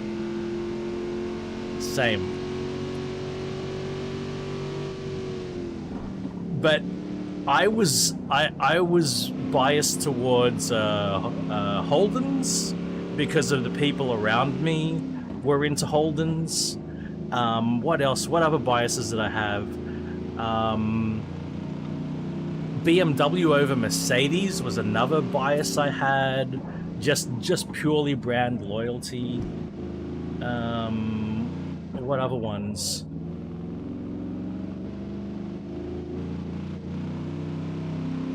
Drim, the main thing you want is that it just keeps holding together.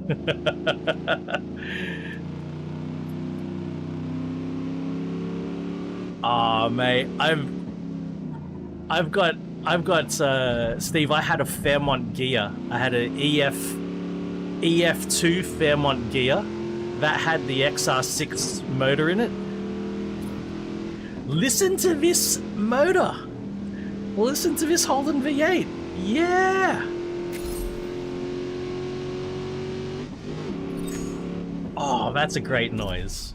My mother, though, she had a VS Statesman with a 5-liter V8, and you know, she bought a Statesman because it had extra legroom in the back, because her intent was that she would be ferried around in the Statesman like a limo.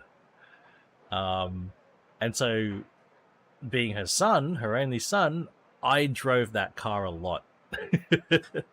So I've got a lot of time behind the wheel of a Holden V8. It was great, even though it had a 4-speed auto.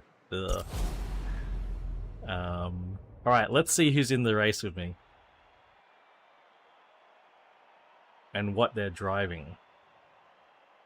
Will we see Wars Hunter? Will we see Audiocron? Will we see Hodges?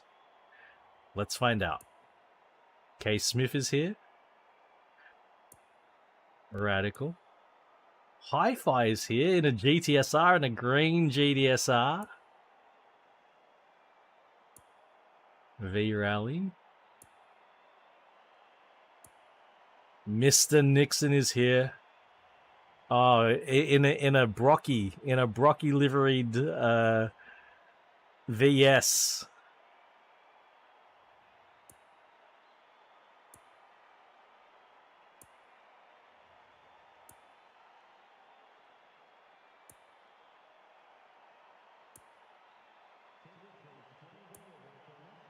Nope. Nope. Was that an EB? Oh, Falcon GT. EB Falcon GT's in this race. They need the EL.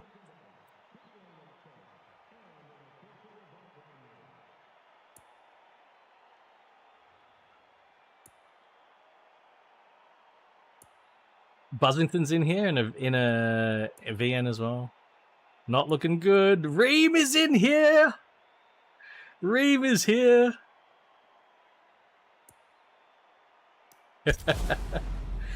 Hey, Daniel, you know what they say. Don't blame the player. Blame the game.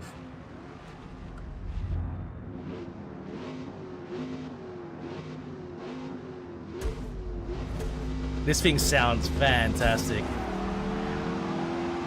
Oh, what a sound.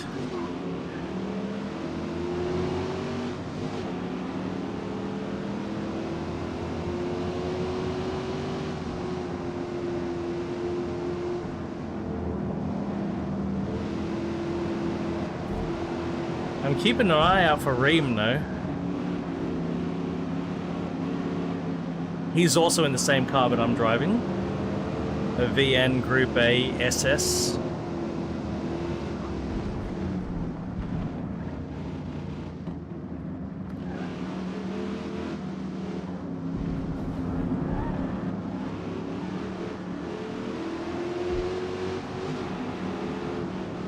Whoa, whoa, whoa, whoa, whoa, whoa. Easy, easy.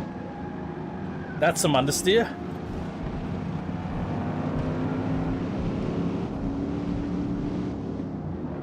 Thank you, Daniel.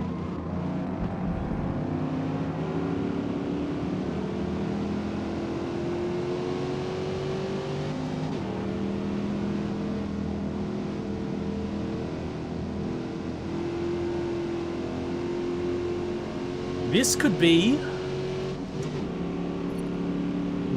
easily one of the best sounding Holden V8s in a Forza game. And when I say Holden V8s, I'm not including the Holdens that have the LSA, because this has a Holden built V8.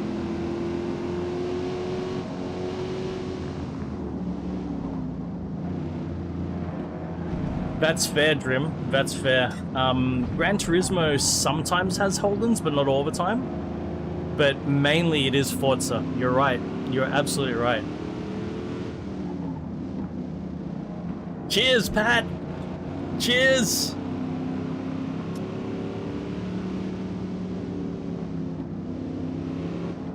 Ancient game, yeah.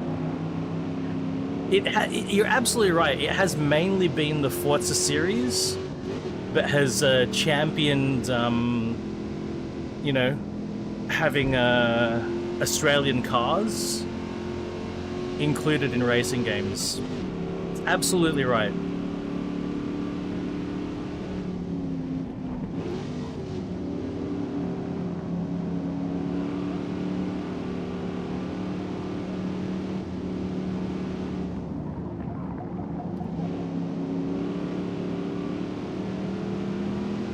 Portal!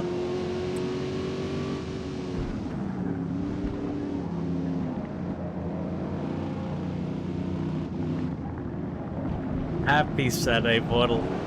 Whoa, a little bit sideways. Bit of power over.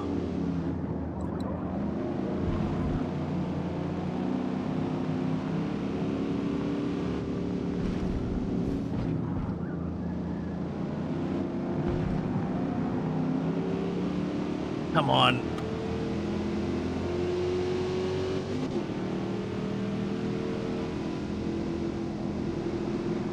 Maybe we sneak a place here. Yep.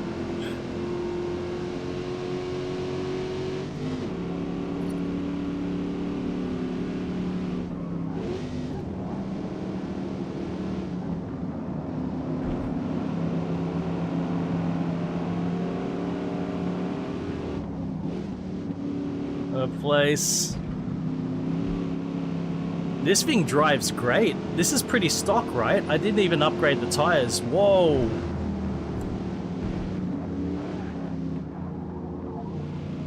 But that's because this is a proper Group A homologation car. So it's actually, in some ways, it is more hardcore than the later GTSR, because this was always intended to be homologated for racing purposes, whereas the GTSR was purely a road car.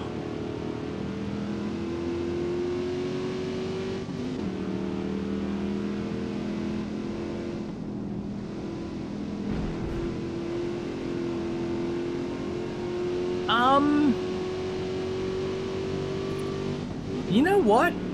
I haven't had a super bad time with AI this session. I didn't even think about it, Steve. It hasn't been horrible. Like, I haven't been completely... I mean, I did get pit maneuvered twice, but not horribly.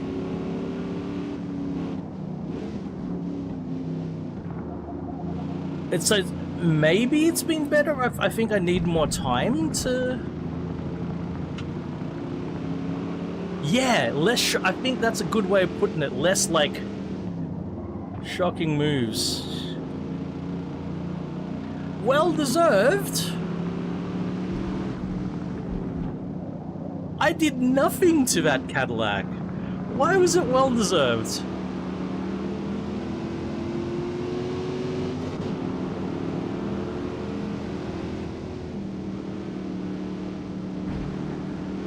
Do share your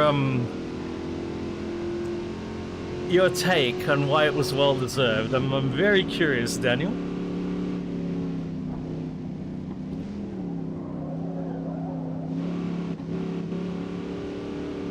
Justice needed to be served. Okay. Okay. Yes, and it's quite the Holden V8 portal. First time driving this car, but first time this car's ever been in a game. That's it! Yes! RJ! You're through the looking glass here. RJ, you've cracked the code. Just like Brothers Chris. The way Chris does it, you do it too, you will drive faster.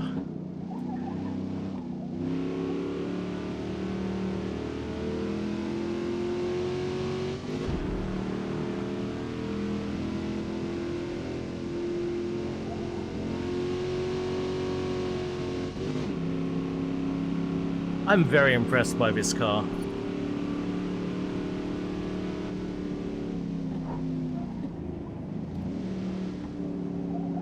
Very impressed. The VN Holden Commodore Group A SS. Highly valuable now. Proper, the final Group A homologation car that Holden built. Because Group A died after this. This car was the one that was supposed to take the fight to the GTR.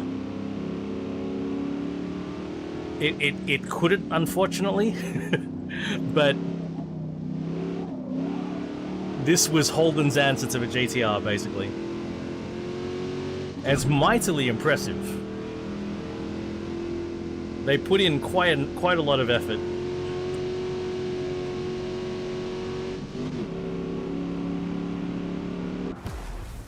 But it deserves to be you know, celebrated.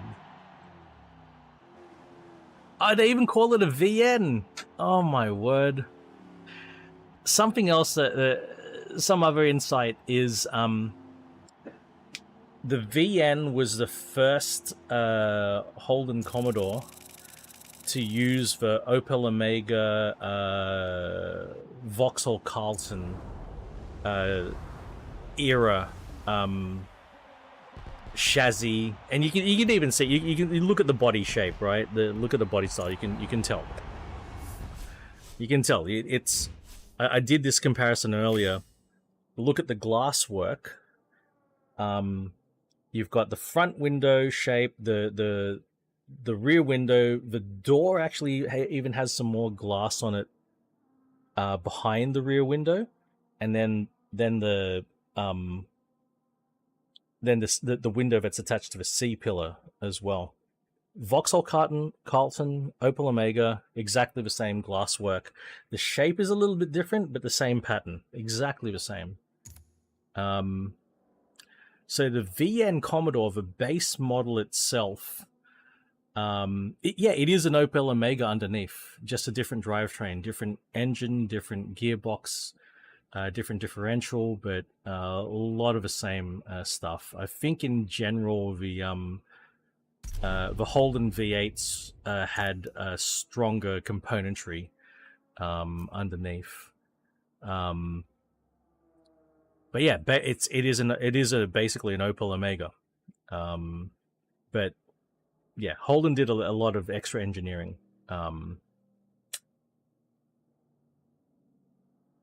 I mean, that's the color that they every single one was released in. There was only one color. So the VN being the first of this generation, there was VN, VP, VR, and VS. There were four iterations of this model. The VN had a lot of issues because it was the first gen, and it copped a lot of shit.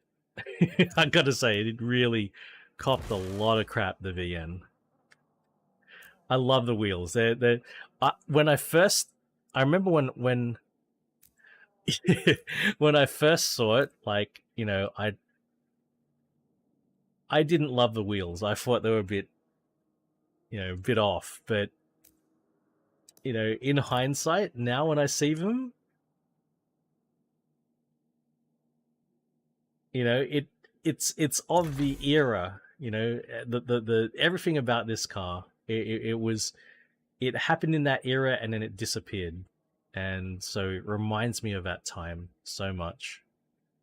But yeah, this car, this Group A homologation was actually, you know, Holden making something amazing out of, you know, the brand new VN Commodore, which was mostly like, you know, not super well received. It was not super well received, the VN. The VP made great advancements, and then finally when they got to the VR, they had refined it to a point that it was almost universally loved, the VR, and then the VS was the high point, of course, of the series. But this car is very special because of it being the homologation special. And Holden showed the potential of the platform with this car. So this was like Holden saying, hang on, even if you don't like the VN, the VS is in the game. The 1996 GTSR is the VS.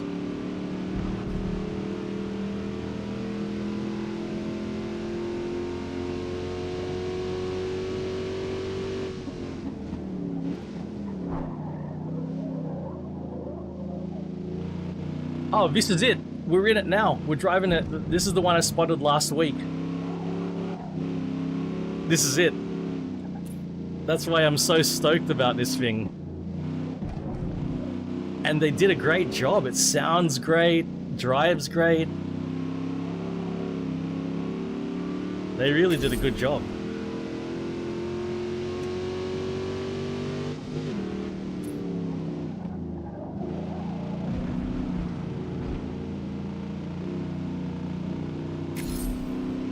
Yeah, this one had so many special bits for homologation, so they could use them in the race car.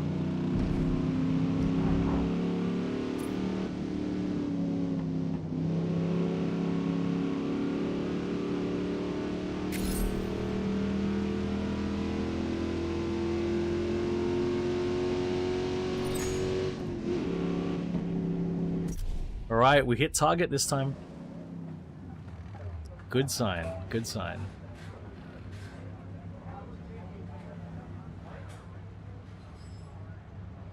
It's Lime Rock, though. How are we doing for time? Okay, 9:30. I think we can finish this series, and then, and I'll need to wrap. I do need to, It 100% is, man. It's so much of its era. That's a GTS. The two Holdens in front are GTSRs. Actually, these three Holdens are all VS. See the taillights of a VS? Actually, there's 4 VSs here.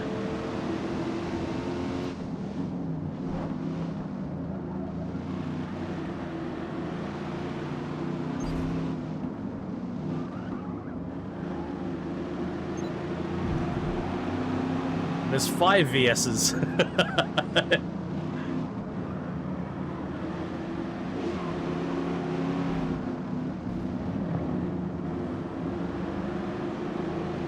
Yeah, so the thing is,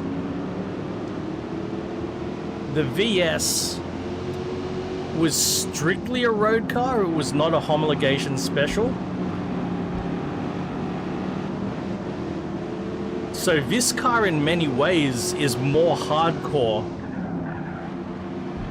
than the later VS.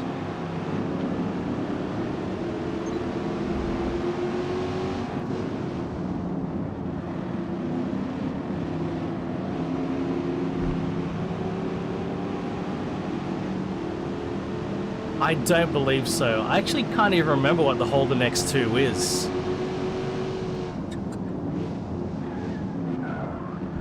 I think that was a concept car. In the X2, that sucks. I hate that. That really sucks.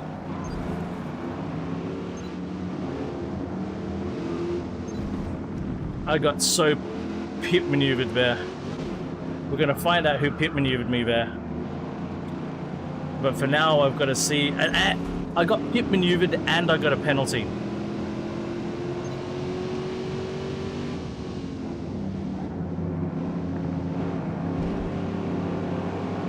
This black car is a VN, different taillights, the car I'm in.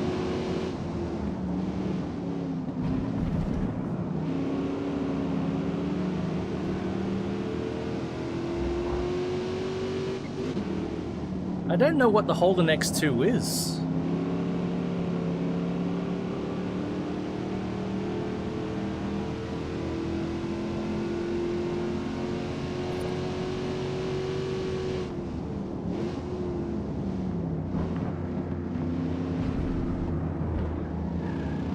Yeah, this red car here is a VN, so you see the taillights are a little bit different to the later VR. This one in front of me, yeah, there.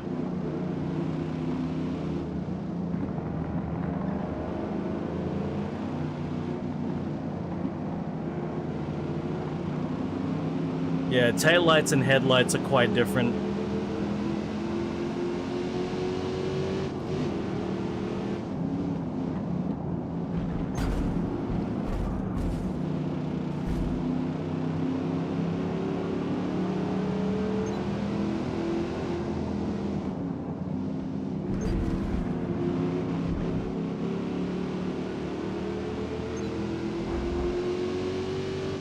An H. Oh my God! Get away! Oh, an HR Holden. That is a Monaro.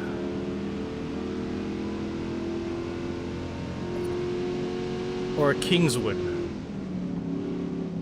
Yeah, that's an old car. That's an old car. Probably Kingswood.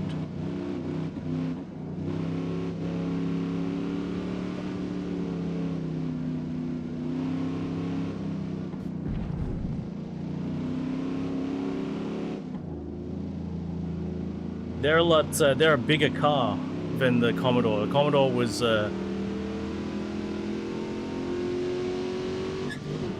Well, it started off as a smaller car with smaller engines to suit the oil crisis of 1970s.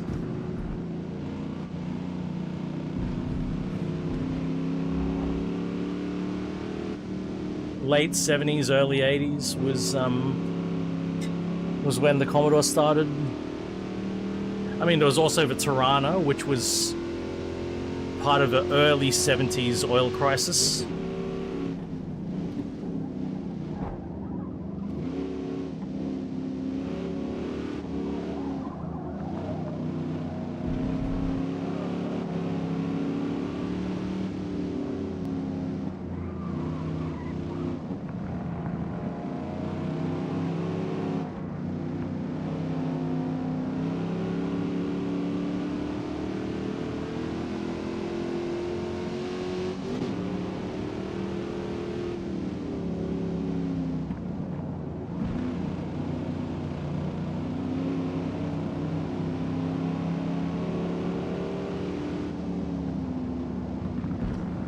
But this was the era of the EB Falcon GT and the VN Group ASS.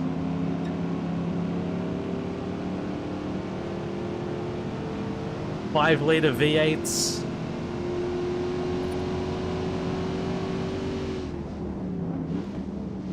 Classic Falcon versus Commodore era.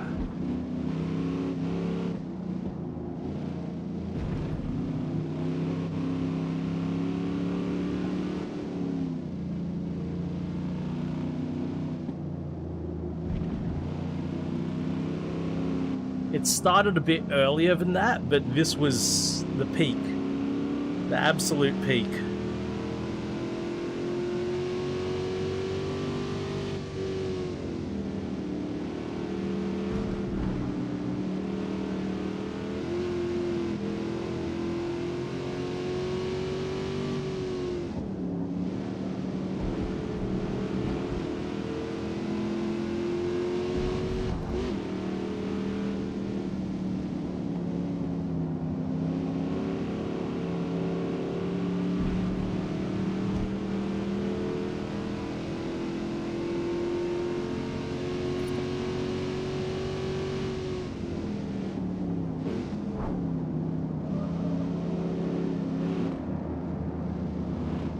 It also went on a fair bit after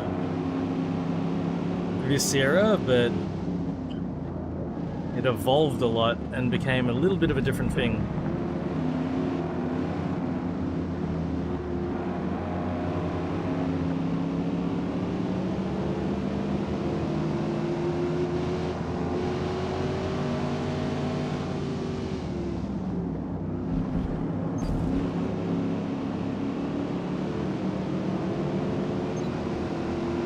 No, Holden's dead.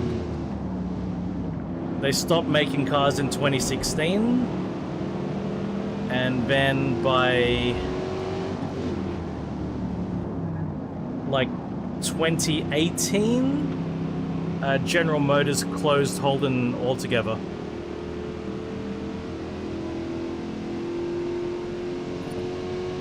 Very sad.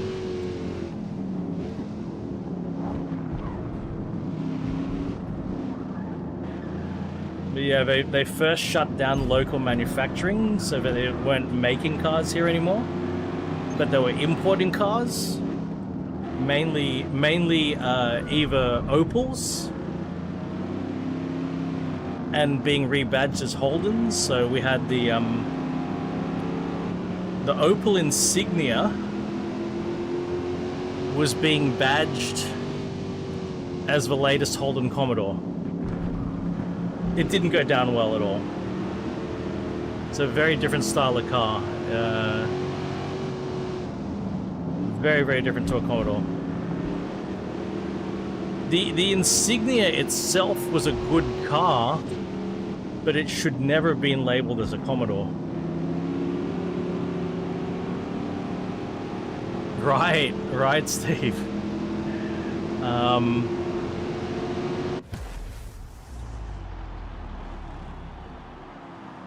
Well, 12th after getting... We got to see how badly I got pit maneuvered. There actually used to be car manufacturing in Sydney where Steve and I live. I even remember Mitsubishi. Mitsubishi had a factory around Granville. I used to drive past it on Parramatta Road. There was a big Mitsubishi factory there.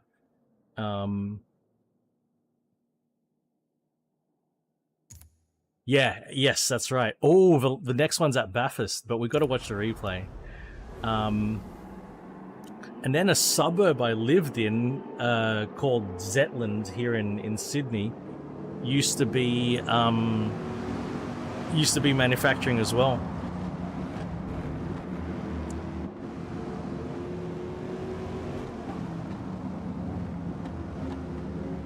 So what, lap 2 was where I got pit maneuvered, maybe?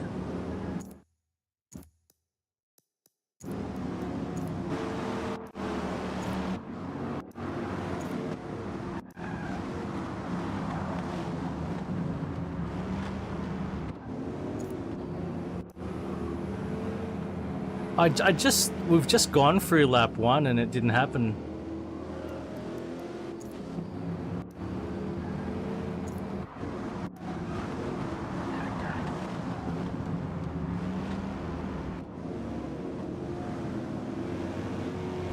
I don't know it. There it is.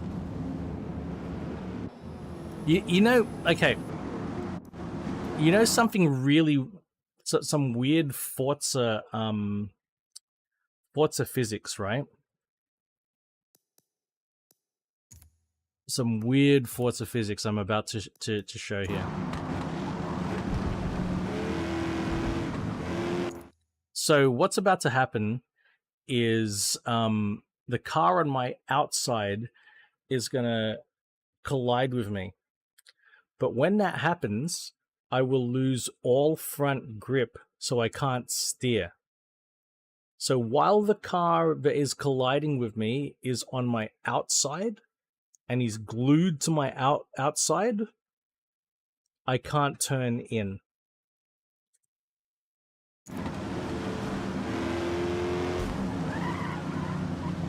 See that?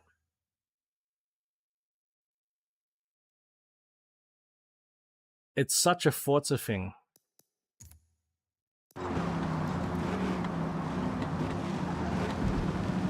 Not really.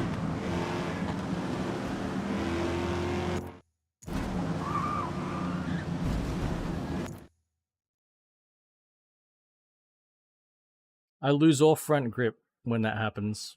And that's one thing. And the other thing, the amount of friction between the cars is so high, I can't disconnect. I can't pull away from the car. Like it's like I'm like you're magnetized, or I think that could be something, Dream. I think you might be onto something there. But that's so frustrating when it happens in Forza.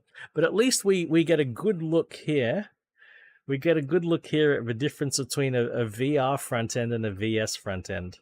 You can see, you know, how the VN was the late 80s, early 90s, and you can see everything rounding out and narrowing down as the 90s progressed. That's a nice little little viewpoint. Anyway. Frustrating. Bathurst. We might need a bit of power.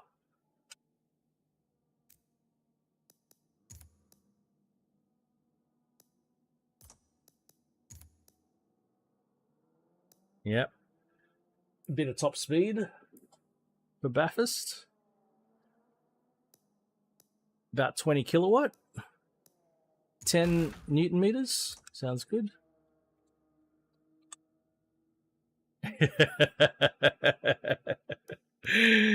Hey, Drim, here's a challenge for you.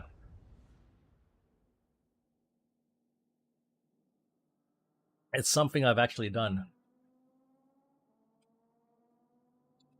If you see a car in the street, if you're out and about, walking around town, you see a car in the street, and you think you can pull a face to look like that car, you got to take a selfie where your face is next to the front of a car, and you got to try to make your eyes and your mouth and your nose try to be like the car.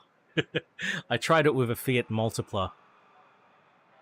I don't know how successful I was.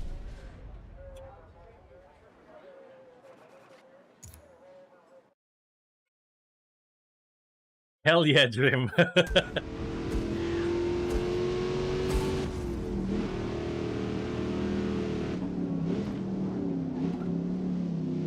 Yeah, it's something to do with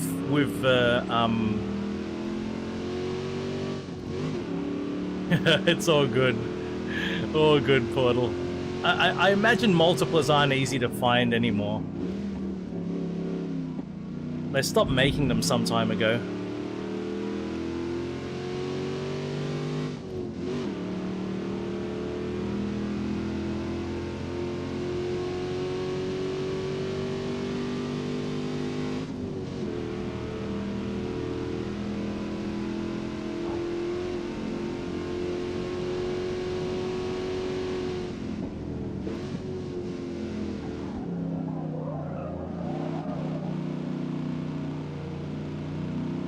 Yeah, I reckon, RJ.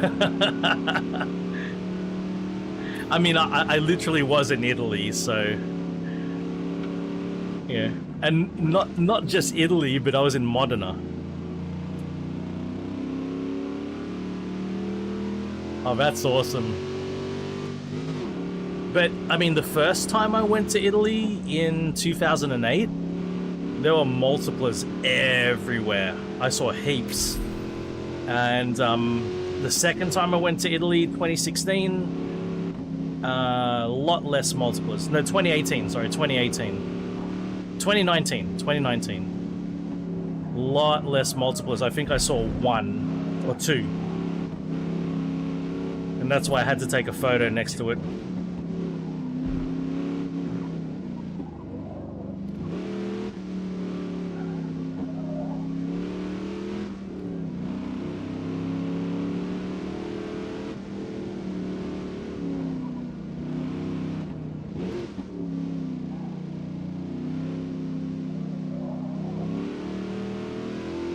Oh yeah, this is Mount Panorama.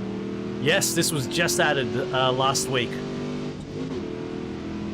And look at the Hayo-san instead of Samsung, it says Hayo-san. 2 CVs, damn nice.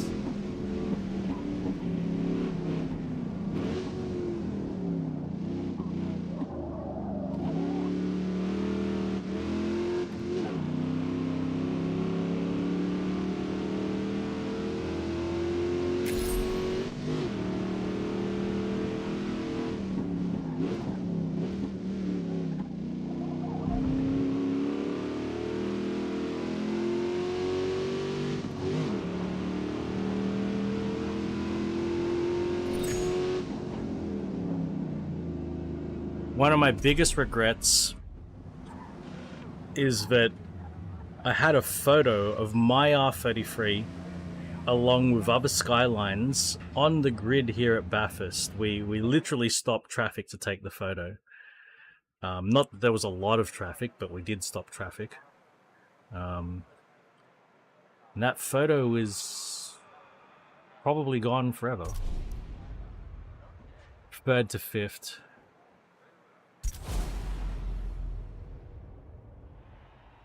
I've never played a Colin McRae rally. I've only watched people play it.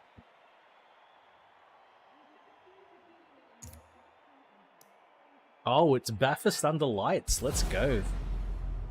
Yeah, there's quite a few Peugeots, Portal. Actually, even I might have told you this before, but a family friend, when I was younger, had a lot of old Citroens, and I got to ride in some old Citroens. Because he was really into Citroens.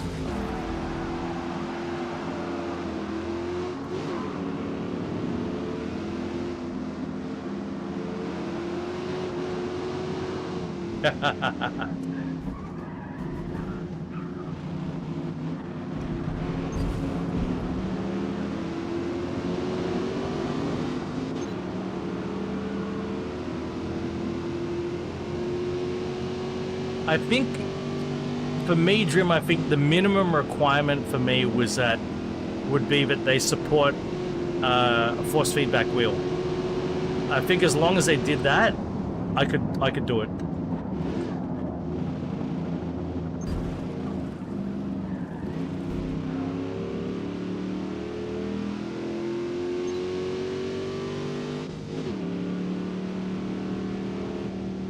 Oh yeah. Yeah, there's actually quite a love of French cars in Australia. I don't know, Portal, if I ever shared this with you, that during the time of my generation Renault Sport began, Australia became the #2 market in the world for Renault Sports. It started off as #4 behind, of course, France #1. I think UK was #2, Germany was #3,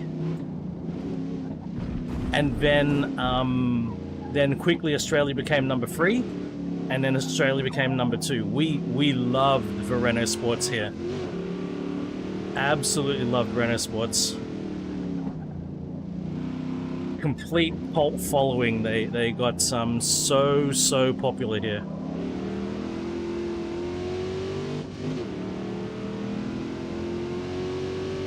Oh yeah.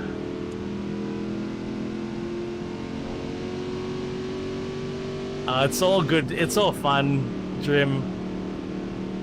When I was young, like, absolutely same sort of thing. You know, you do stuff for fun, man. It's good. Just good times, that's all.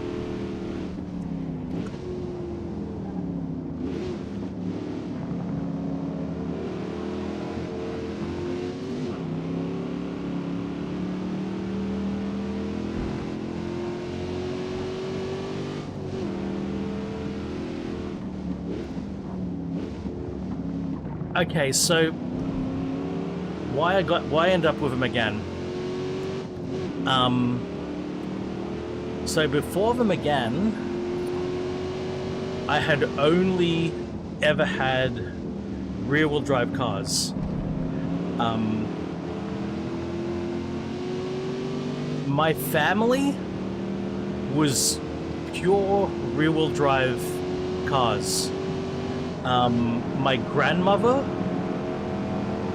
my mother's mother, was all about American V8 luxury cars. My father was all about rear-wheel drive sports cars, MGs, that sort of thing. So I grew up only, and when I got my license, I was only into rear-wheel drive. So my first car was rear-wheel drive. My second car was the Skyline. After the Skyline, I got a Australian Falcon derivative that was also rear-wheel drive, inline 6-cylinder.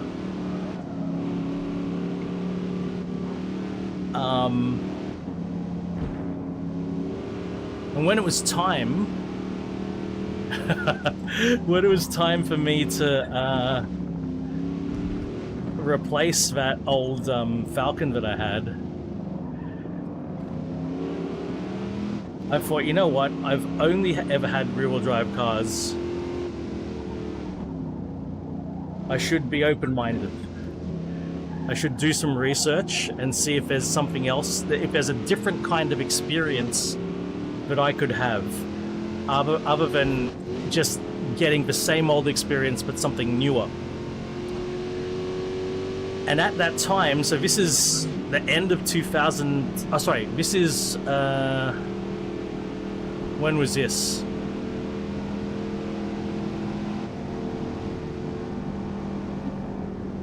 I think I started researching around, I started thinking about this in 2010. And I remember seeing Top Gear magazine, okay, Top Gear magazine. I saw one at a petrol station. You know, I'm there, I'm gonna pay for my petrol.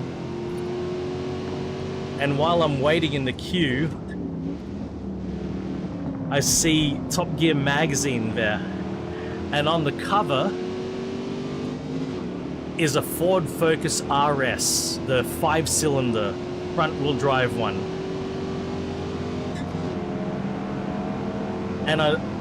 And the headline is, "You'll never want an STI Impreza ever again." That was a headline, something like that. And I was like, what? And I'm thinking about it, I'm like, hang on, I know that car, that's a front-wheel drive. Why are they comparing it to an all-wheel drive Impreza STI, WRX STI? And so I picked it up and I read it. I bought the magazine, paid for my petrol, and I read it. And what they were saying was they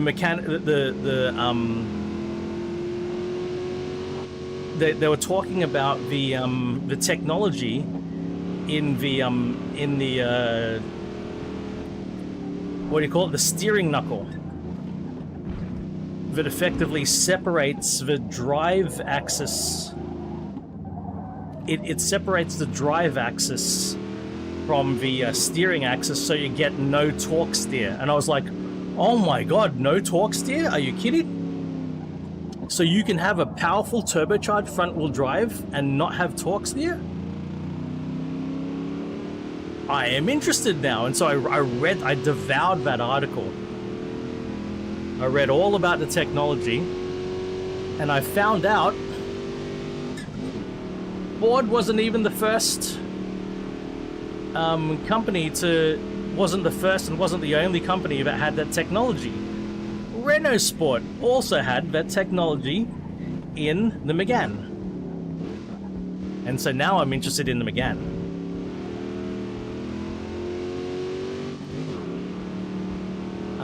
But that was the first. Oh, hell yeah, Gallant. Awesome. That was the first Renault Sport Megane, the one with the funny butt. And I wanted to buy one. That was a car I wanted. I was like looking for a second-hand version of that car.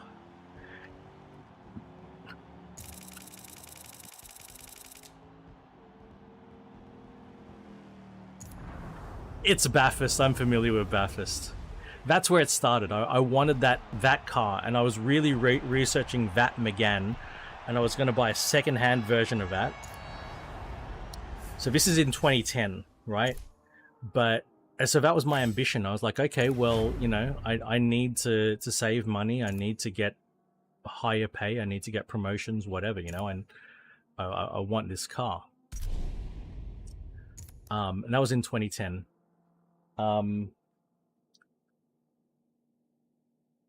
so by the time, and so it took to 2011 for me to be in a position to buy a car. So, you know, I was planning, I had it in my mind, I'm buying a car, you know, I'm get rid of this old car, and I'm buying a new car, and I'm probably going to buy one of those Renault Sport Megane secondhand.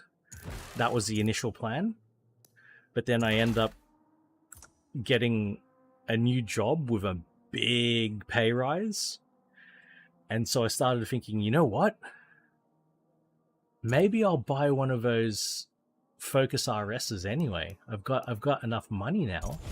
I could buy a Focus RS. And that was in my mind. I thought, you know what? I'll think about the Focus RS. But then what happened was, in Forza Motorsport 3, I think it was, they released. That's the first time I saw the next generation Renault Sport Megane, the one I ended up buying, the RS250. That came, I first saw it in Forza Motorsport 3 as DLC. And I'm looking at the car going, oh my god, that thing looks amazing. What the styling of the Renault Sport Megane really struck me. I was like, that is stunning. And then I remember a couple months later driving home, and I drove past a car dealership that had one in silver in a front window. No, not really, Drim. Just the first time I saw it. Just the first time I saw it was in a game. And I saw one in the front window of a dealership, and I was blown away by the way it looked. So when it came time, and so this is still like 5 or 6 months before I was ready to buy a car. So when it came time, the price of buying a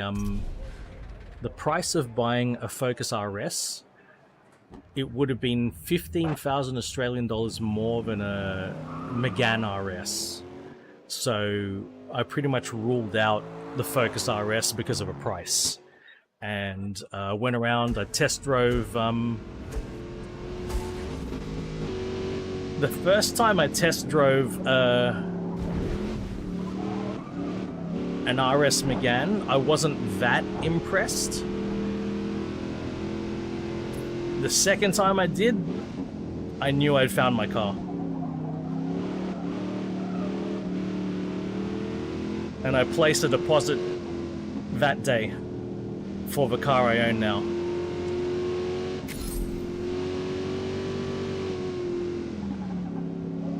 No, it's free. It's free. They normally just take a make sure you've got a license, and they record your license, and that's it.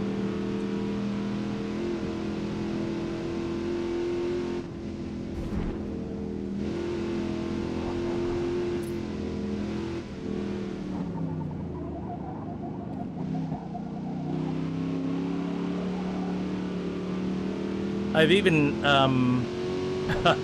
I've even test driven cars for friends. Like, I wasn't buying the car, they were buying the car, but they wanted me to have a drive and tell them what I thought about it.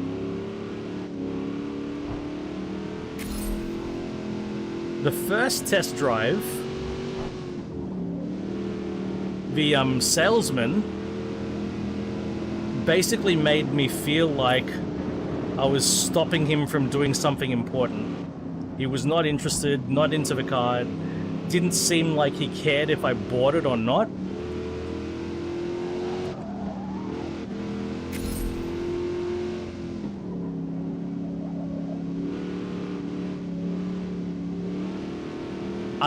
My God, would I love that, Steve.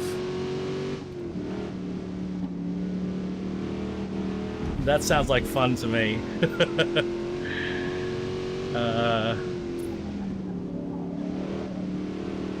So yeah, that's how I felt, right? And then after the test drive, we drive back, drop the car off. So Steve, this was the difference.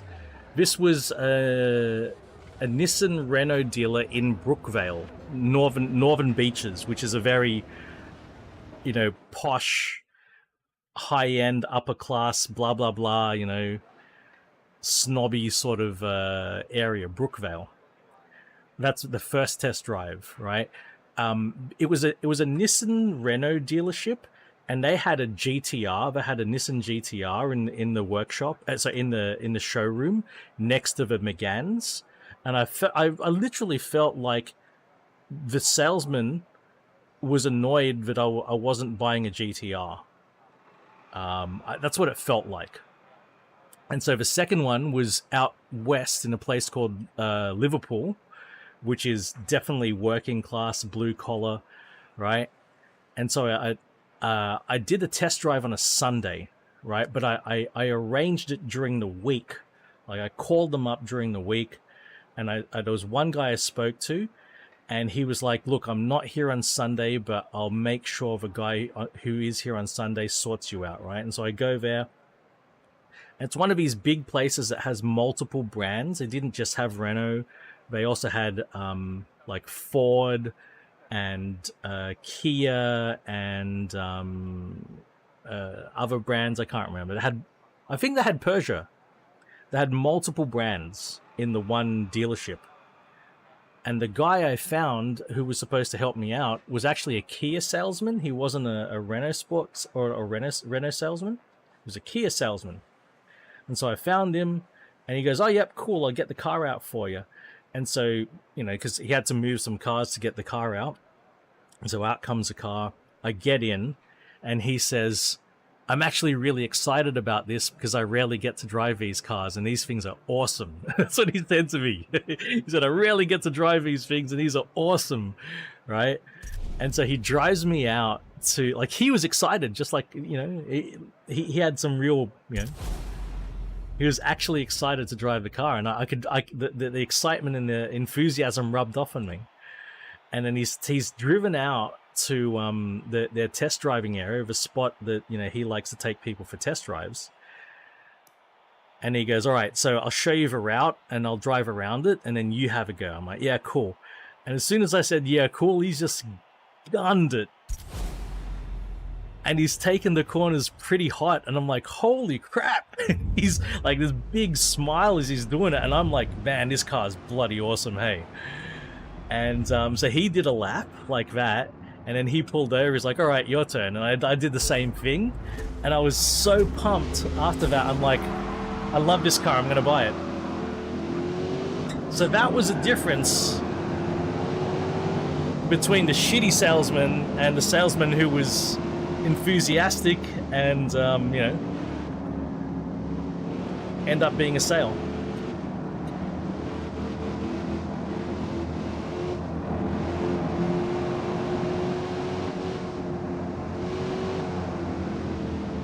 Yes, has a couple, Drim. Where I grew up, very close to where I grew up, there's a place called Eastern Creek. Really, really do. People make a difference. The V8 supercars race at Eastern Creek. It's about a 35-minute drive, 40-minute drive from where I live. And it's actually like a 5-minute drive from my mother's place. And it's so close to my mother's place that if the V8 supercars are racing, I can stand in front of my mother's house and I can hear them. I can hear the V8 supercars from my mother's place.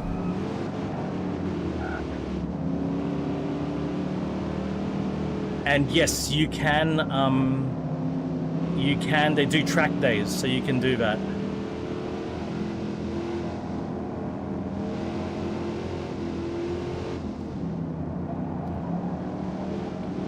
I've seen a couple of those kind of videos.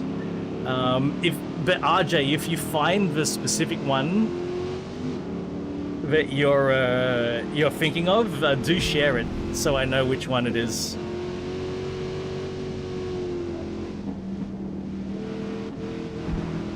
No, not the Megane. I did a couple in the Skyline, and that's, I mean, look, that's actually because I did track days. That's what put me onto sim racing in the first place. Because my driving instructor recommended that I could learn things, I could learn the principles of driving and the like by playing Gran Turismo 1 on the PlayStation. This was back in 1999. When I first got the Megane, after my first track day, my driving instructor said, "Hey, do you have a PlayStation?" I said, "No." Can you pop that in Discord? I'm gonna lose that here. I'm gonna lose that.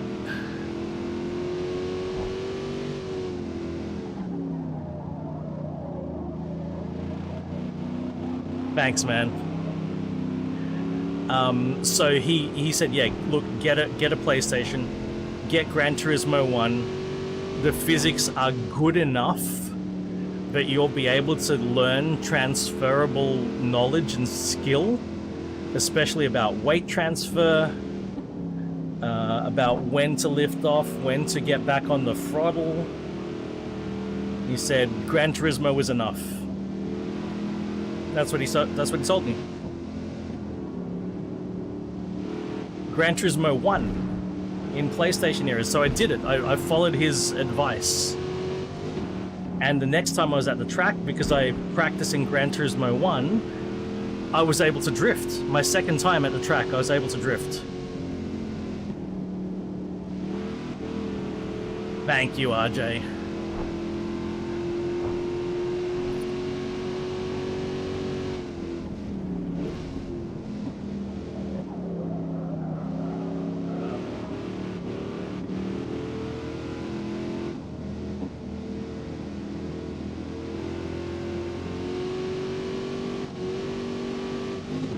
And that's the whole reason I got into sim racing so much, is because, yeah, my R33.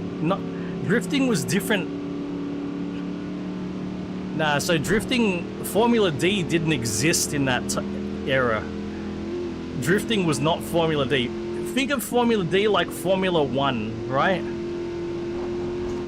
It's about as relatable.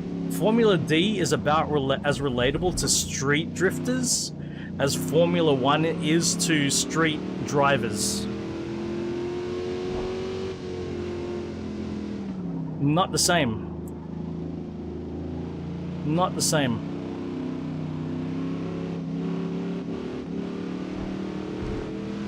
Like, they have these super purpose-built cars with ridiculous horsepower, and it's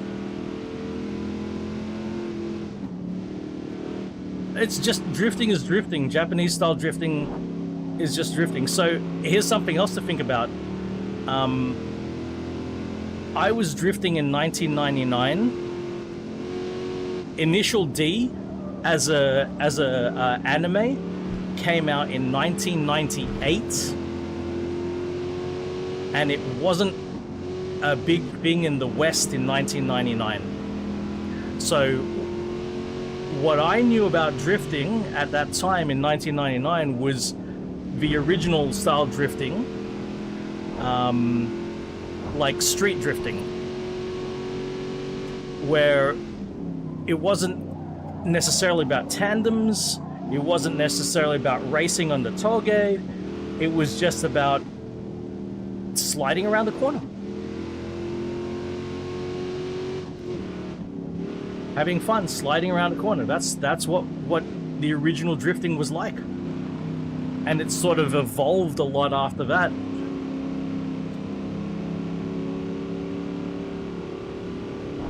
Yeah. That's all it was.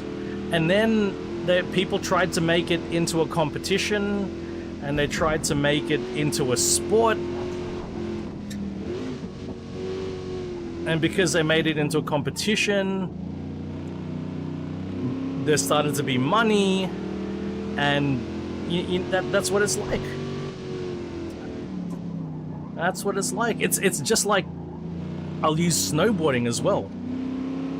You know, the kind of snowboarding that you do for fun recreationally when you get on a mountain and you go snowboarding.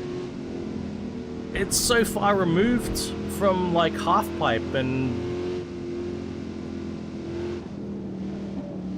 shit. You know, half pipe is very controlled environment, so that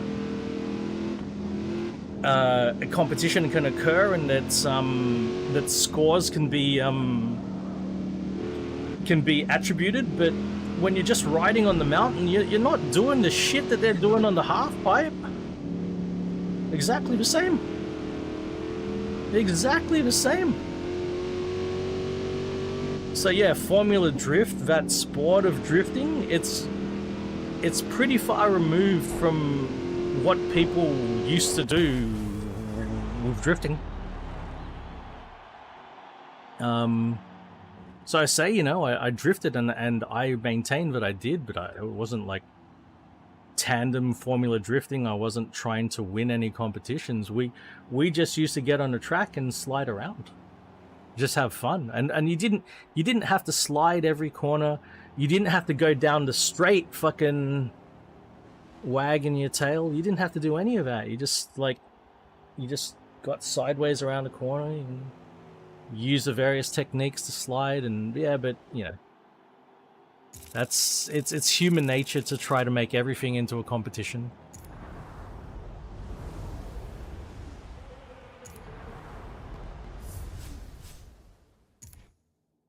But you know, I'm an old man, you know, talking about shit that happened 25 years ago.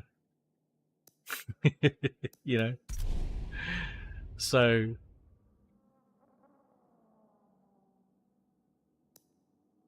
out of touch, irrelevant, struggling for relevance. You can say all of that kind of shit if you want. I don't care.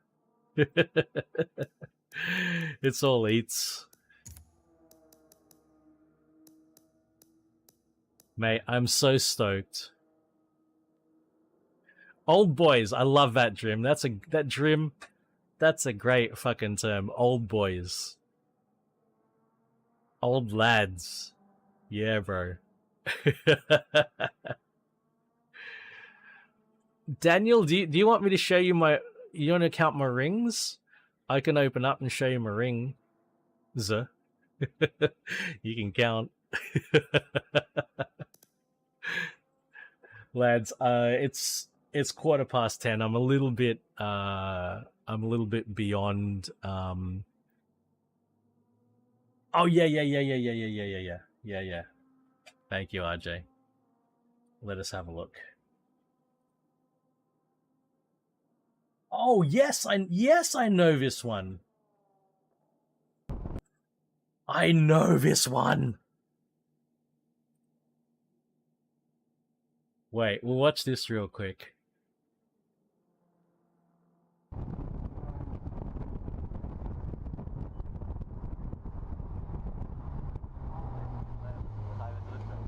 What an idiot. Sorry, but I've seen the full version of this.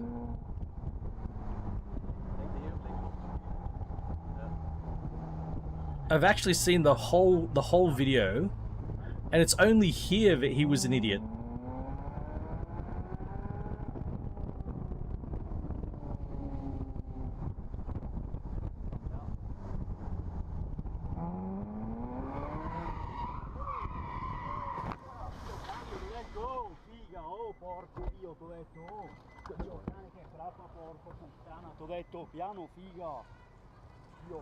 He's just floored it, and as soon you see it, as soon as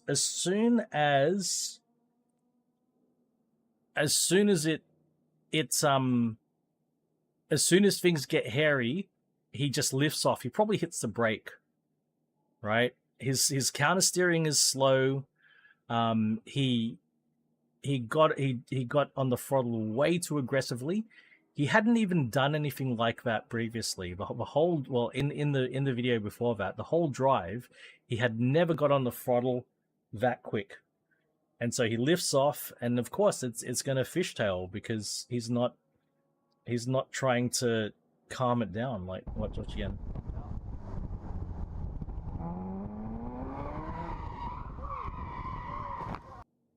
You hear it.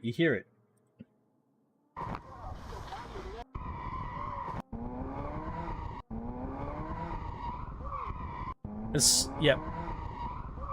The engine noise stops. The engine noise stops as soon as he gets it as wide as he can. Right. He applies full lock, and he just lifts off, and he stays off the whole time. Never gets back on the throttle. He just lets it go. Yep, 100%. This guy has never had that experience before, and he just felt he could fly it. The other one I love. Let's see. Where is it?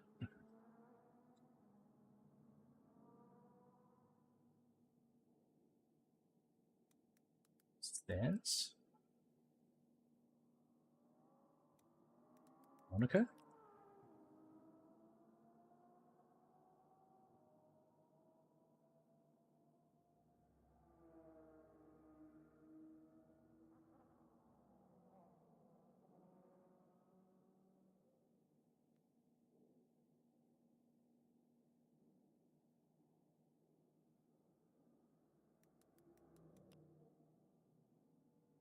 Here it is.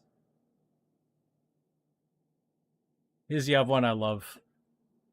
One of the amateurs struggles to control the high-performance Ferrari.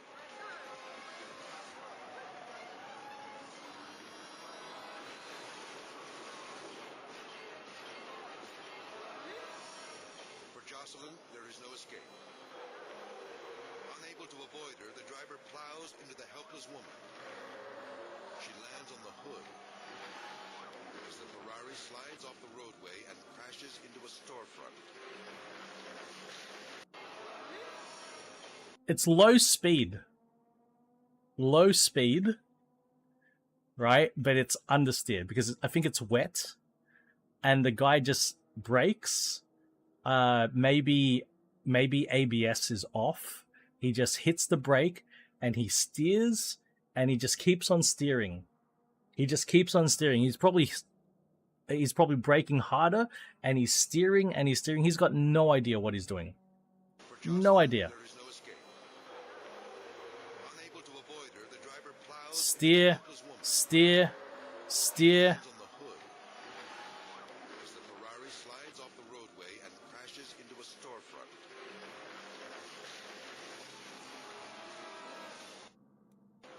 But just that image of it disappearing down the stairs here. And it's gone. And it's gone.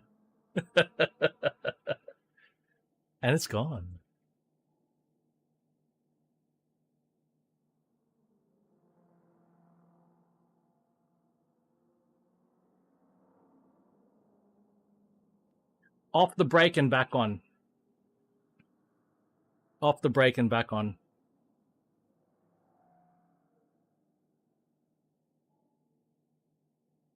Yeah, because I think his ABS is off. His ABS is off. As soon as he locked up, as soon as he got understeer, it would have been off the brakes and back on. Off the brakes. So ABS does that for you, right? If you've got ABS, all you need to do is hammer the brake, and if it locks up, the ABS will release the brakes for you and put it back on. Release back on. Release back on. And if the ABS was on, so he's probably disabled ABS. If the ABS was on, he would have been able to brake and steer. Yeah. So if you've ever been in an emergency braking situation with ABS, you slam on the brakes and you feel the brake pulsing under your foot as the ABS is releasing and clamping, releasing and clamping, releasing and clamping. That's what you feel. If you don't have ABS, you need to do that You need to, if you feel the wheel lock up, you need to release and back on, release and back on, release and back on. You need to do that if it's locking up.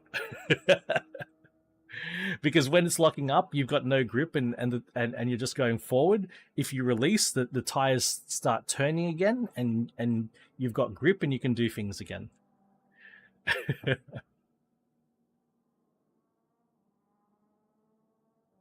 Yeah, if you're when, as Joe Valor says, you know, when Joe Valor will say understeer is the root of all evil, and he basically says that because once you get into an understeer situation, it's very difficult to get out of it. It's not easy. It's really not easy. You want to just try to prevent getting into the understeer in the first place. But you know, once you're in terminal understeer, that's it. You've got to just sort of let the car do its own thing. But anyway, thank you all very kindly. I do need to wrap up. Got a busy day. Need to do some last minute shopping before Christmas. I hope you all have a wonderful weekend. Thank you guys. It was amazing today. There was Dream. Thank you, Reem, RJ, Nikki, everybody who Daniel, everybody who dropped in either silently or very actively. Amazing stream today, guys. And I'll be back on Twitch on the Monday Roller Train. Here on YouTube, I don't know, maybe during the Christmas break I might have some time. If you have Automobilista 2, Buzz Buzzington should be running a barrel roller event in Discord for AMS2. But otherwise, take care, guys. Until next time.